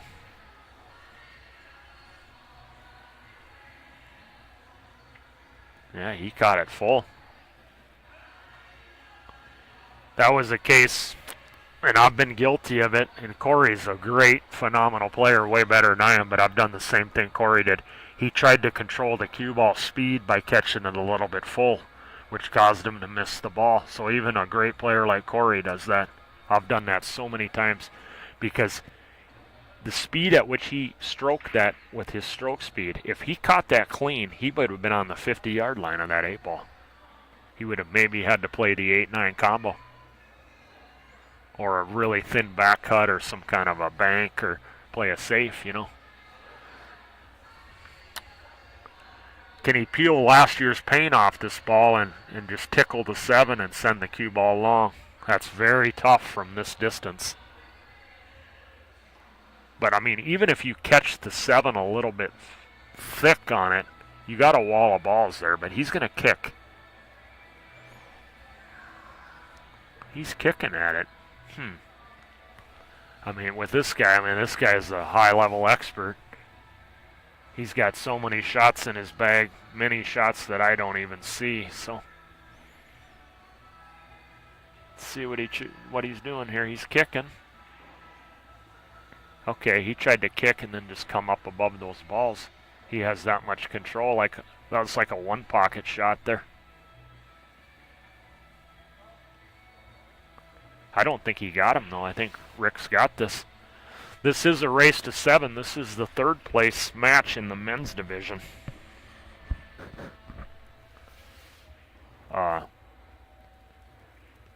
Yeah, so the winner gets to the final versus Danny Olsen. MPApool.com, you can find the brackets.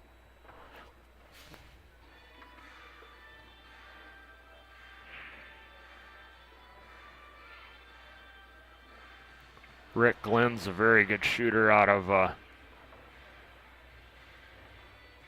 Alberta. Middle 600s, and of course Corey's like about a 770 something, I believe. So about 100-point difference Fargo rate. But one set of bar box 9-ball, especially with this template rack. I think that gives that neutralizes it a little bit and actually helps. In this case, I believe that helps neutralize it and even it out for Rick Glenn, because I think Corey probably has more shot repertoire. So if it comes to more muddy racks and a lot of pushing out and a lot of kicking, you know, you favor Corey. But with the balls raining in like this and you're guaranteed to make balls, it makes it very dangerous and for anybody to just get hot. He's got a good shot on the one. He's a little thin here, but getting on the 3, though, that's going to be the issue.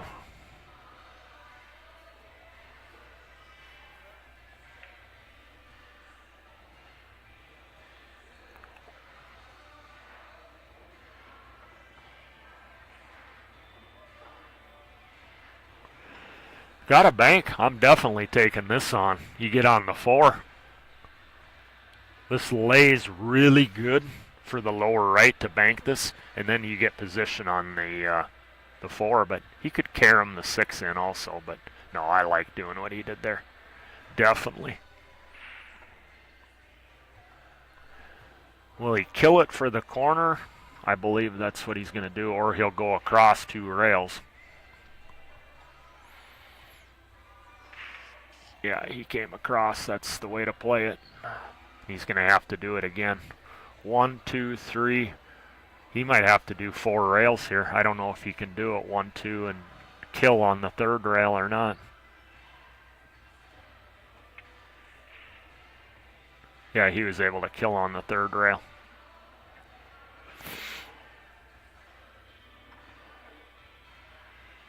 He caught it a hair thick. That's why he was able to kill it. I mean, he hit that thing. Oh, okay, the 6 is in the hole. I thought that was the 8.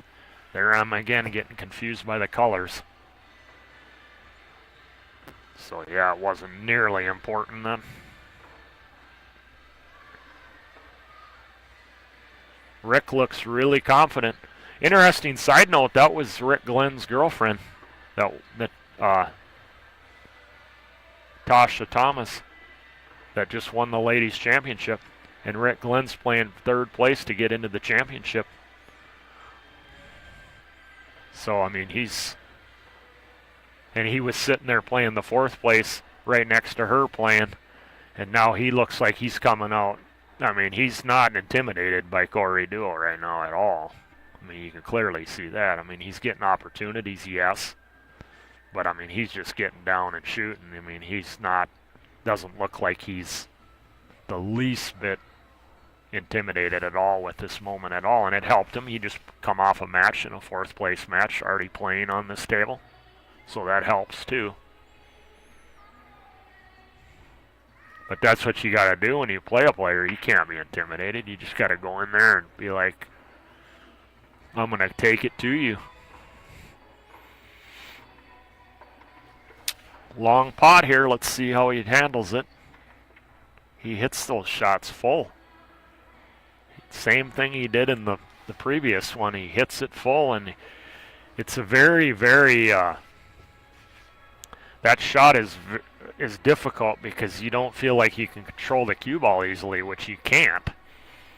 So if you watch Jana in the ladies match, she would have just tried to pot that ball and take the outcome wherever the ball went. I mean, she would have tried to somewhat control the speed, but she would have made sure that she put the ball down. And then if she maybe defends herself from there where Corey's just missing him, and then he gets himself in these positions where the guy can play defense. And then with that speed, you didn't envision a lot of good things happening with that speed. I mean, there was some blocker balls there that some things could have happened, but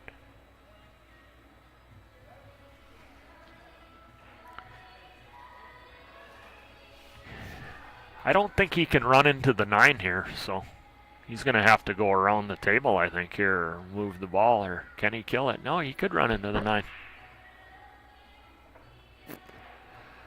I think I bank this. Draw back for the 4. Draw back right to where you're at right now. It lays really nice. I don't play a phony safe here. I'm banking drawing this right back to where I'm at. He went way back. Wow, he's hitting them good. You can tell he's feeling confident. He looks confident right now.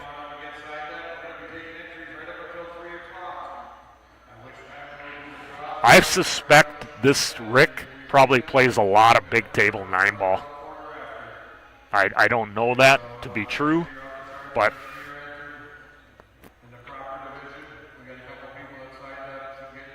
so this bar box is looking like a toy to him right now. Ooh, he hit that one there. He's got to put this down. This will be devastating to his mind if he doesn't win this game.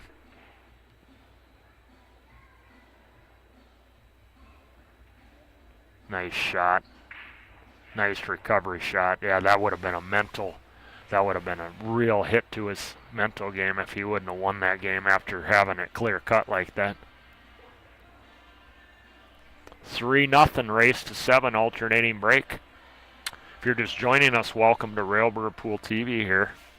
Ryan Johnson in the booth, just waiting for the 8-ball division to start. We just crowned a ladies champion. Tasha Thomas from Canada defeated Jana Thompson from Wyoming. So congrats to both of them once again. And this is third place action here in the men's open 9-ball. The Canadian is really looking strong right now. I mean, Corey's had some innings, but hasn't done much with them. What's the 1 going to do here? It's going to lay up pretty good, but the 5 kind of come in the way. He might have to play a combo here. It lays real nice, I think. The 2 is sitting right there. Yeah, the 4 goes. 4 is by the 6 down here. Yeah, things lay good. The 4 to the 5 is really the only issue. And the 2 and the 3 will be gone once you get to the 4, so yeah, things look good. Ooh, did he run? Did he hook himself here a little bit? No, I think he still got it. He's going to have to play for the side. Or he can play for a position for a safety and roll up on the 3 and bank the 2 up table. Or back down table, excuse me, by the 9 here. But I'm suspecting he's going to try to run out. But if he doesn't get perfect, he's going to play for that other side or the corner. I like that because he could let his stroke out. He's got the shot here. He muddied up the 4. That's why he doesn't like it. He covered the 4 a little bit more with the 8. So now the position on the 4 is going to be a little bit tighter. So now your angle on the 3 is really important. And then, of course, it's going to be a big speed test. A good speed test here on the 3 to the 4, but I think he hit it so good on the 3, I think he can just cinch this ball and roll up. That's what he's looking at, rolling down about a foot. Yeah, the 30-degree line takes you right to that spot he's looking at, so.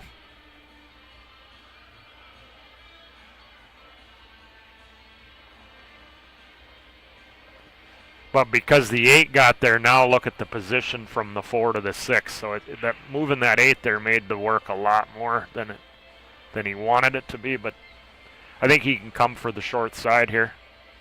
Man, he's hitting them good right now. He's really confident.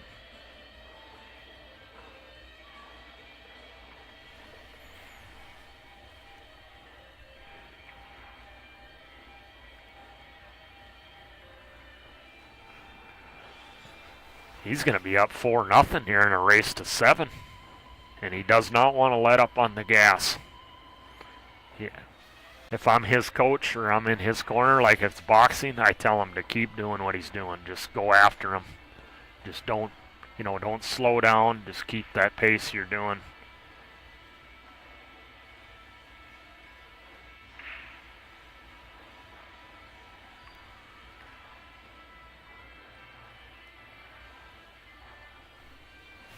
Yeah, he's pumped up, you can see. He's enjoying this. I would be too if I was up 4-0 on Corey and I'm getting the high percentage opportunities. But he's played some good safes, and Corey's played a couple bad shots. So it hasn't been creepy luck, creepy rolls. I mean, Corey played a couple bad shots, you know, so he's been punished. It's a good break there from Corey, though. He's got a great opportunity here on this 2-ball. The 3 to the 4, that's going to be the key to this rack.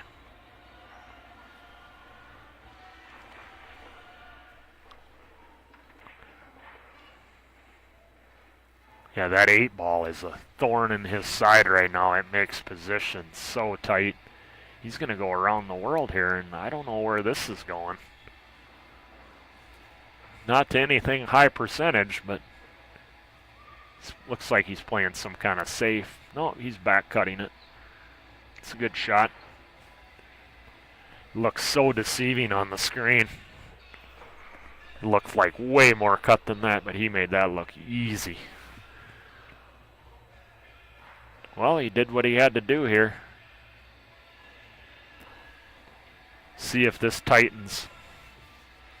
See if this does anything to Glenn at all. Rick Glenn. Or if he just keeps looking forward and not worrying about the score. If he just keeps doing what he's doing. Because things could change quick, you know, if Corey gets this rack somehow. Let's say Glenn doesn't get a good shot on the 1 or something, or the low ball, or makes a mistake all of a sudden. We'll see if the body language and the confidence changes for Rick Glenn as he approaches the finish line, gets closer to the 7, is what I'm saying. Because, I mean, Corey's capable of playing flawless from here. We know how good he plays, so. But can Rick Glenn block that? That's the part of you're not playing Corey Duel in the threat of 7 rack run out or whatever. I mean, that's true. You're not playing Corey Duel in that regard. But you also got to know your opponent, their weaknesses and strengths when you're rolling out and when you're playing two-way shots. And do you go for it, or what kind of safes do you play, and all that kind of stuff. Does he have the shot in the side? It looks like he does. And all he's got to do is slide over for the 2. Yeah. This looks real nice. The 8 gets you right to the 9. At the end, yeah, this is laying really good. The 7 is easy to the 8. Right into the line, and you can stop, come right off the rail. Yeah, this pattern is... I mean, the 5 to the 6, maybe you could see something go astray there, but that's still pretty basic. He's got to move the cue ball a little bit here, but that didn't. He hit it good. He wanted to be full on that too, but he got a little bit of an angle, but it slowed him down a little bit, because now he's got to think in that a little bit more than if he would have been full on that. Then it would have just been stick, stick, stick, stick, and everything would have been until you get to the 5 to the 6. But you can see this guy is experienced. He's taking time when he needs to, but he's not like showing that he's like taking time because he's nervous. You know, there's a difference.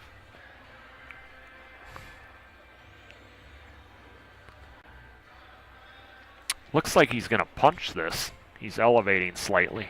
Yeah, he punched forward. Yeah.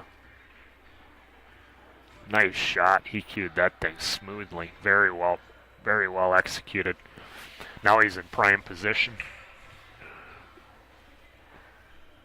Yeah, that run out by Corey didn't affect Glenn at all.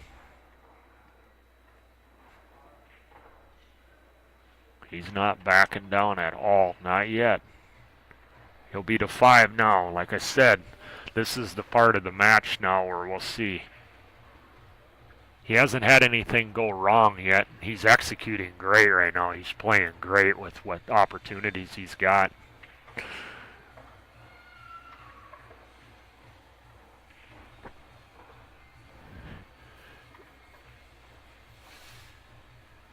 $5-1. Good afternoon, Rory Hoffman. How you doing, sir? Rory Hoffman for the chat. He's one of the members of the Buffalo City Tournament Association that I always talk about, the big Jamestown tournament. They put those are great guys. Rory, Bradley, Myron, Tim Gutschmidt. There's other people involved too, but yeah, that's a great group of guys over there. So it's good to see you on here, Rory. We need more guys like you in the world.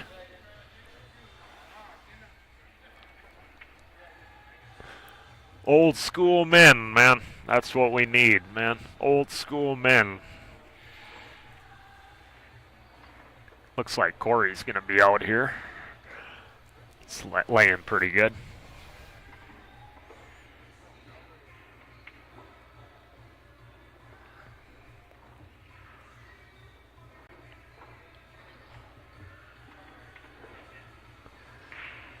Making this look he makes it look just, when he gets going, Corey just makes it look just ridiculously easy.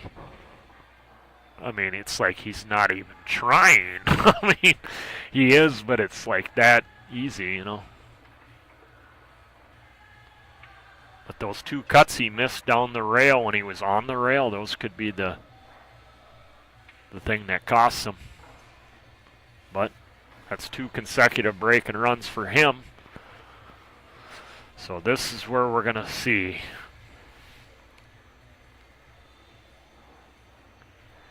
Is Glenn going to keep getting a good starter, or is something funky going to happen here to maybe change the momentum a little bit here and test him a little bit as far as his mental game? Because as you can see, if he gets a starter, this guy cues the ball good. I mean, he's playing confident. He's got the shots. He punches it well. He knows how to full stroke. He's got the different strokes. So, and he ain't looking like he's missing if he's got a legit shot.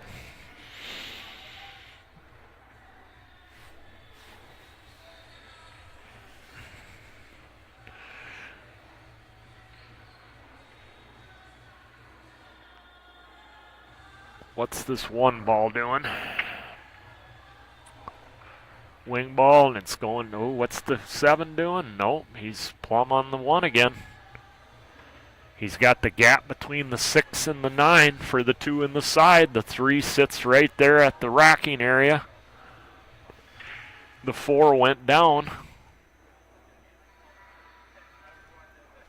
5 to the 6, yeah, he gets on this too.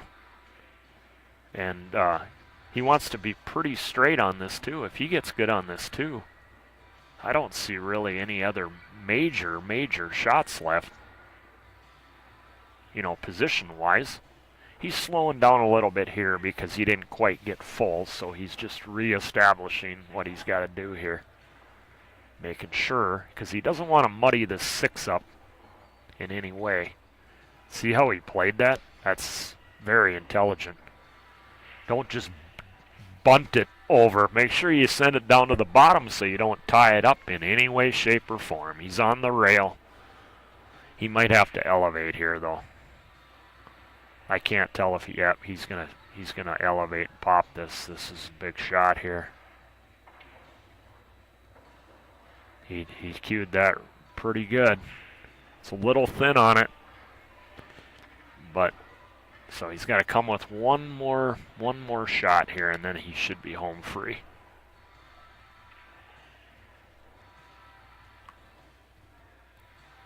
Yeah, it's a little thin here. I mean, playing this with outside, a lot of guys don't play this with outside. They always load it up with inside because. So this is a big shot. I mean, if he puts this down, he's going to be on the hill. Very well played. Very well played. Corey sees the writing on the wall here in this rack. He knew that was his only chance to get back to the table, that he slipped up on the 5 there.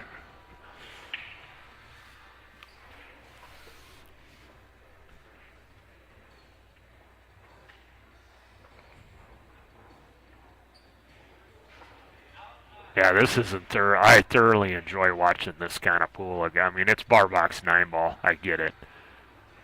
But a guy that just shoots like this, like him and Corey shoot, where they just get down and play in rhythm. It reminds me of Rob Matson. It's the same way. They just up-tempo game. They're not, but yet they'll slow down in a key spot when it's necessary. But they stay in rhythm. They're more up-tempo players, and there's nothing wrong with a methodical person that checks everything out on every single shot all the time. It's just, for me, visually, it's just not as enjoying to watch that. 6-2, Corey breaking, rack 9. He's on the 1, so you got, let's see here, the 4 to the 6. That's going to be the key shot in this rack.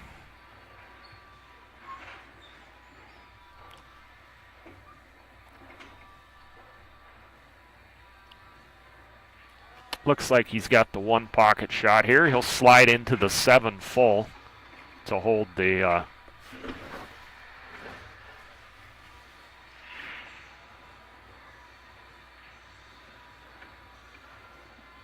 he's got to get a bridge out. He got a little bit over this. He got over this ball here, so makes him slow down a little bit. It's more irritating probably than anything. You know, that I can't. He would have already been out if he would have been level queued, and he would have had the shot on the 6. He probably already had these 4 balls cleared up in the time it took him to go grab that bridge.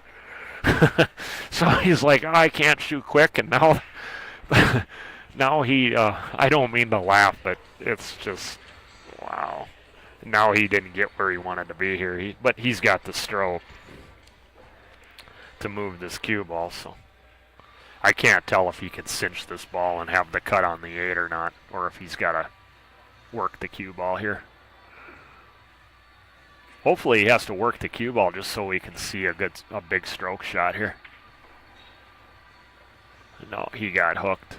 He's not gonna be happy here. He's gonna kick, probably leave distance. Yeah, look at that shot. Frick, that is control, folks. And he just got down like, I mean, he's played so much rotation pool in 1 pocket over his career. That was just like a hanger to do that. And I seen that happen. And he shot it so quick I didn't even get a chance to call it.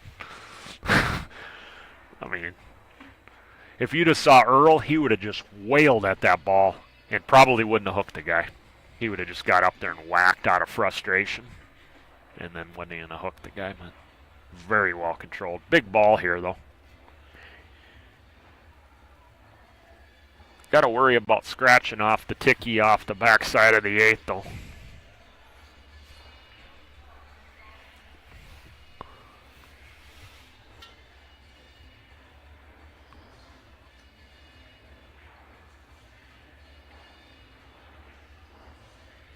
Yeah, or scratching the corner. Wow. Well, this was on Corey's break, so it's not too devastating for, I mean, it could be worse for Rick if it was on his break, so.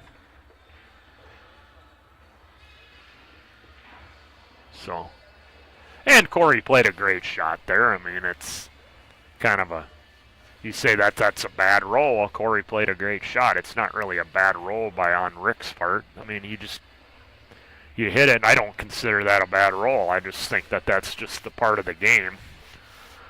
And the result of Corey playing a good save, good kick and stick.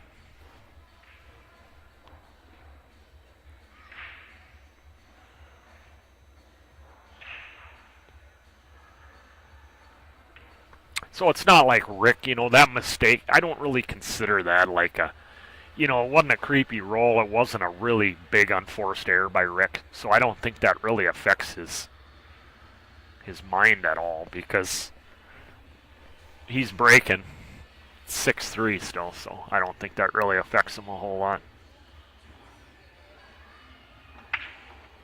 Uh-oh.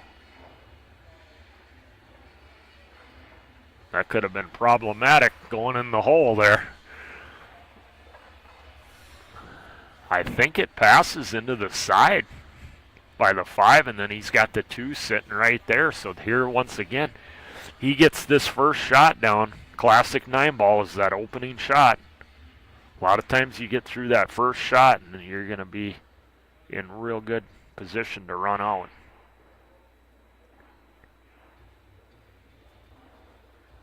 Looks like he has to do a slight stun run through here. I don't know if he'll want to stop it and take the cut. He could just stop it too and take the cut, but he could do a stun run through. Yeah, he kind of stunned over. Wasn't really a stun run through. He did have a little bit of an angle there.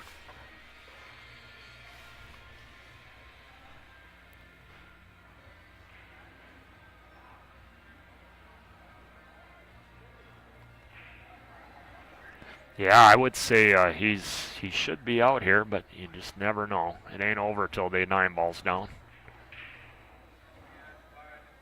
But he's in prime position here. Yeah, you don't play for the combo here. You play to run out here. You don't want to be monkeying around with no combo.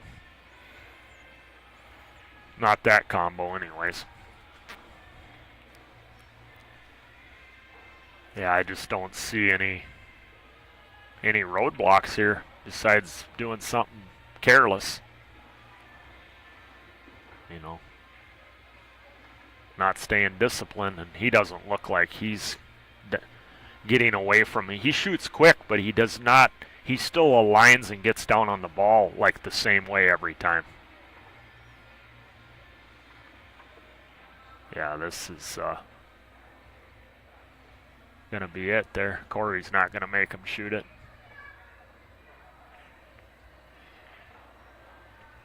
That's a great set of 9-ball there from Rick Glenn.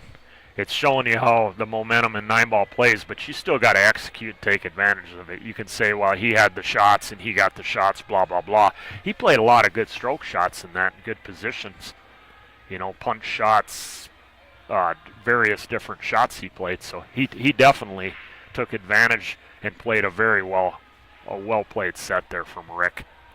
I mean, that was very, very well played.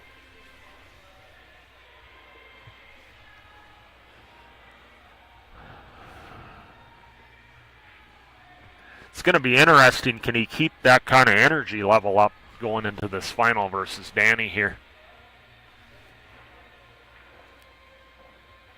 Because, I mean, I've had experiences in the past where you get in dead stroke and then you're playing real confident and really fast, and then you go into the next set and all of a sudden things change.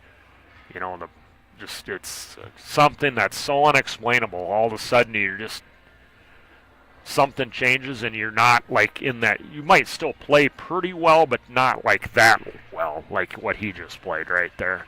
And then a lot of it can be dictated, especially in 9-ball, are you the one getting the shots? You know, getting that first opener.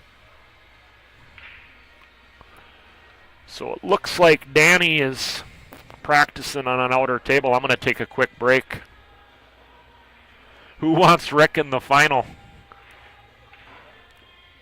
for the double dip? What kind of odds are you giving there, Tanner?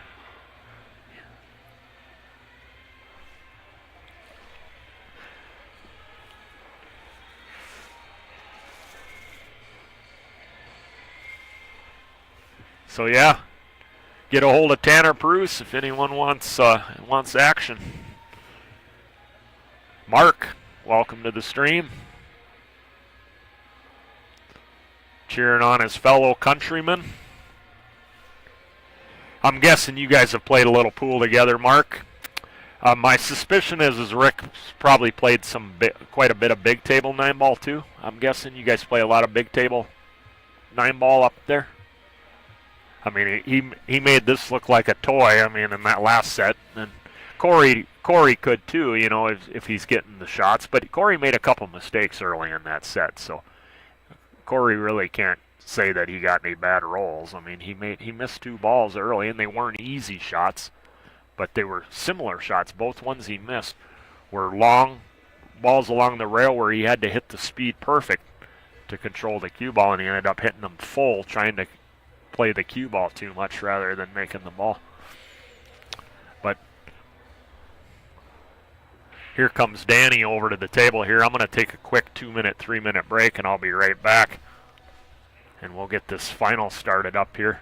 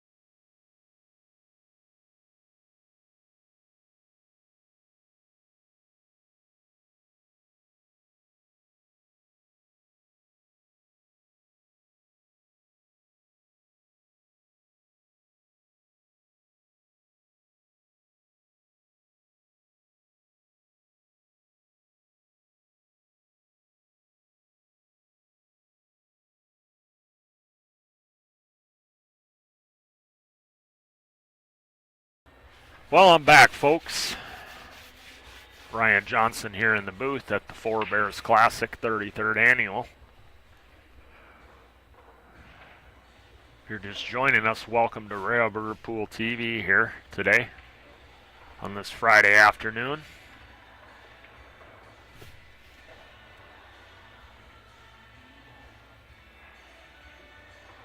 We're going to get set. We got Mr. Danny Olsen from South Dakota warming up here. He's got the hot seat, the driver's seat. This is 9-ball. This is back to the winner's side, so we're going to be going back to a race to 9 now. And Rick Glenn out of Manitoba, or Alberta, excuse me, not Manitoba, Alberta, will be his opponent. We just witnessed him. If you were just just watching in the last set, he beat Corey Duel 7-3. I don't know if he made one mistake in the match. I think his AccuStats would have been 1,000 if I can recall. I don't remember him making an error. Danny's just practicing here. He wants to make sure he's got that one ball. Remember how he adjusted when he had played Corey in the hot seat earlier. Early on he was making the one in the side too much. And later on he was able to adjust and get that one to go long. So you can see he was trying to just make sure he's dialed in on that break.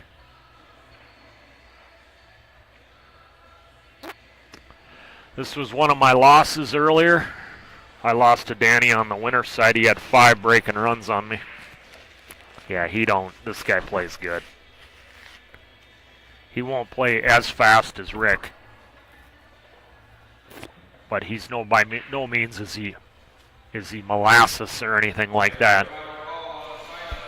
As slow as molasses, but I mean he's kind of in between, and he don't make very many. He doesn't make many unforced errors, this guy, and that's why he's got the driver's seat.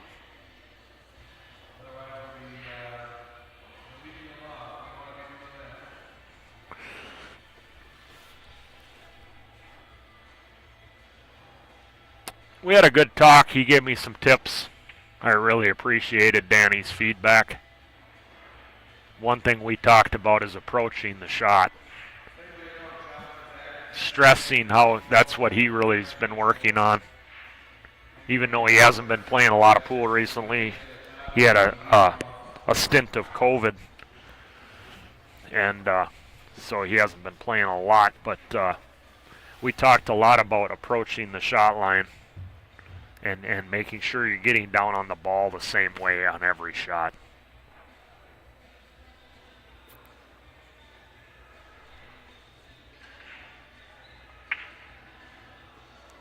Yeah, his practice breaks here. He's got that 1, but now the problem is the 4. That ball kind of has been hanging around, that ball behind the 9. That ball is hanging in there. It's not moving anywhere. So he's going to have a lot of control, which he definitely does. But the patterns are going to be, he's going to have to navigate quite a bit when he gets.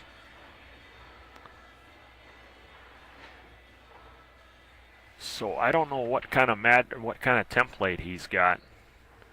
We're sponsored, the Co Brothers sponsored the templates for the stream here. You see their logo there right below the forebears. That's the Co Brothers, Ko Pin Yi and Ko Pin Chung, and I forget Ko Pin Han or Ko Pin Han, I think is the third brother. Maybe someone on the stream can let me know. But there's a third Co Brother from Taiwan. But yeah, that's their signature logo there, and they sponsored the racks, gave the racks for the tournament. So.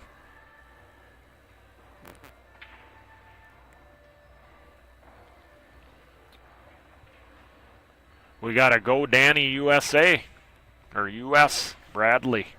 Buffalo City Tournament Association, Bradley Grimson.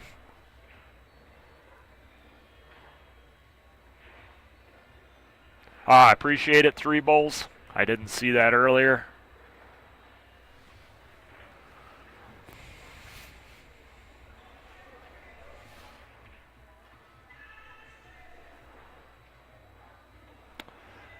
Again, if you're just joining us, we got Danny Olsen warming up here.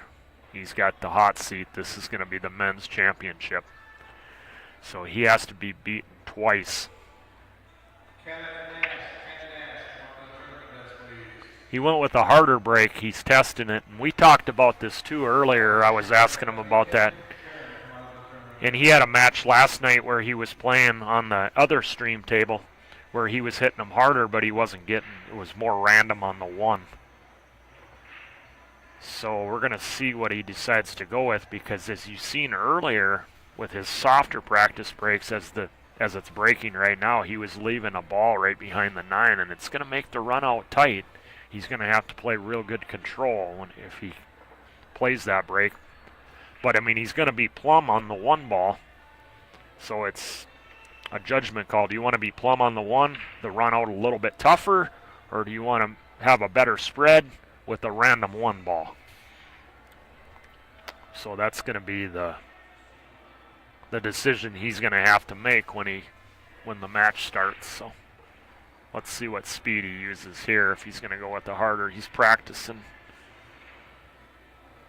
a little bit harder breaks now.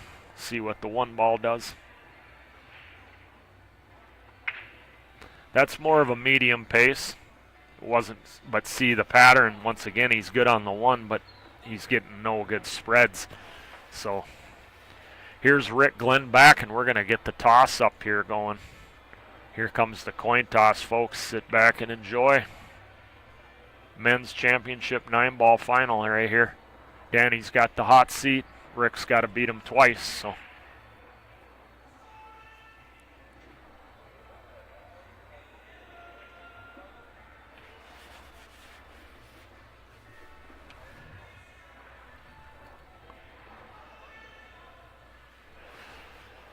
Looks like Danny's won the toss, so he'll break in rack 1.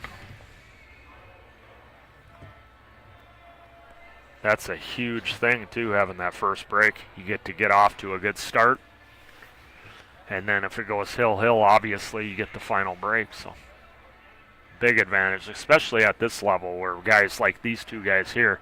I mean, Rick played a flawless set to 7. I mean, obviously he's capable of playing perfect or near perfect, and Danny's capable of running every breakout if he's getting on the 1, getting on the low ball. Here we go. Enjoy. Looks like he's going to try that break that he just tried. Or no, he's actually rearing up to hit it harder, I think. I think he's going to hit it harder. Oh, medium.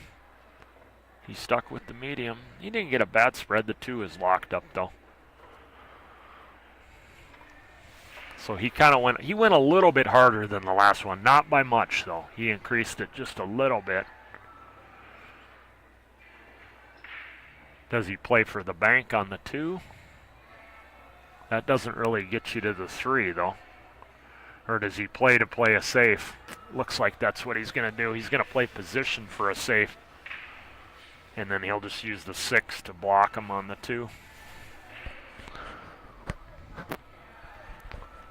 He's prime on the 1 to get really good on the 2, so he wants to get as close as he can get to that 2 to make it really... He came over too much. He isn't going to be able to do that now. I don't know if he caught it a little bit full going to the pocket or if he inadvertently got a little bit of side spin on the ball. He might have caught it a little bit full going in.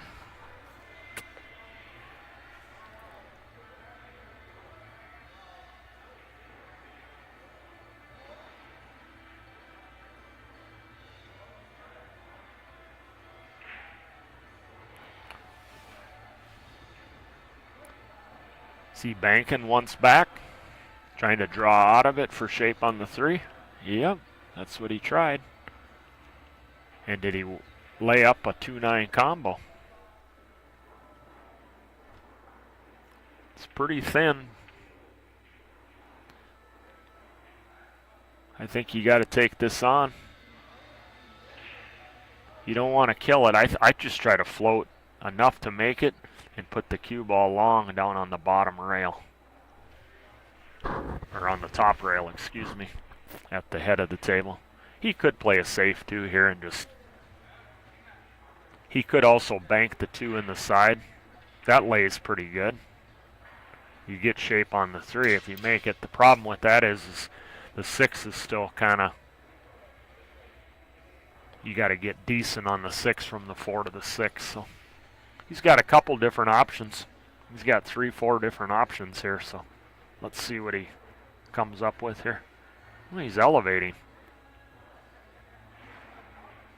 That tells me he's playing the bank if he's elevating.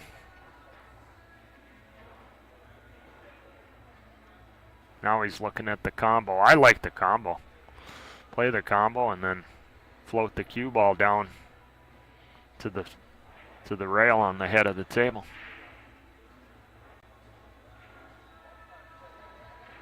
I think that angle is there. I could be wrong on the angle slightly.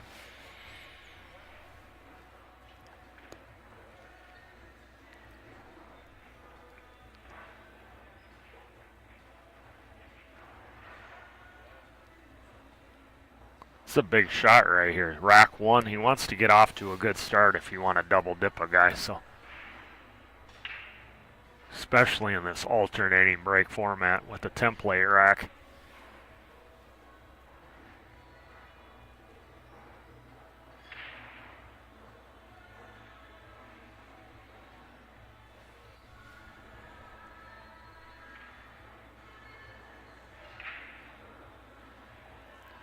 Make sure you commit to the shot. I mean, he's been looking at so many things, and I've been guilty of this over the years. You look at it so long and you look at it so much, you forget to commit to what you're doing.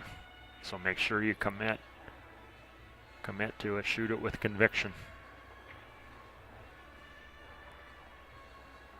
He missed it. Well, now we're going to see him play from the 4 to the 6.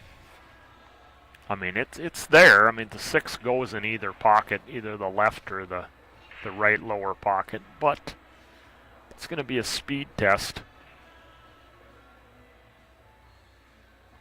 Because ideally you want to stay to where you're not running in. When you get on the 6, you don't want to be running into the 7. Ideally. You want to have it be straight or the angle going towards the short rail on the bottom rail down here.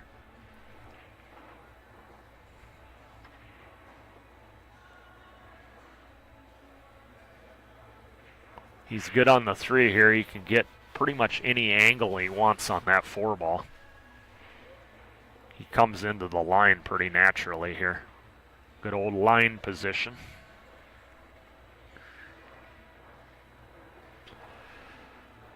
Doesn't have much angle here. I think he can draw to the left of the 9 slightly. I think he can do that.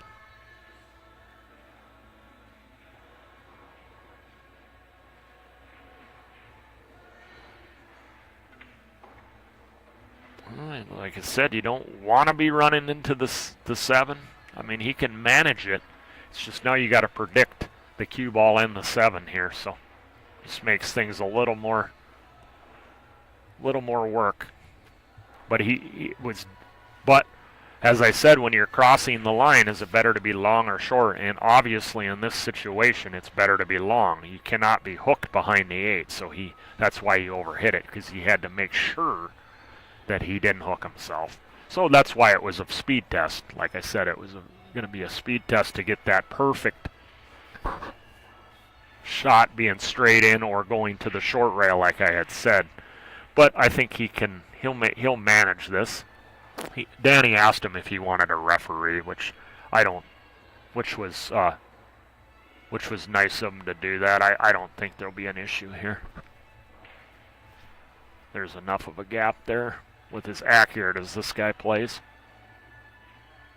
Very well played.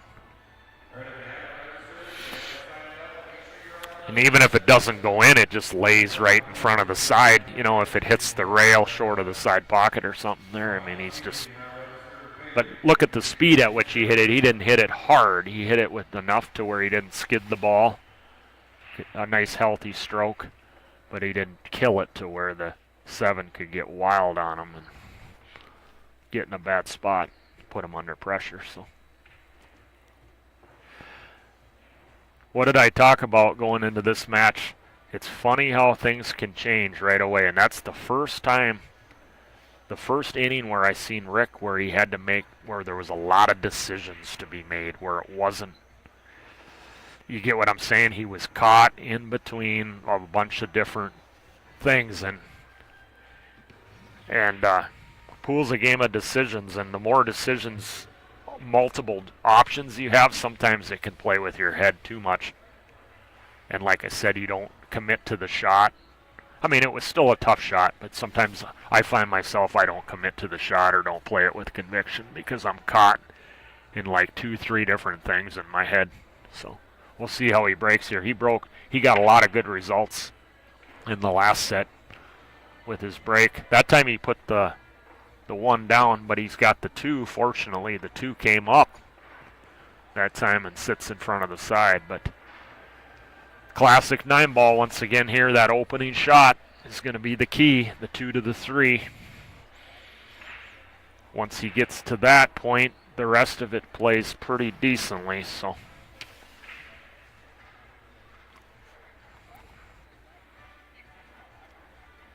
I believe he avoids the 7 here. Yeah, he's leveling out, so he believes with a level that he's shooting a level, he believes he beats the 7. Well, he rubbed it a little bit, but it didn't kill him. If he didn't feel like he could avoid the 7, then you would have saw him elevate slightly there.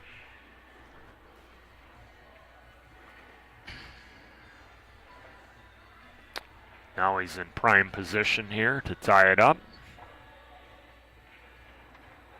Middle of the table.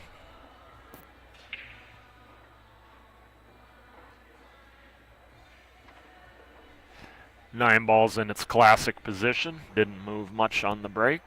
So stay above the 9 ball when you get to that. You don't want to be below the 9 ball. Back cutting it in that. That's where I lost on the hill last night to Marty. I got on the low side of the 9. And I tried to stay above it. It's just that, you know, rail got hot on me. You know, you get boingy rails, and it startled me a little bit that the cue ball took off that much, but it happens. But yeah, he's in that classic spot, 2 rails out. 1-1. So he's looking good there. Good bounce back.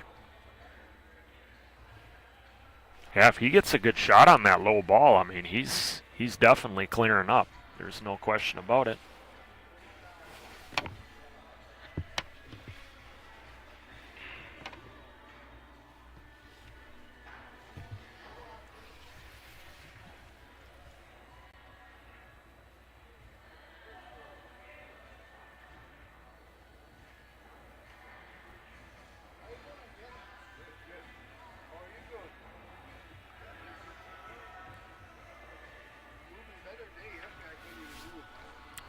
See what the 2 ball does here. The 1 and the 2, those are the 2 balls that are just so critical. So it's coming up table.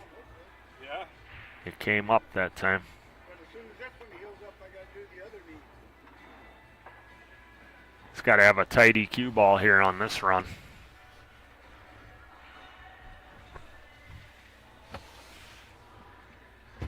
This will be a speed test also here on this 2 ball. I don't know if he can float that in or not and just have the cut in the side, or if he's got to come down to the short rail and back out. That makes a huge difference on this shot.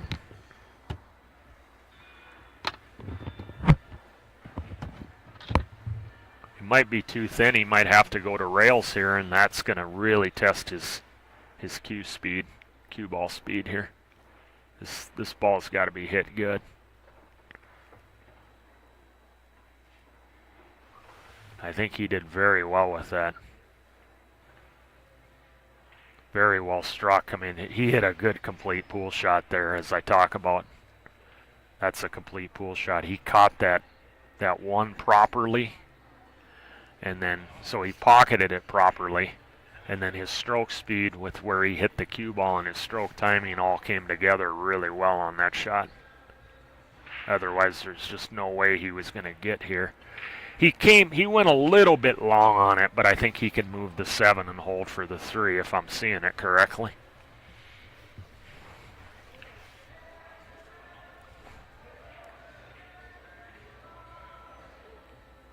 Just like that. Now he can use the 6 to hold for the 5.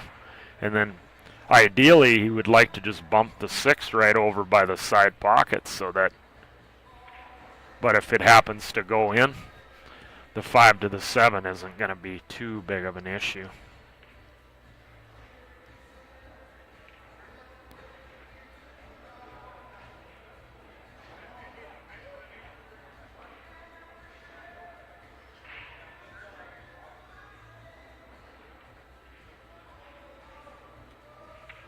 Oh, he could avoid it altogether.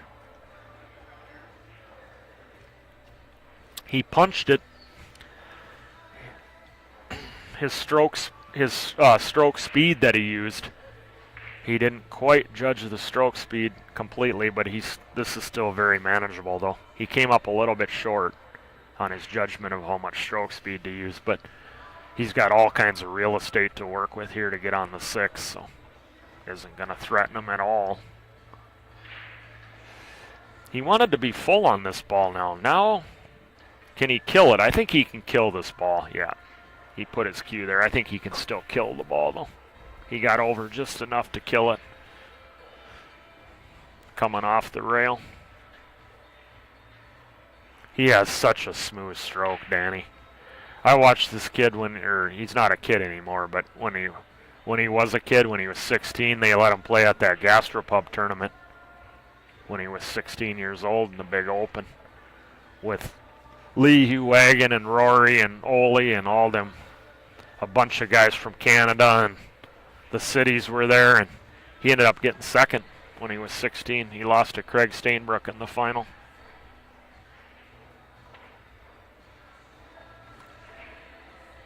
I mean, he's got to be pushing 32. I mean, you're talking that was back 2009. It was the fall shootout, November of '09. So that was 16 years ago. Almost 16 years ago, not quite 16 years ago. So yeah, he's got to be 31, 32 years old.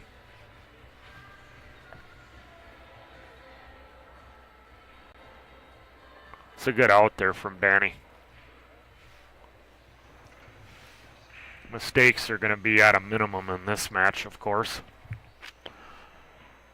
So it's going to be a lot of it's going to be determined on, I think it's, and this is pretty obvious, but I think the outcome of the break is going to be the biggest factor. Let's see what the 2-ball and the 1-ball do here. 2-ball got trapped that time, so you don't want the 1 to go down, even though he would have had a shot on the 2 that time. He's plumb on the 1, wow. He's breaking well today, and the results are, he's getting good results on top of it. Hasn't really got any creepy things recently happen on his breaks yet, so.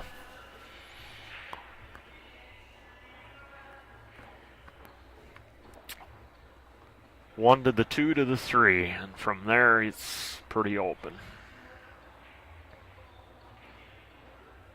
I like that he chose to get extra angle. Now he can come out through the gap of the 5 and the 9.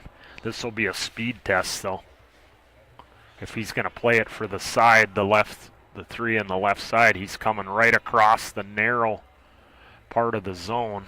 Plus he's crossing the line, obviously. He's going to play for the corner yet. See, he got in on the 5 there. That's his first unforced error I've seen in the last 2 sets. So we'll see how that affects him moving forward now. That was a very tough shot because the 5 was a big ball, but yet if you avoid the 5 loading it up with spin to come through that gap, like I said, you're crossing the line right at the narrowest part of the zone for that 3 on the side on the left. So he tried to play it for the corner because it was, but then the 5 was bigger.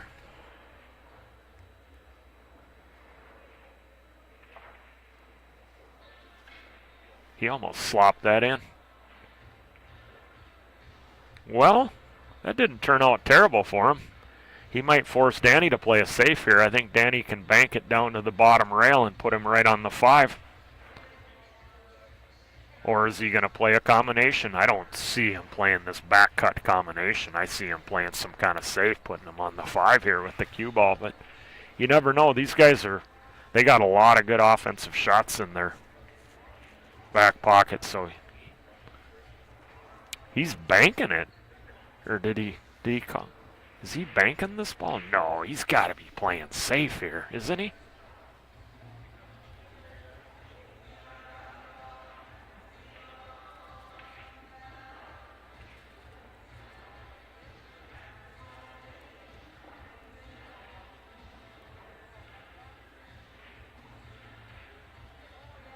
Okay, he just went across. So it laid like that.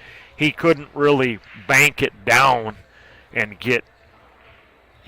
Felt like he was risking exposing the cue ball, so he played it smart and just made sure he got him hooked, even though he left an escape.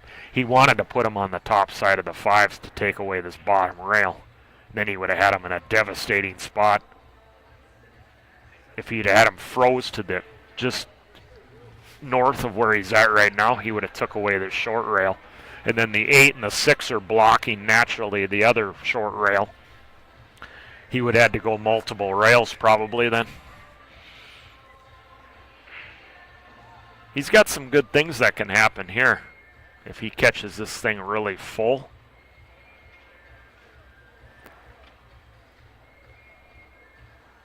He could get a backdoor safe here on this. He could get a kick and stick, and if he can get it by the 6 or something, he could maybe use the 6 and 8 as blockers.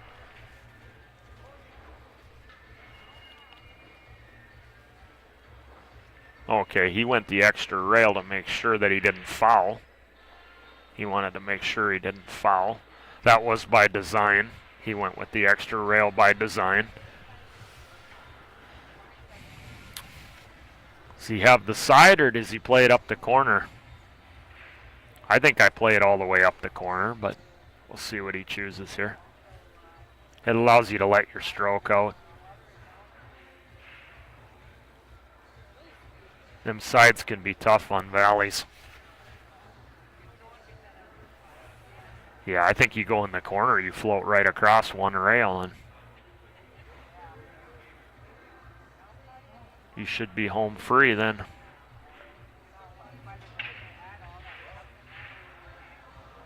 Nicely struck. He's a little straight here, but once again, he's got plenty of real estate to work with. Plus, he's got definitely, we know he has the stroke to make a path here that's not natural. So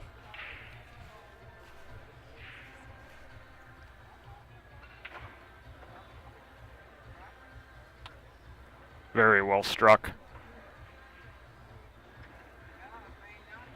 Stroke speed was almost perfect on that one. And he caught the pocket nice and clean, how he was intending to catch it.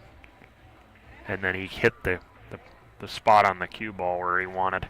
So all those facets came together into one. Otherwise it wouldn't have ended up right there.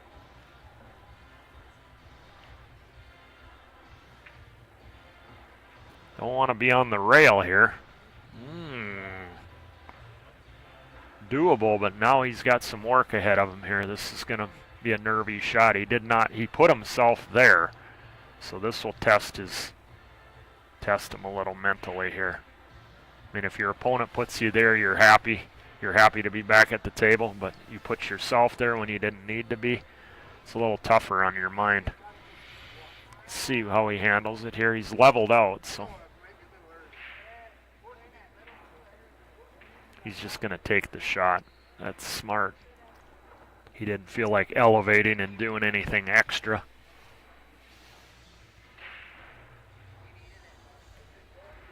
It's a big shot right here. It's going to be 3-1 or 2-2.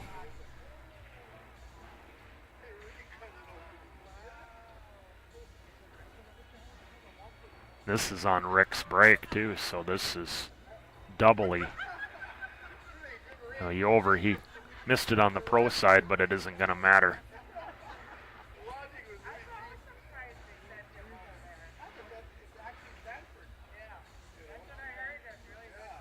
That's a big game there. And all because he got on the rail on that 8-ball. And he didn't feel like elevating to do anything extra to try to get closer. Accepted the shot, and he just overcut it. On a 9-foot table, he probably gets away with that overcut a little bit more, but on a bar box, it's so much tougher to miss them on the pro side than you would on a 9-footer. You got such a bigger area on a bigger table, so you can get away with some of those shots a little more on a bigger table.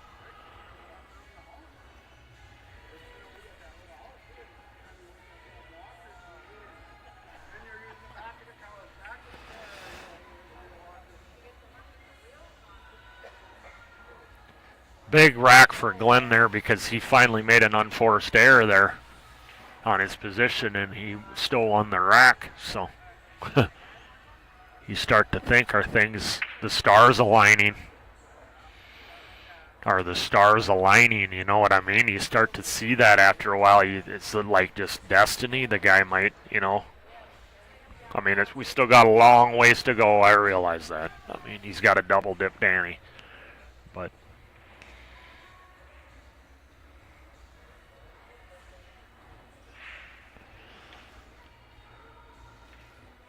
one hit the point, so it didn't go. The one didn't go where he wanted it. Looks like he'll play the combo here, I think. It lays a couple different ways to make the combo. You can hit it directly, or you can go hit it into the rail and make it that way. But you could chip the 1 down to the short rail and try to go in behind the 7, but on a bar box, that's such a gamble. On a bigger table, that might, where the 3 is at, you might consider that on a big table.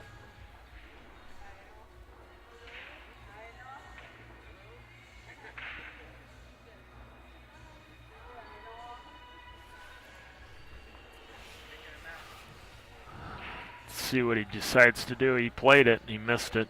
Kind of a, I wouldn't really call it a two-way shot because he really wouldn't have had nothing for the one. Kind of a shot to nowhere. It's close whether he's got it here. I don't know. I don't think he can see any part of it. He can kick in behind it, but you got to watch the scratch in the corner.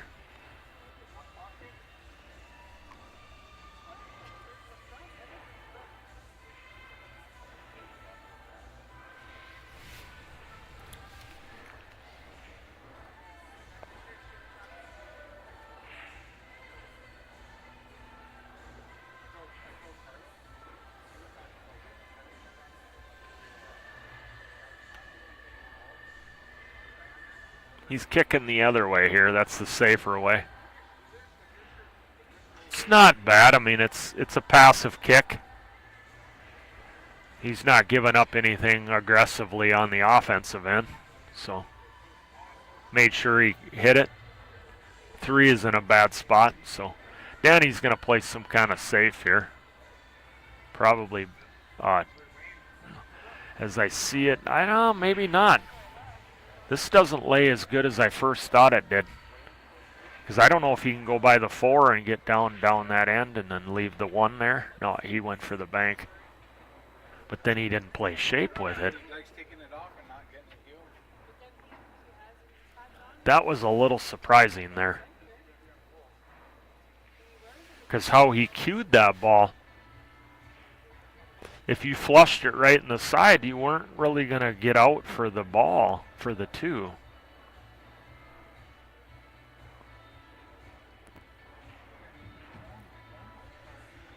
Some good things can happen here with this kick on the 2. He can make the 2 directly off the ticky, or the ticky off the 8, or he can combo the 8 in. So.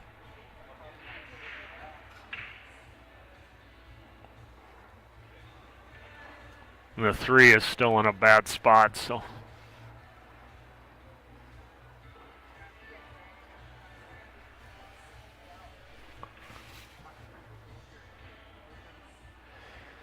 He doesn't have any real kick safeties here. I mean, he's not really likely to get a backdoor safe, so he's got to pretty much try to make the 2 or the 8. He really can't. Yeah, so you're just not going to get a backdoor safe. I mean, they're just... Yeah, I think he tried to make it. He just missed his spot. He was trying to do it with pocket speed. Try the ticky with pocket speed or the combo with pocket speed, and he just missed his mark. He laid up that 3-4 combo. I mean, not that that's easy, but it's better than where the 3 was at before.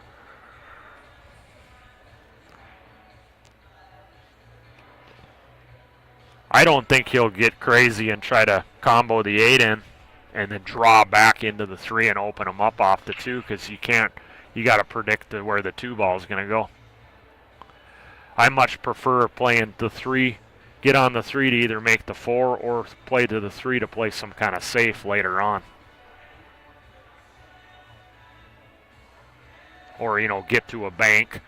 You could get to the bank to the side. You could get a position maybe where you can defend yourself on the 3, or you just play for the straight up combo.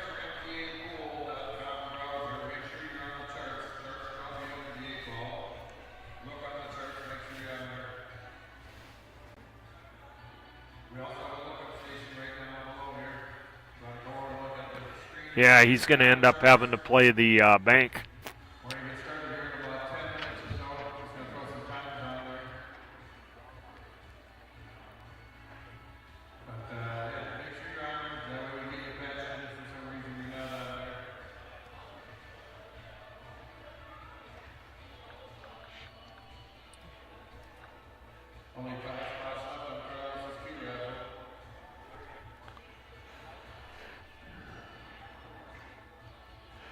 I think he can go down in behind the 9. He's looking at that. Just feathering it, trying not to move the 3 a whole lot here. And trying to use the 9 as a blocker. But the main thing is if you leave the 3 right around there and not move it a whole lot, you're not giving up anything great on the 3. And then the bonus will be getting him behind the 9. But he's got to catch it paper thin, though. It has to be paper thin if you play that. He is relatively close to it.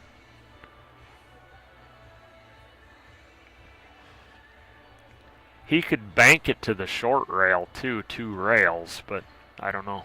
Yeah, he's just gonna play the passive safe. He just wanted to get through the inning and say, you deal with it. I don't want to do nothing to give away the offensive shot, so they're looking to see if it's froze.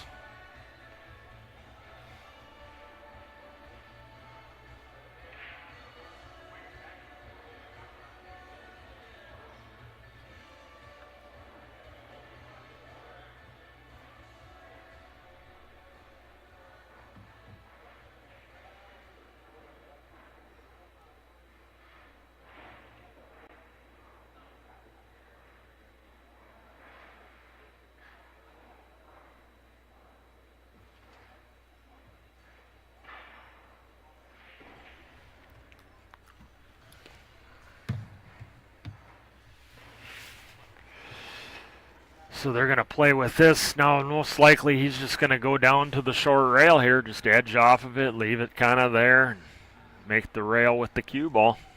I mean, not a lot else you're going to do here. Not if you want to win the tournament. Unless somebody sees something I don't see. Is he going to try to come all the way around and hook him by hitting it thin too? And try to get back all the way down so that the guy, yeah, that's what he tried to do, and he's going to hit the 7 and come up short. The idea was right if he'd had a better line. Danny's got to play a really good positional shot. I don't know if the caram's available on the side with the 4 off the, he's looking to see if the 4 passes all the way by the 6 also in the corner. I think the 6 is too far out to get the carom on the 4 in the side.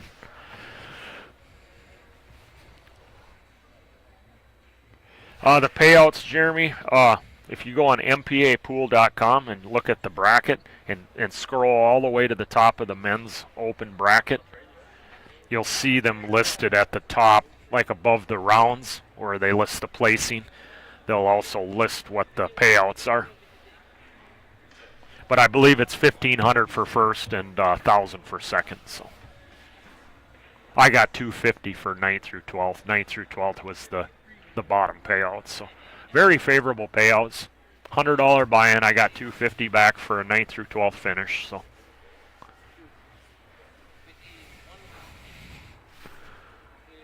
yeah, he's got decisions. Pool's a game of decisions, and here it's not clear cut now. He's got a big decision to make here, how he wants to go about this. And then execution, commit to the shot with conviction, you know. So he decided to come out for the bank. I like that. And he came out nice. It lays good for the bank to the side now, and he's got automatic shape on the 6. So he puts down the 6 or the 4, and he should be in the clear for the rack. He missed it. Is he going to get a backdoor safe? He got a backdoor safe. Got the jump shot, though. He backdoor safetied him. He missed the bank quite a bit there, and that's why the cue ball got out of position on the 6, because he missed the bank by quite a bit.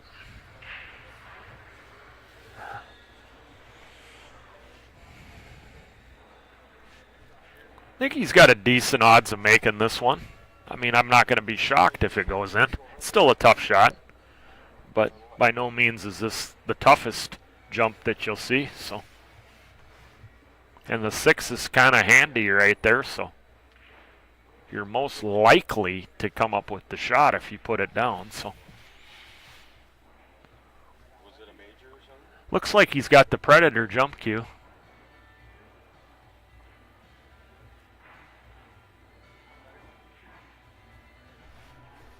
The air rush, I think. No. Did he get a backdoor safe? He didn't. No backdoor safe that time.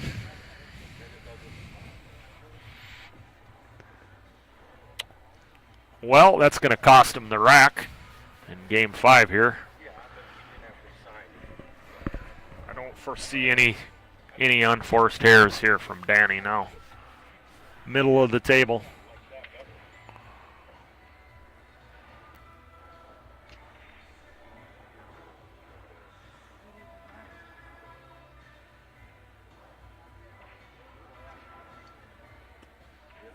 Make sure you stay above the 9 ball. I've been stressing that.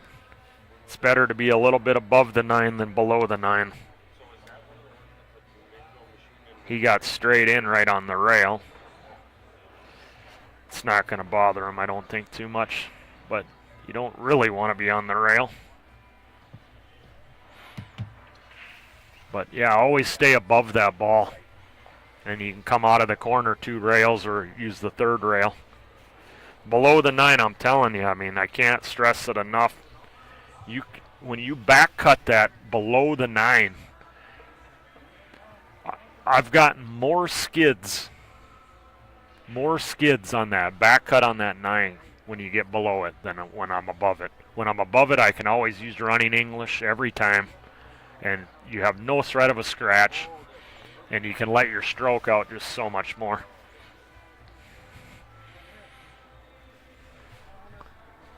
Three to 2.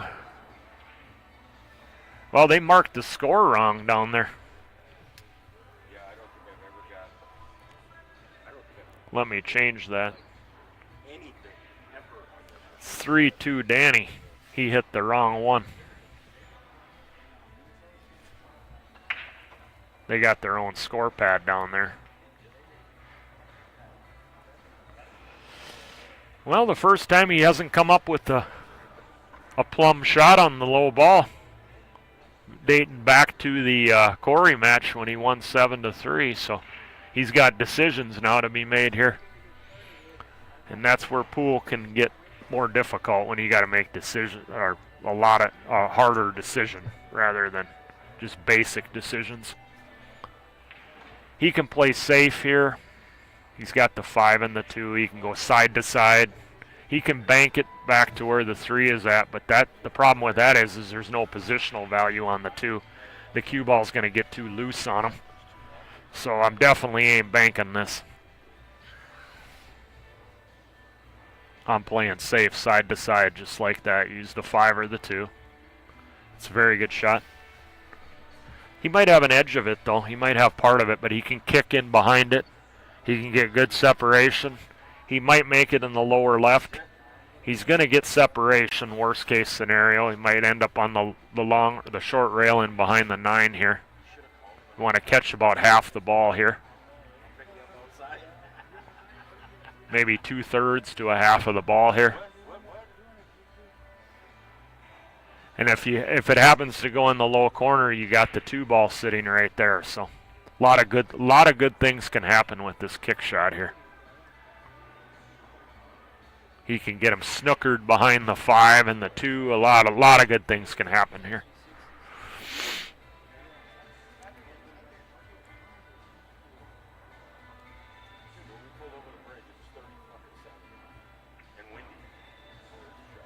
Look at that shot. Very good. Very well controlled. He's going to be pulling a jump cue out, I suspect, here. He's got a pretty good landing area for the jump. So the position's going to be the tricky part. But that 3 ball is coming out of there. That 3 ball is a big ball for the escaping back up for the 2. So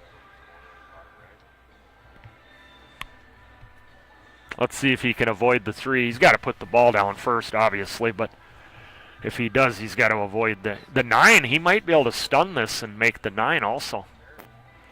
Stun draw. He might knock the 9 in also, too.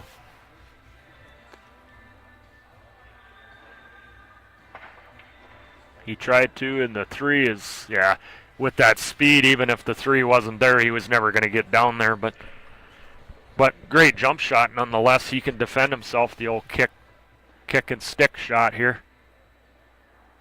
can send it in behind the 9 down there and use the 5 and the 8 as the blockers. So.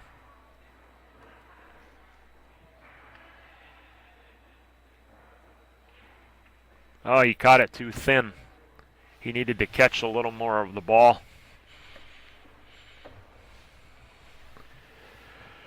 Well, Danny's going to have to come around like 3 rails here, back out to the center of the table. Let's see if he can avoid the 3 ball off that 3rd rail.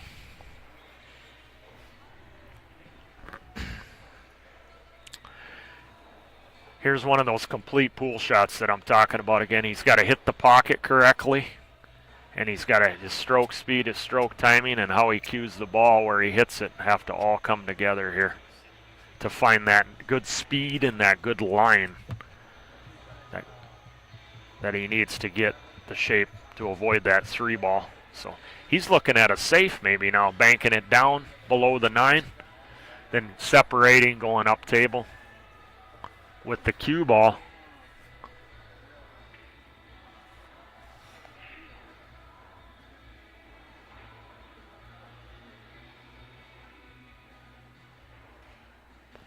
Well, he's not elevating, so I don't think he's doing that. I don't know. He might be able to go level cue and still do it if he punches it level.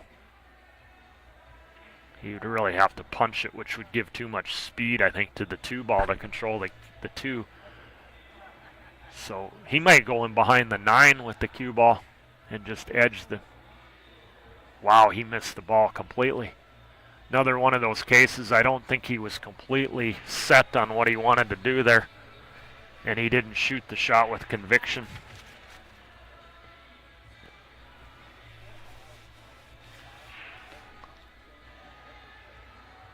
That was really surprised that he fanned that ball. He was really close enough to that ball. That was really odd.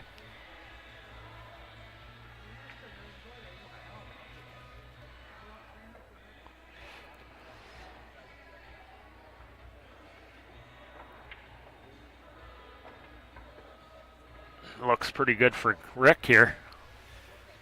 And this is big for Rick. I mean, he's, you know, that kick and stick, he didn't execute that very well, but it looks like he might be going to get away with it. And so he's playing good now, and when he has made maybe a little bit of an unforced error or maybe not hit one quite as good as he wanted to, he's able to still win the racks. So it's, like I said, it's early yet, but are the stars aligning for Rick Glenn?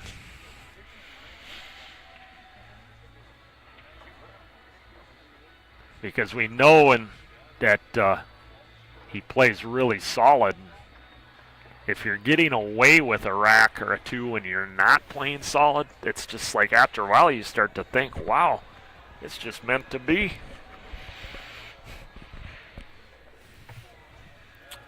Three to 3. Rack number 7, Danny to break. Welcome to the stream if you're just joining us. Yes, there sure is an 8 ball. It's going to start any moment now. You go to mpapool.com and you can check out the different flights in the men's open and then the ladies open 8 ball.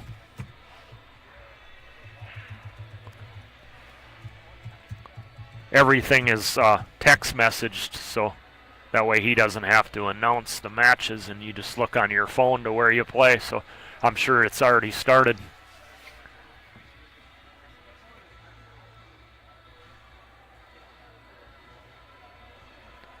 But they haven't went over the rules yet, so usually they do a rules and introduction to the tournament and the rules and that, and welcoming everybody to the event and all that, so maybe they haven't started yet. Once again,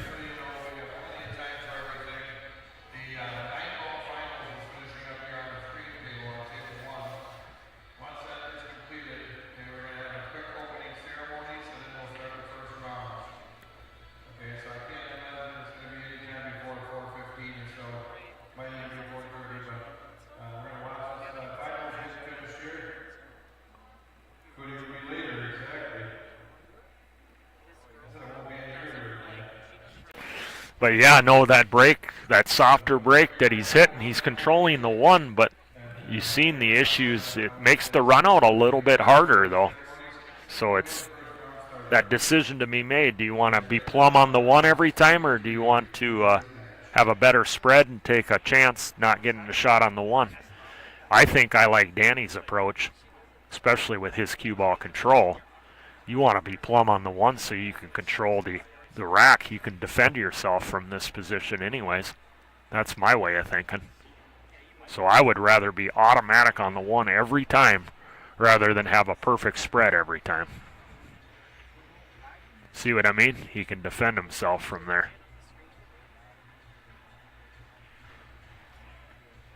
You're welcome there.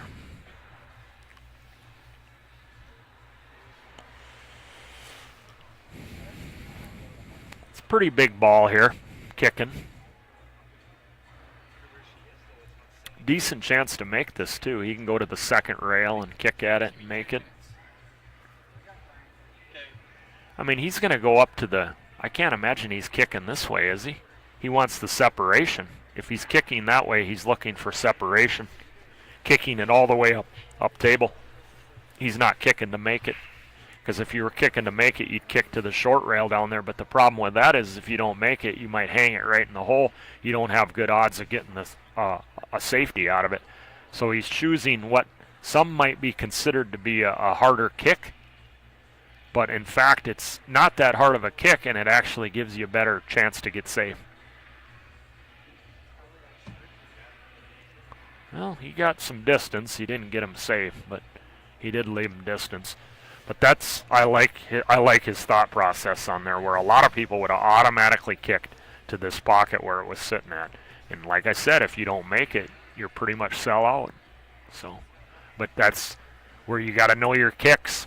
You got to feel comfortable kicking two rails, how he kicked, and know that you're going to hit it every time. And then it becomes not that hard of a kick. Things could have turned out a little bit better. He didn't quite catch it how he wanted to, and otherwise it would have sent it right into the middle of the short rail up there. What's the cue ball doing here? He can defend himself though. Here he's got what I call the 4-9 combo in the lower left, and then he can use the blockers to hook him on the 4 if he doesn't make the 9. I think. Maybe the 4 passes the 9, maybe it's straight in and he can just run out. If he can run out, he runs out. If it's not there, yeah, he's playing it like it goes by the 9. Yeah, it went by the 9 all day long.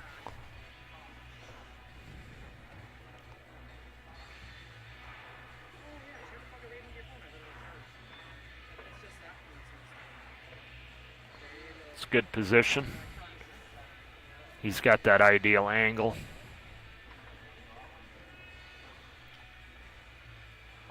We'll check out his speed here. Can he get almost perfect on the 7? Or is he going to have to go to a rail from the 7 to the 8? Okay, he played it for the corner. And he got, I think he's good. I think he can draw out of it. Can he bump the 8 towards the side maybe?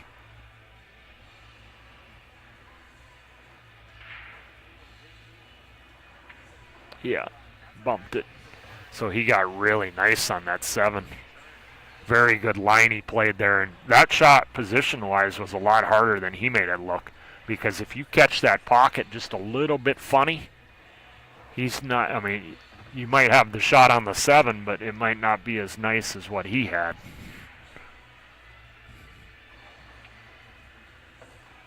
There's the old stain above the 9.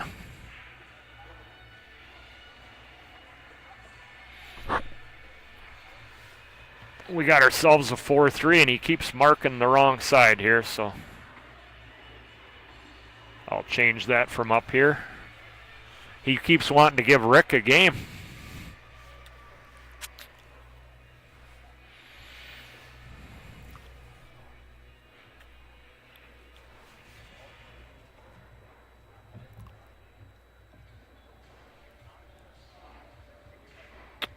Welcome to the stream if you're just joining us. Ryan Johnson here in the booth. This is the championship match of the men's 9-ball open. 33rd annual Four Bears Classic. We got Rick Glenn out of Alberta breaking here in rack number 8. It's been playing really solid today. What's that cue ball doing? He's fine.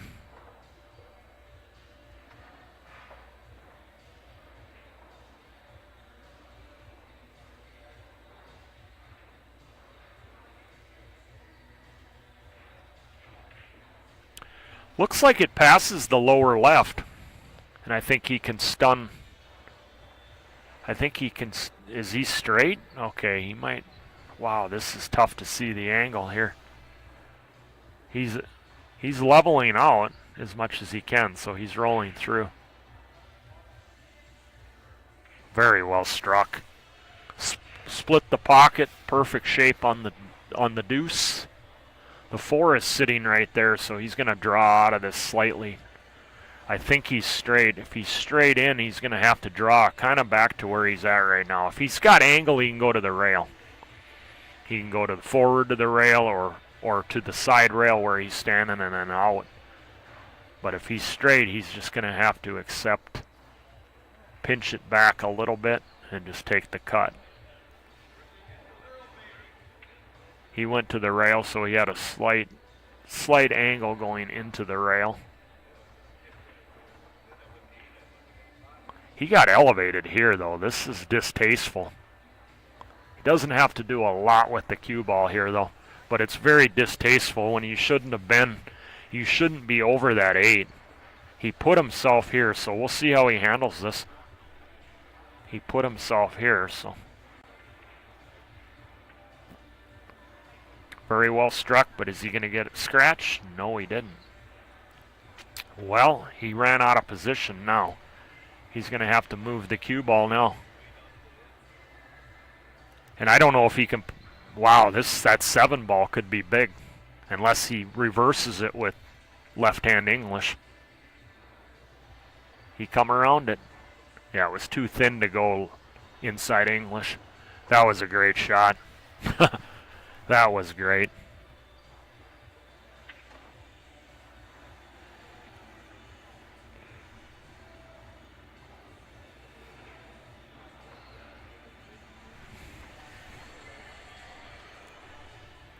Great shot.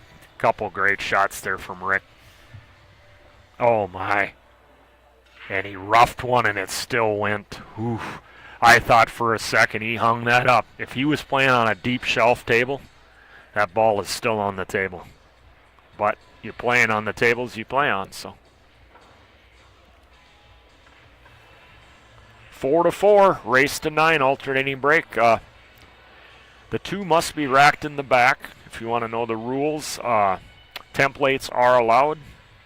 3 consecutive fouls is a loss of game. The 9-ball does not count in the 2 lower pockets at the foot of the table. And there's no pattern racking.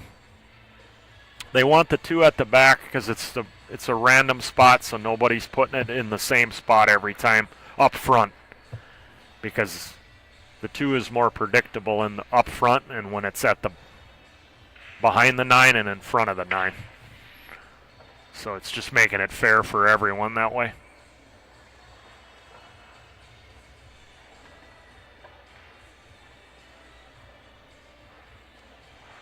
Well, the 1, unusual for a rack of 9-ball. The 1 ends up at the foot rail. He's going to have to defend himself here. He's got a big wall of balls there, so let's see what kind of safe he comes up with here. I like just side to side using the 9, but he might go all the way around, but he went really, really thin, which was another good one.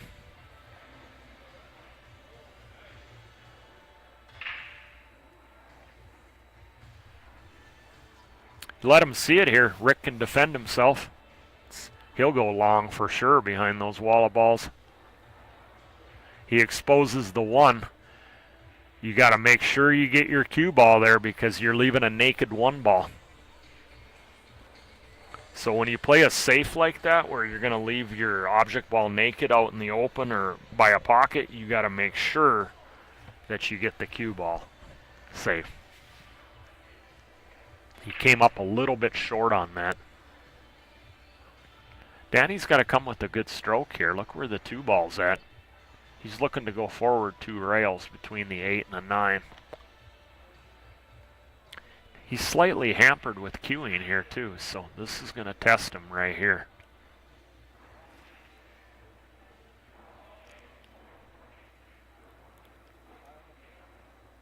Will he choose to play safe? I don't think so. Now he's going to elevate and try to draw out of it. Oof. He's looking at his options here. He's got to make sure to commit to the shot though. Commit to it, shoot it with conviction.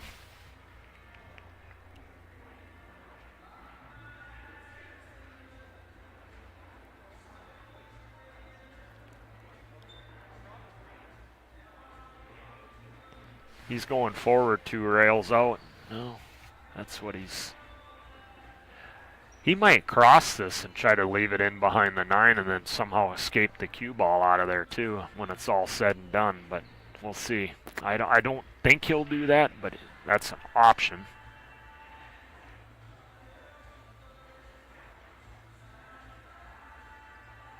He tried to kick. He got the rail. He didn't give up anything cherry as far as offensive aggression. That's high percentage. But he can defend himself again here. He's got a nice little wall of balls there with that 5 and that 8 ball.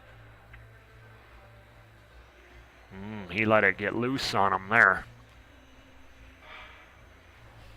I think it passes the 6 ball, but what's that 2 ball doing?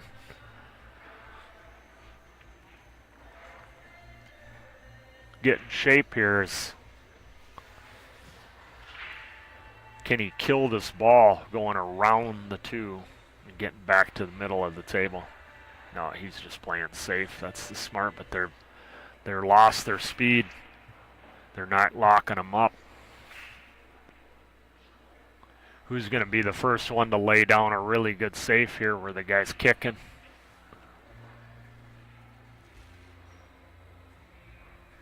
Can't tell if he can use the 7 to block him here or the 5 and the 5 and the 8, or if he's going to come backwards or bank the 1 up by the 7 and use the 3 in them as blockers over that way with the cue ball. It's hard to say here. Not sure what he was trying there.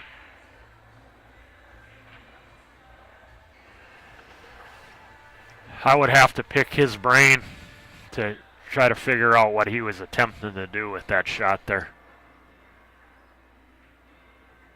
Was he trying to bank it across the corner, the side? I mean, with that speed, that's the only thing that makes any sense to me, I guess. But he must have been going for the bank cold-blooded, which it didn't look like it laid really good. So I wouldn't have went for that one, I don't think there, but I thought he had a couple options of some decent safes there, but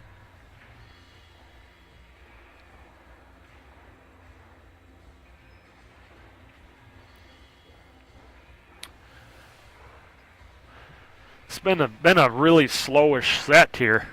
Been a lot of decisions. They've been put to a lot of decisions in this match where there's options and it's not just straightforward all the time, which kind of makes it entertaining, you know, a little bit too. You get to see more shot repertoire and maybe more advanced shots rather than just tic-tac-toe pool every rack.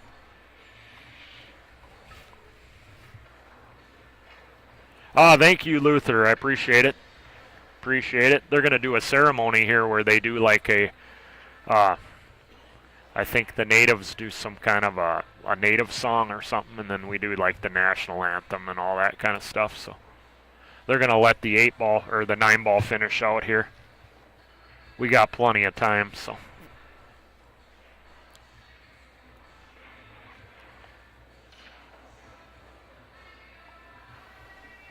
Good shot, come around the angles.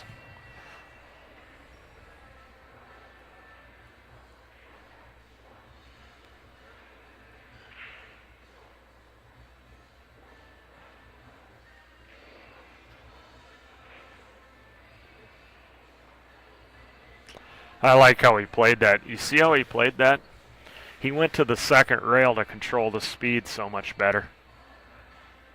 Plus, there's no chance to hit it thick and get behind the 8-ball. Because if you try to come up one rail and you hit it really thick, sometimes you'll get right behind the 8 or you'll hang the ball up. Where he was able to hit the square of the hole and then he used the center of the hole. And then he used that second rail with the inside spin to control the speed. And then you take the 8 completely out of the game. So just little attention to detail like that leads to more runouts in the long haul over months and years of playing pool.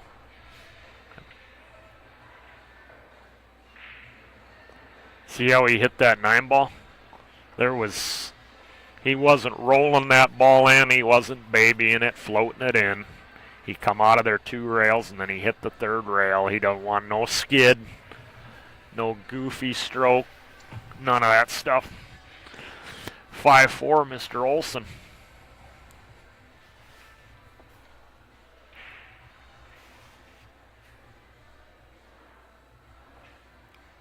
They're neck and neck though. They're just trading racks. I don't think there's been a 2-rack lead.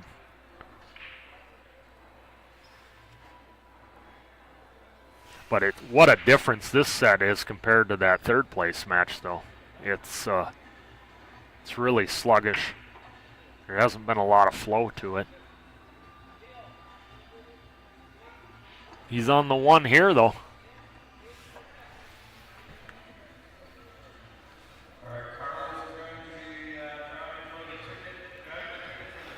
Sitting good. Sitting good on the 1 to get to the 2, to get to the 3, and then once you're good on that 3, I think it lays real good. This is a good pattern right here. The 2 to the 3 will be a little bit of a speed test. Oh my, he missed. Wow. It's the first time I've seen him miss a ball like that in 2 sets. So yeah, you see his body language now. I mean, he's slowed down. He's lost that. He looked very pumped up. He looked very energetic in the last set.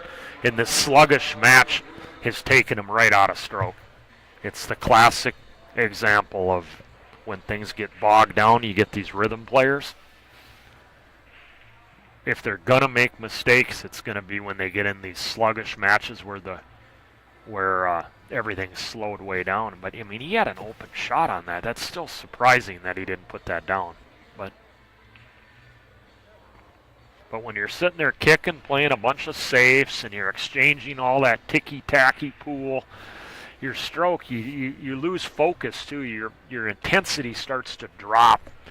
There's nothing like run-out pool to get the adrenaline going through you and get your focus. It just amplifies your focus you see it in the pros too. Like I watch a lot of professional pool. Like years ago, it was even more predominant than it even is today, where you would see a rhythm player all of a sudden get slowed down and then all of a sudden they're taken out of stroke and they just look like a completely different player. And you see that look of concern on his face now, and his eye movement, he's shaking his head. It's just he's very, very that sent a jolt through him, a negative jolt through him. It has not cleared. It hasn't cleared out yet, out of the system yet. He might have to take a break here. I mean, if I'm his coach, I'm his corner man, I'm telling him to take his break right after this rack here. You got to reset things. Because, I mean, it's going to be Danny's break. I don't think the rule states that you got to take it. It might be that you got to take it on your own inning. So he might not be able to do it on Danny's inning. Which I think would be fair. You know, allow a guy to take a timeout, but only on their inning. I think that's fair for everybody. So now Danny's got his first 2-rack lead there. That was a big unforced error. That one's going to hurt. That one's going to hurt the mental game big time. He's going to have to dig deep now. And then he's going to need opportunities, which the balls have a funky way of punishing you when you make a mistake like that. I know it has for me. It doesn't every time, but it seems like it works out that way more. I mean, Danny gets out here, and it's 7-4.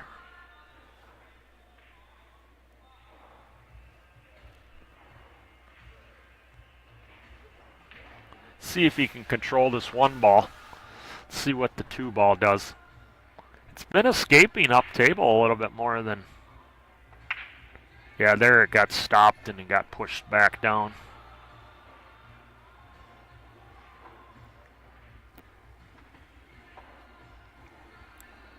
Two to the 3. Then the 3 to the 5. That's going to be his big...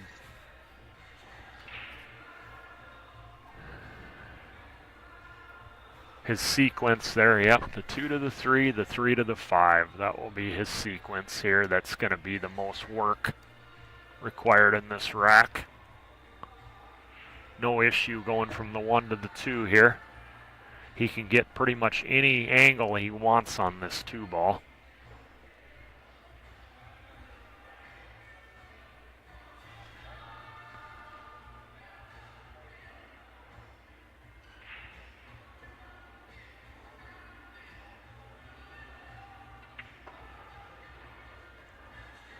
Let his stroke out there. A lot of players would have tried to kill that, but he's trying to build some stroke here and let it out a little bit, which is smart because he, like I said, the 2 to the 3, the 3 to the 5 are going to be what, as I stated earlier. You hear me say the complete pool shot. Now he's got to hit two straight times in a row here. He's got to hit complete pool shots. So he's all the facets of a complete pool shot got to come together here to hit the spots he needs to hit. He roughed it in. See that? So that he failed to get the complete pool shot there. It roughed in, so he ran out of position for the stroke speed he was hitting it. He didn't attain where he wanted. And that was a tough shot because it's so close to the pocket. It's so easy to hit it thick or a little bit thin.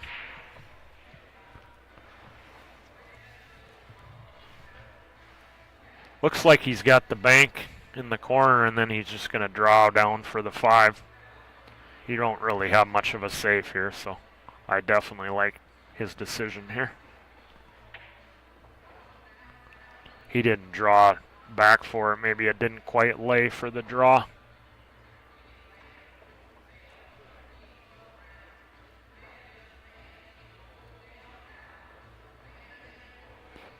He's scrambling now. See how his scrambling game is. That was a good bank on the 3. He's got to come with another big shot here. He could play safe too, but he tried to carom. He played like a two-way carom shot. The problem with that was the 5. He was trying to knock the 8 in, but what's the 5 doing? And he was hooked on the. I mean.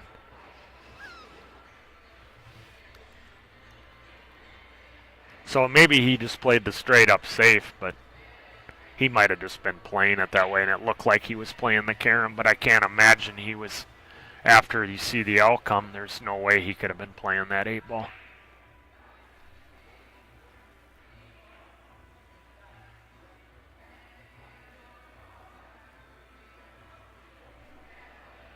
This is what I'm talking about. You get down. You get down 6-4 after that mistake, and this is the first shot you're looking at when you come back to the table, so he's getting punished. He didn't get the maximum punishment. Danny didn't run out, but this is the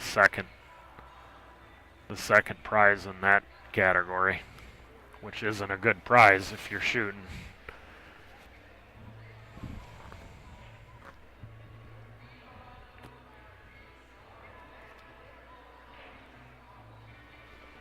He can come across. I think the 8 is pretty close to the natural path.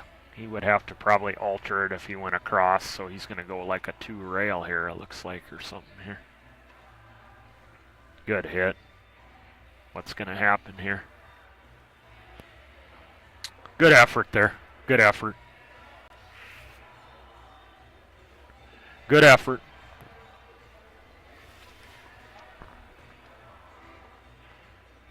Danny's got a thin one here.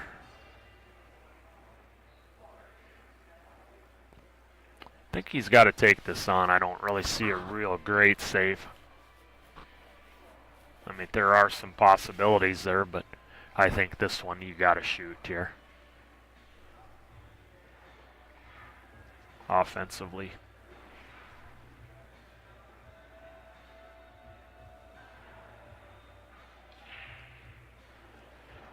Can he find the good spot on that second rail over there so that he comes off the bottom rail and comes back out for the 6? No, he's just going to run right into it. Okay. He played it with no spin at all. It took a calculated risk running into it. You could have avoided the 6 and then hit the left long rail past the side pocket, hit the bottom rail, and then come back out to center that way. But he felt like going into it, like he was most likely to come up with a good shot, and it happened to go in. This will test his speed here. It's a good speed. He used all the pocket there so that he could control the speed there. That was totally intended to catch the rail before it went in.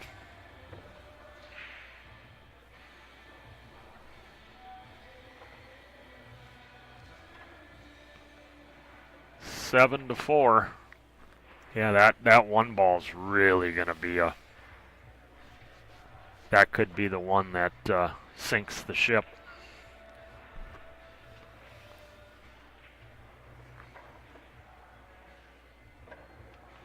He's not gonna regroup and take a break.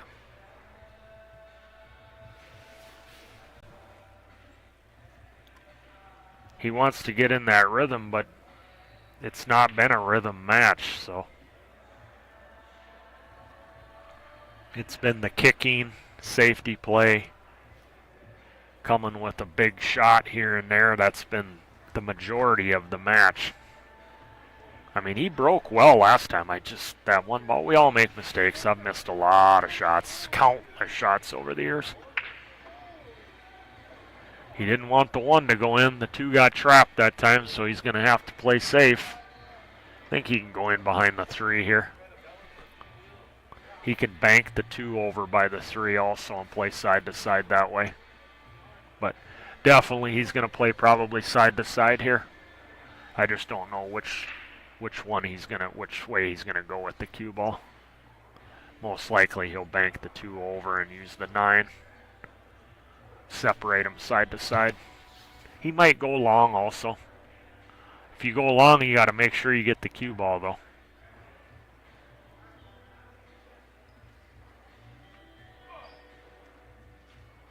Make sure you get that cue ball safe if you're going long with the cue ball.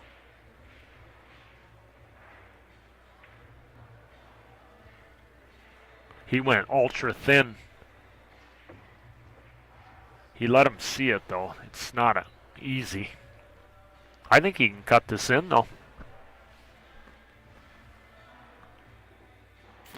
But can he control the cue ball? So if you can't get control of the cue ball and get good on the 3 or a shot on the 3, there's no point to cutting it. Is he going to just bunt it up by the 3 and then use the 9 as the blocker? No. He went around the horn somehow. He must have mishit that. Mishit the 2. He didn't catch the 2 where he was intending. Well, Rick can bank this over to the side if he wants to get offensive. Otherwise, he can use the 5, 4, or the 8 as blockers. And bank the 2 away. He feels like shooting.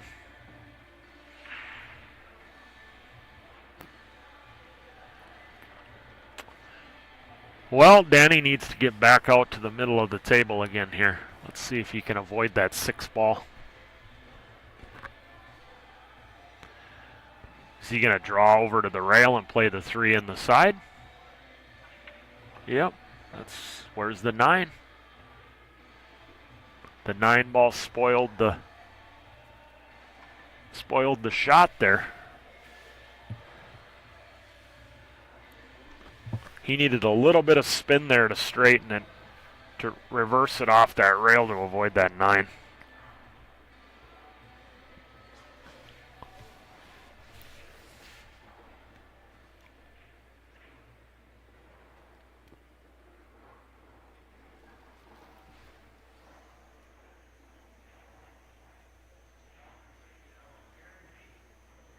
Some good things can happen here. You could make this. You could get some good separation.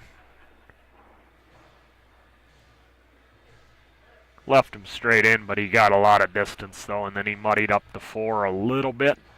So he's got to come with a big-time stroke. Now, in the last set, I would say he has no issue. In the last set, he was in dead stroke. He was in complete rhythm. Not that he won't do it here, but I think it's a little bit tougher in the circumstances that he's facing right now in the rhythm of the match, how the match has been going. So we'll see if he can hit this clean. He went forward. Nice shot. Good speed. Stroke speed. That was a complete pool shot there. He hit the pocket clean. He hit the cue ball clean, and he had the proper stroke speed there for sure. That was a good shot.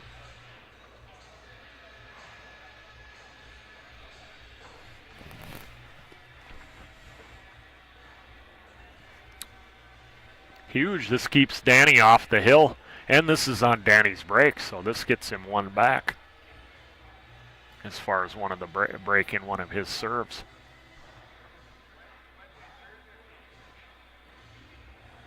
Man, I go back to that 1 ball. That is so huge right now.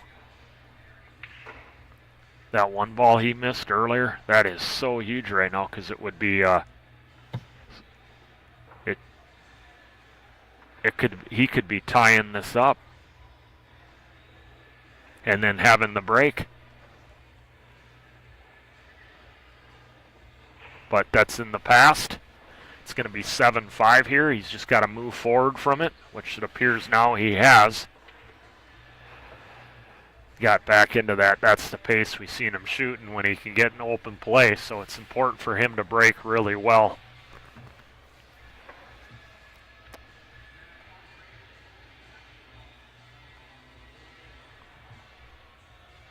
Evidently that was Rick's break. It's been a long day. So. Wow, yeah, it's been a long day. Possible 17 racks. This is rack 13. So Danny's got 3 breaks to win 2 games. So all he's got to do is break and run 2 out of 3 racks, and he'll take the trophy home.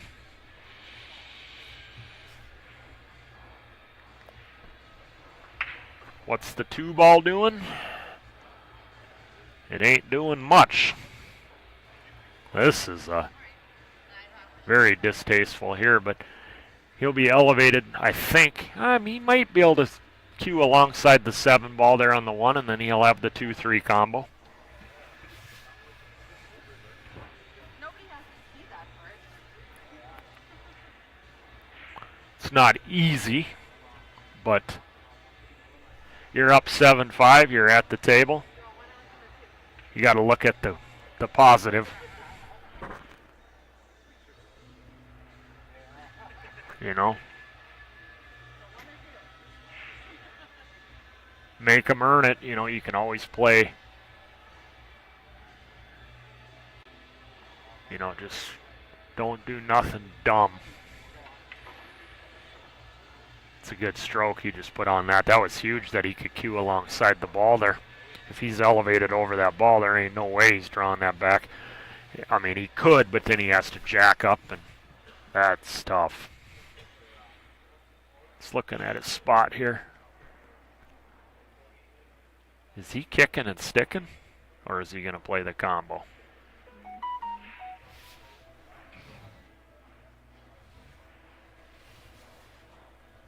Is he kicking and sticking, or is he playing the combo?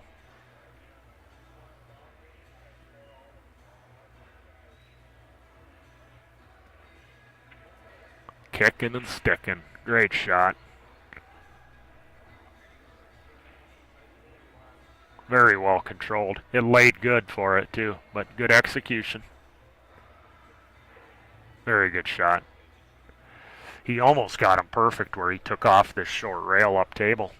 But I think he's got the short rail on the head of the table available. And I think it's pretty, I don't think he has to manipulate the line. I think he can hit the natural spot on the rail. But once again, your stroke speed and your tip placement on that cue ball has to be right in order to make that spot on the rail, the geometry work out right. And then you also got to gauge the humidity and the temperature in the room for how the rails are playing.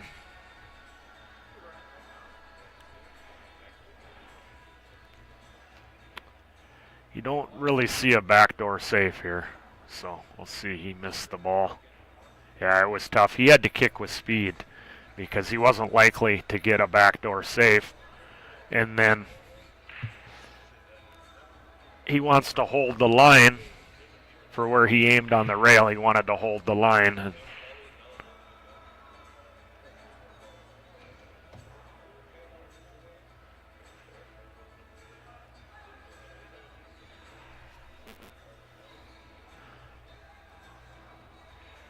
See how he chooses to get on the... I think he sets the angle up on the 2, and he's got a die almost right on the rail. But definitely he'll go to the second rail. Like he'll come across and he won't try to die right on perfect position into the 3. He'll use the second rail and tickle it coming off that second rail. He's looking at another way to go about it, to where he can float forward into the line. That's another good option. Go up to the corner like he's looking here, and then now he can float more to the wider area of the zone naturally. This makes the speed a lot easier. Yep, see that? The speed was so much more natural there than when he first set it up like he was going to play a Z position. The speed would have been much harder to control playing it that way. So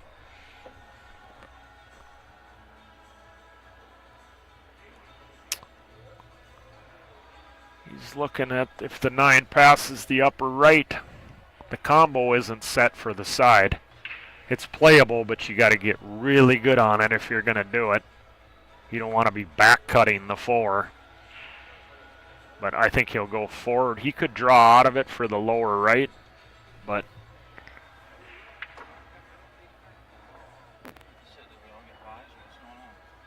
he's sitting pretty good on this combo right here.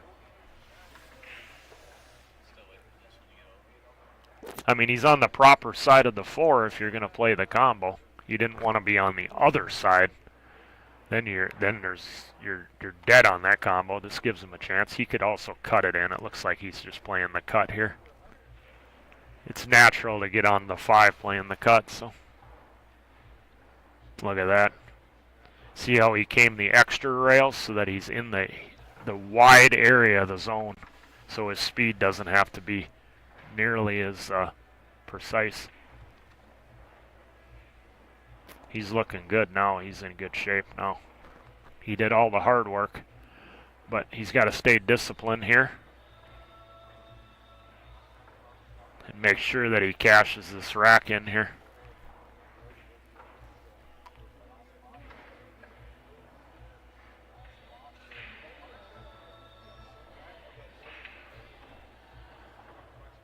That's good right there. He's got 6 pockets for the 9. Let's see which one he chooses. Can you predict which one? That's the one I like. You come right into the line.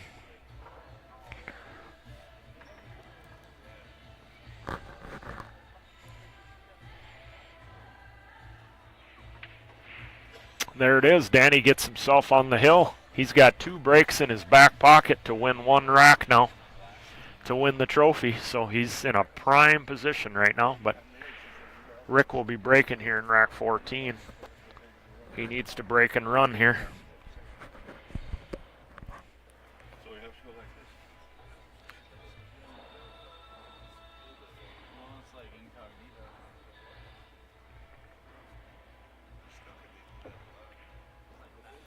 All Rick can worry about is just putting together a good break shot here. That's the first part. You can't be thinking about the score or hoping Danny misses. All you can do is try to put it down a good break shot here and go from there. What's the 2? The 2 went in. He got, wow, the balls are raining in. 5 balls on the break. And he's straight in on the 4. He's got to pinch back just a little bit for the 4 ball.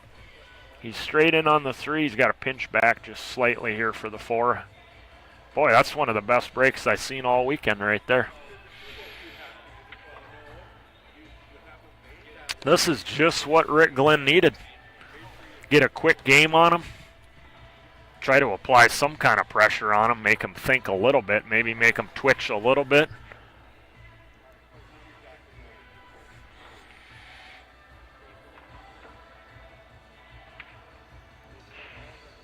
He got on the 50 here, but this is classic 9 ball right here. If you don't make this ball, you're not going to win the tournament. So you got to be proficient at this kind of shot on the 9 if you're playing a lot of 9 ball. There it is.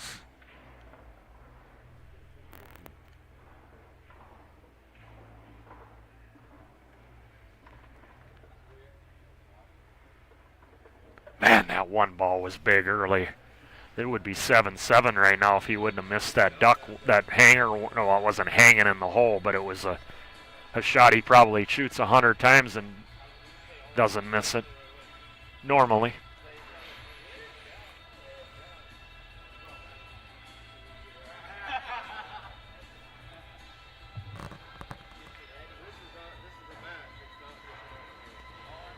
See how this break turns out. What's that 2 ball going to do? That 1 and that 2 ball.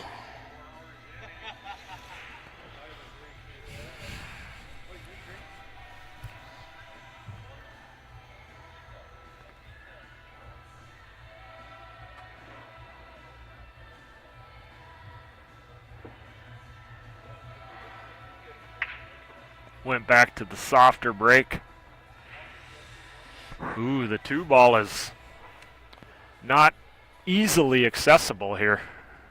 He's got a shot on the 1 ball, but that 2 is covered a little bit. Not completely covered, but your speed, your line and your speed to get real good on that 2 is going to have to be. This requires a complete pool shot here. No doubt about it.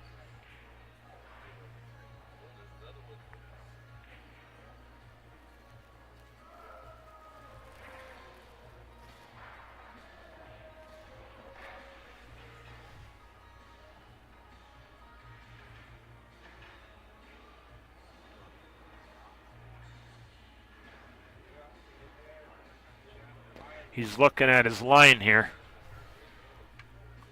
Let's see if he can hit that line. He's coming down. It appears to me he's playing for a 3-rail positional shot.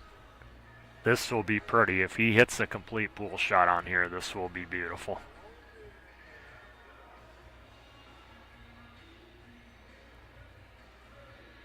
I mean, everything has to come together all in one here to hit this position.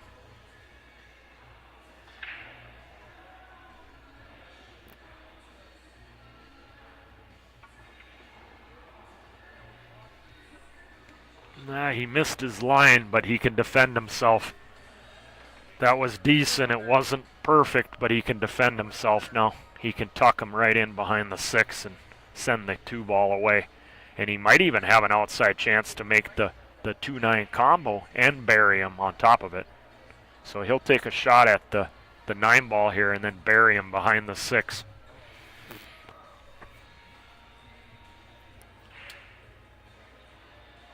Yeah, you might as well take the 9 on and then just bury him. You're burying him anyway, so You don't want the 2 to drop, though. So you don't want the 2 to drop. Good shot there. First set? Yeah.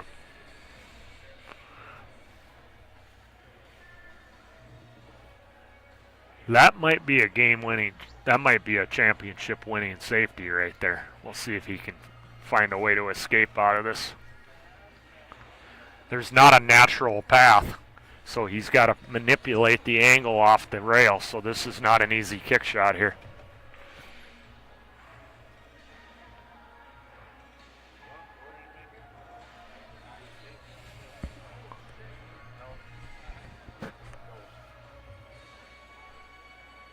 I got so many miles on it. I'm gonna be tired.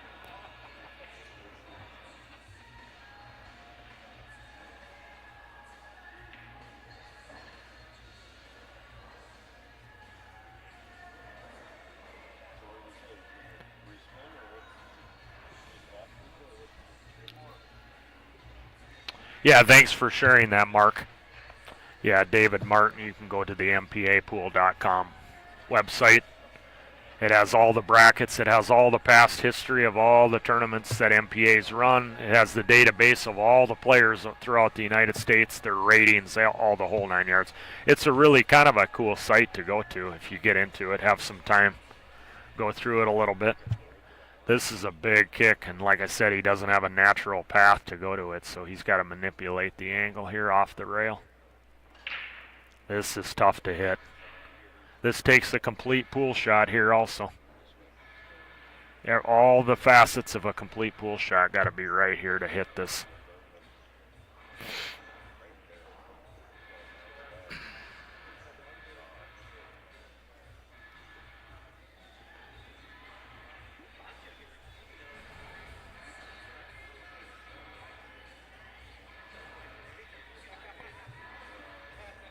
This is tough. This is just really tough. That 7 ball is just in such a bad spot if you're Rick.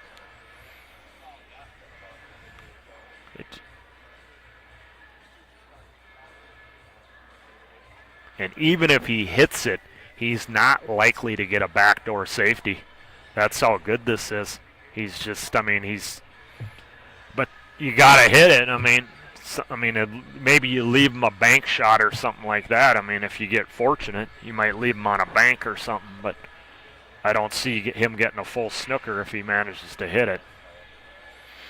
I mean, that's brutal. He's in a brutal spot here.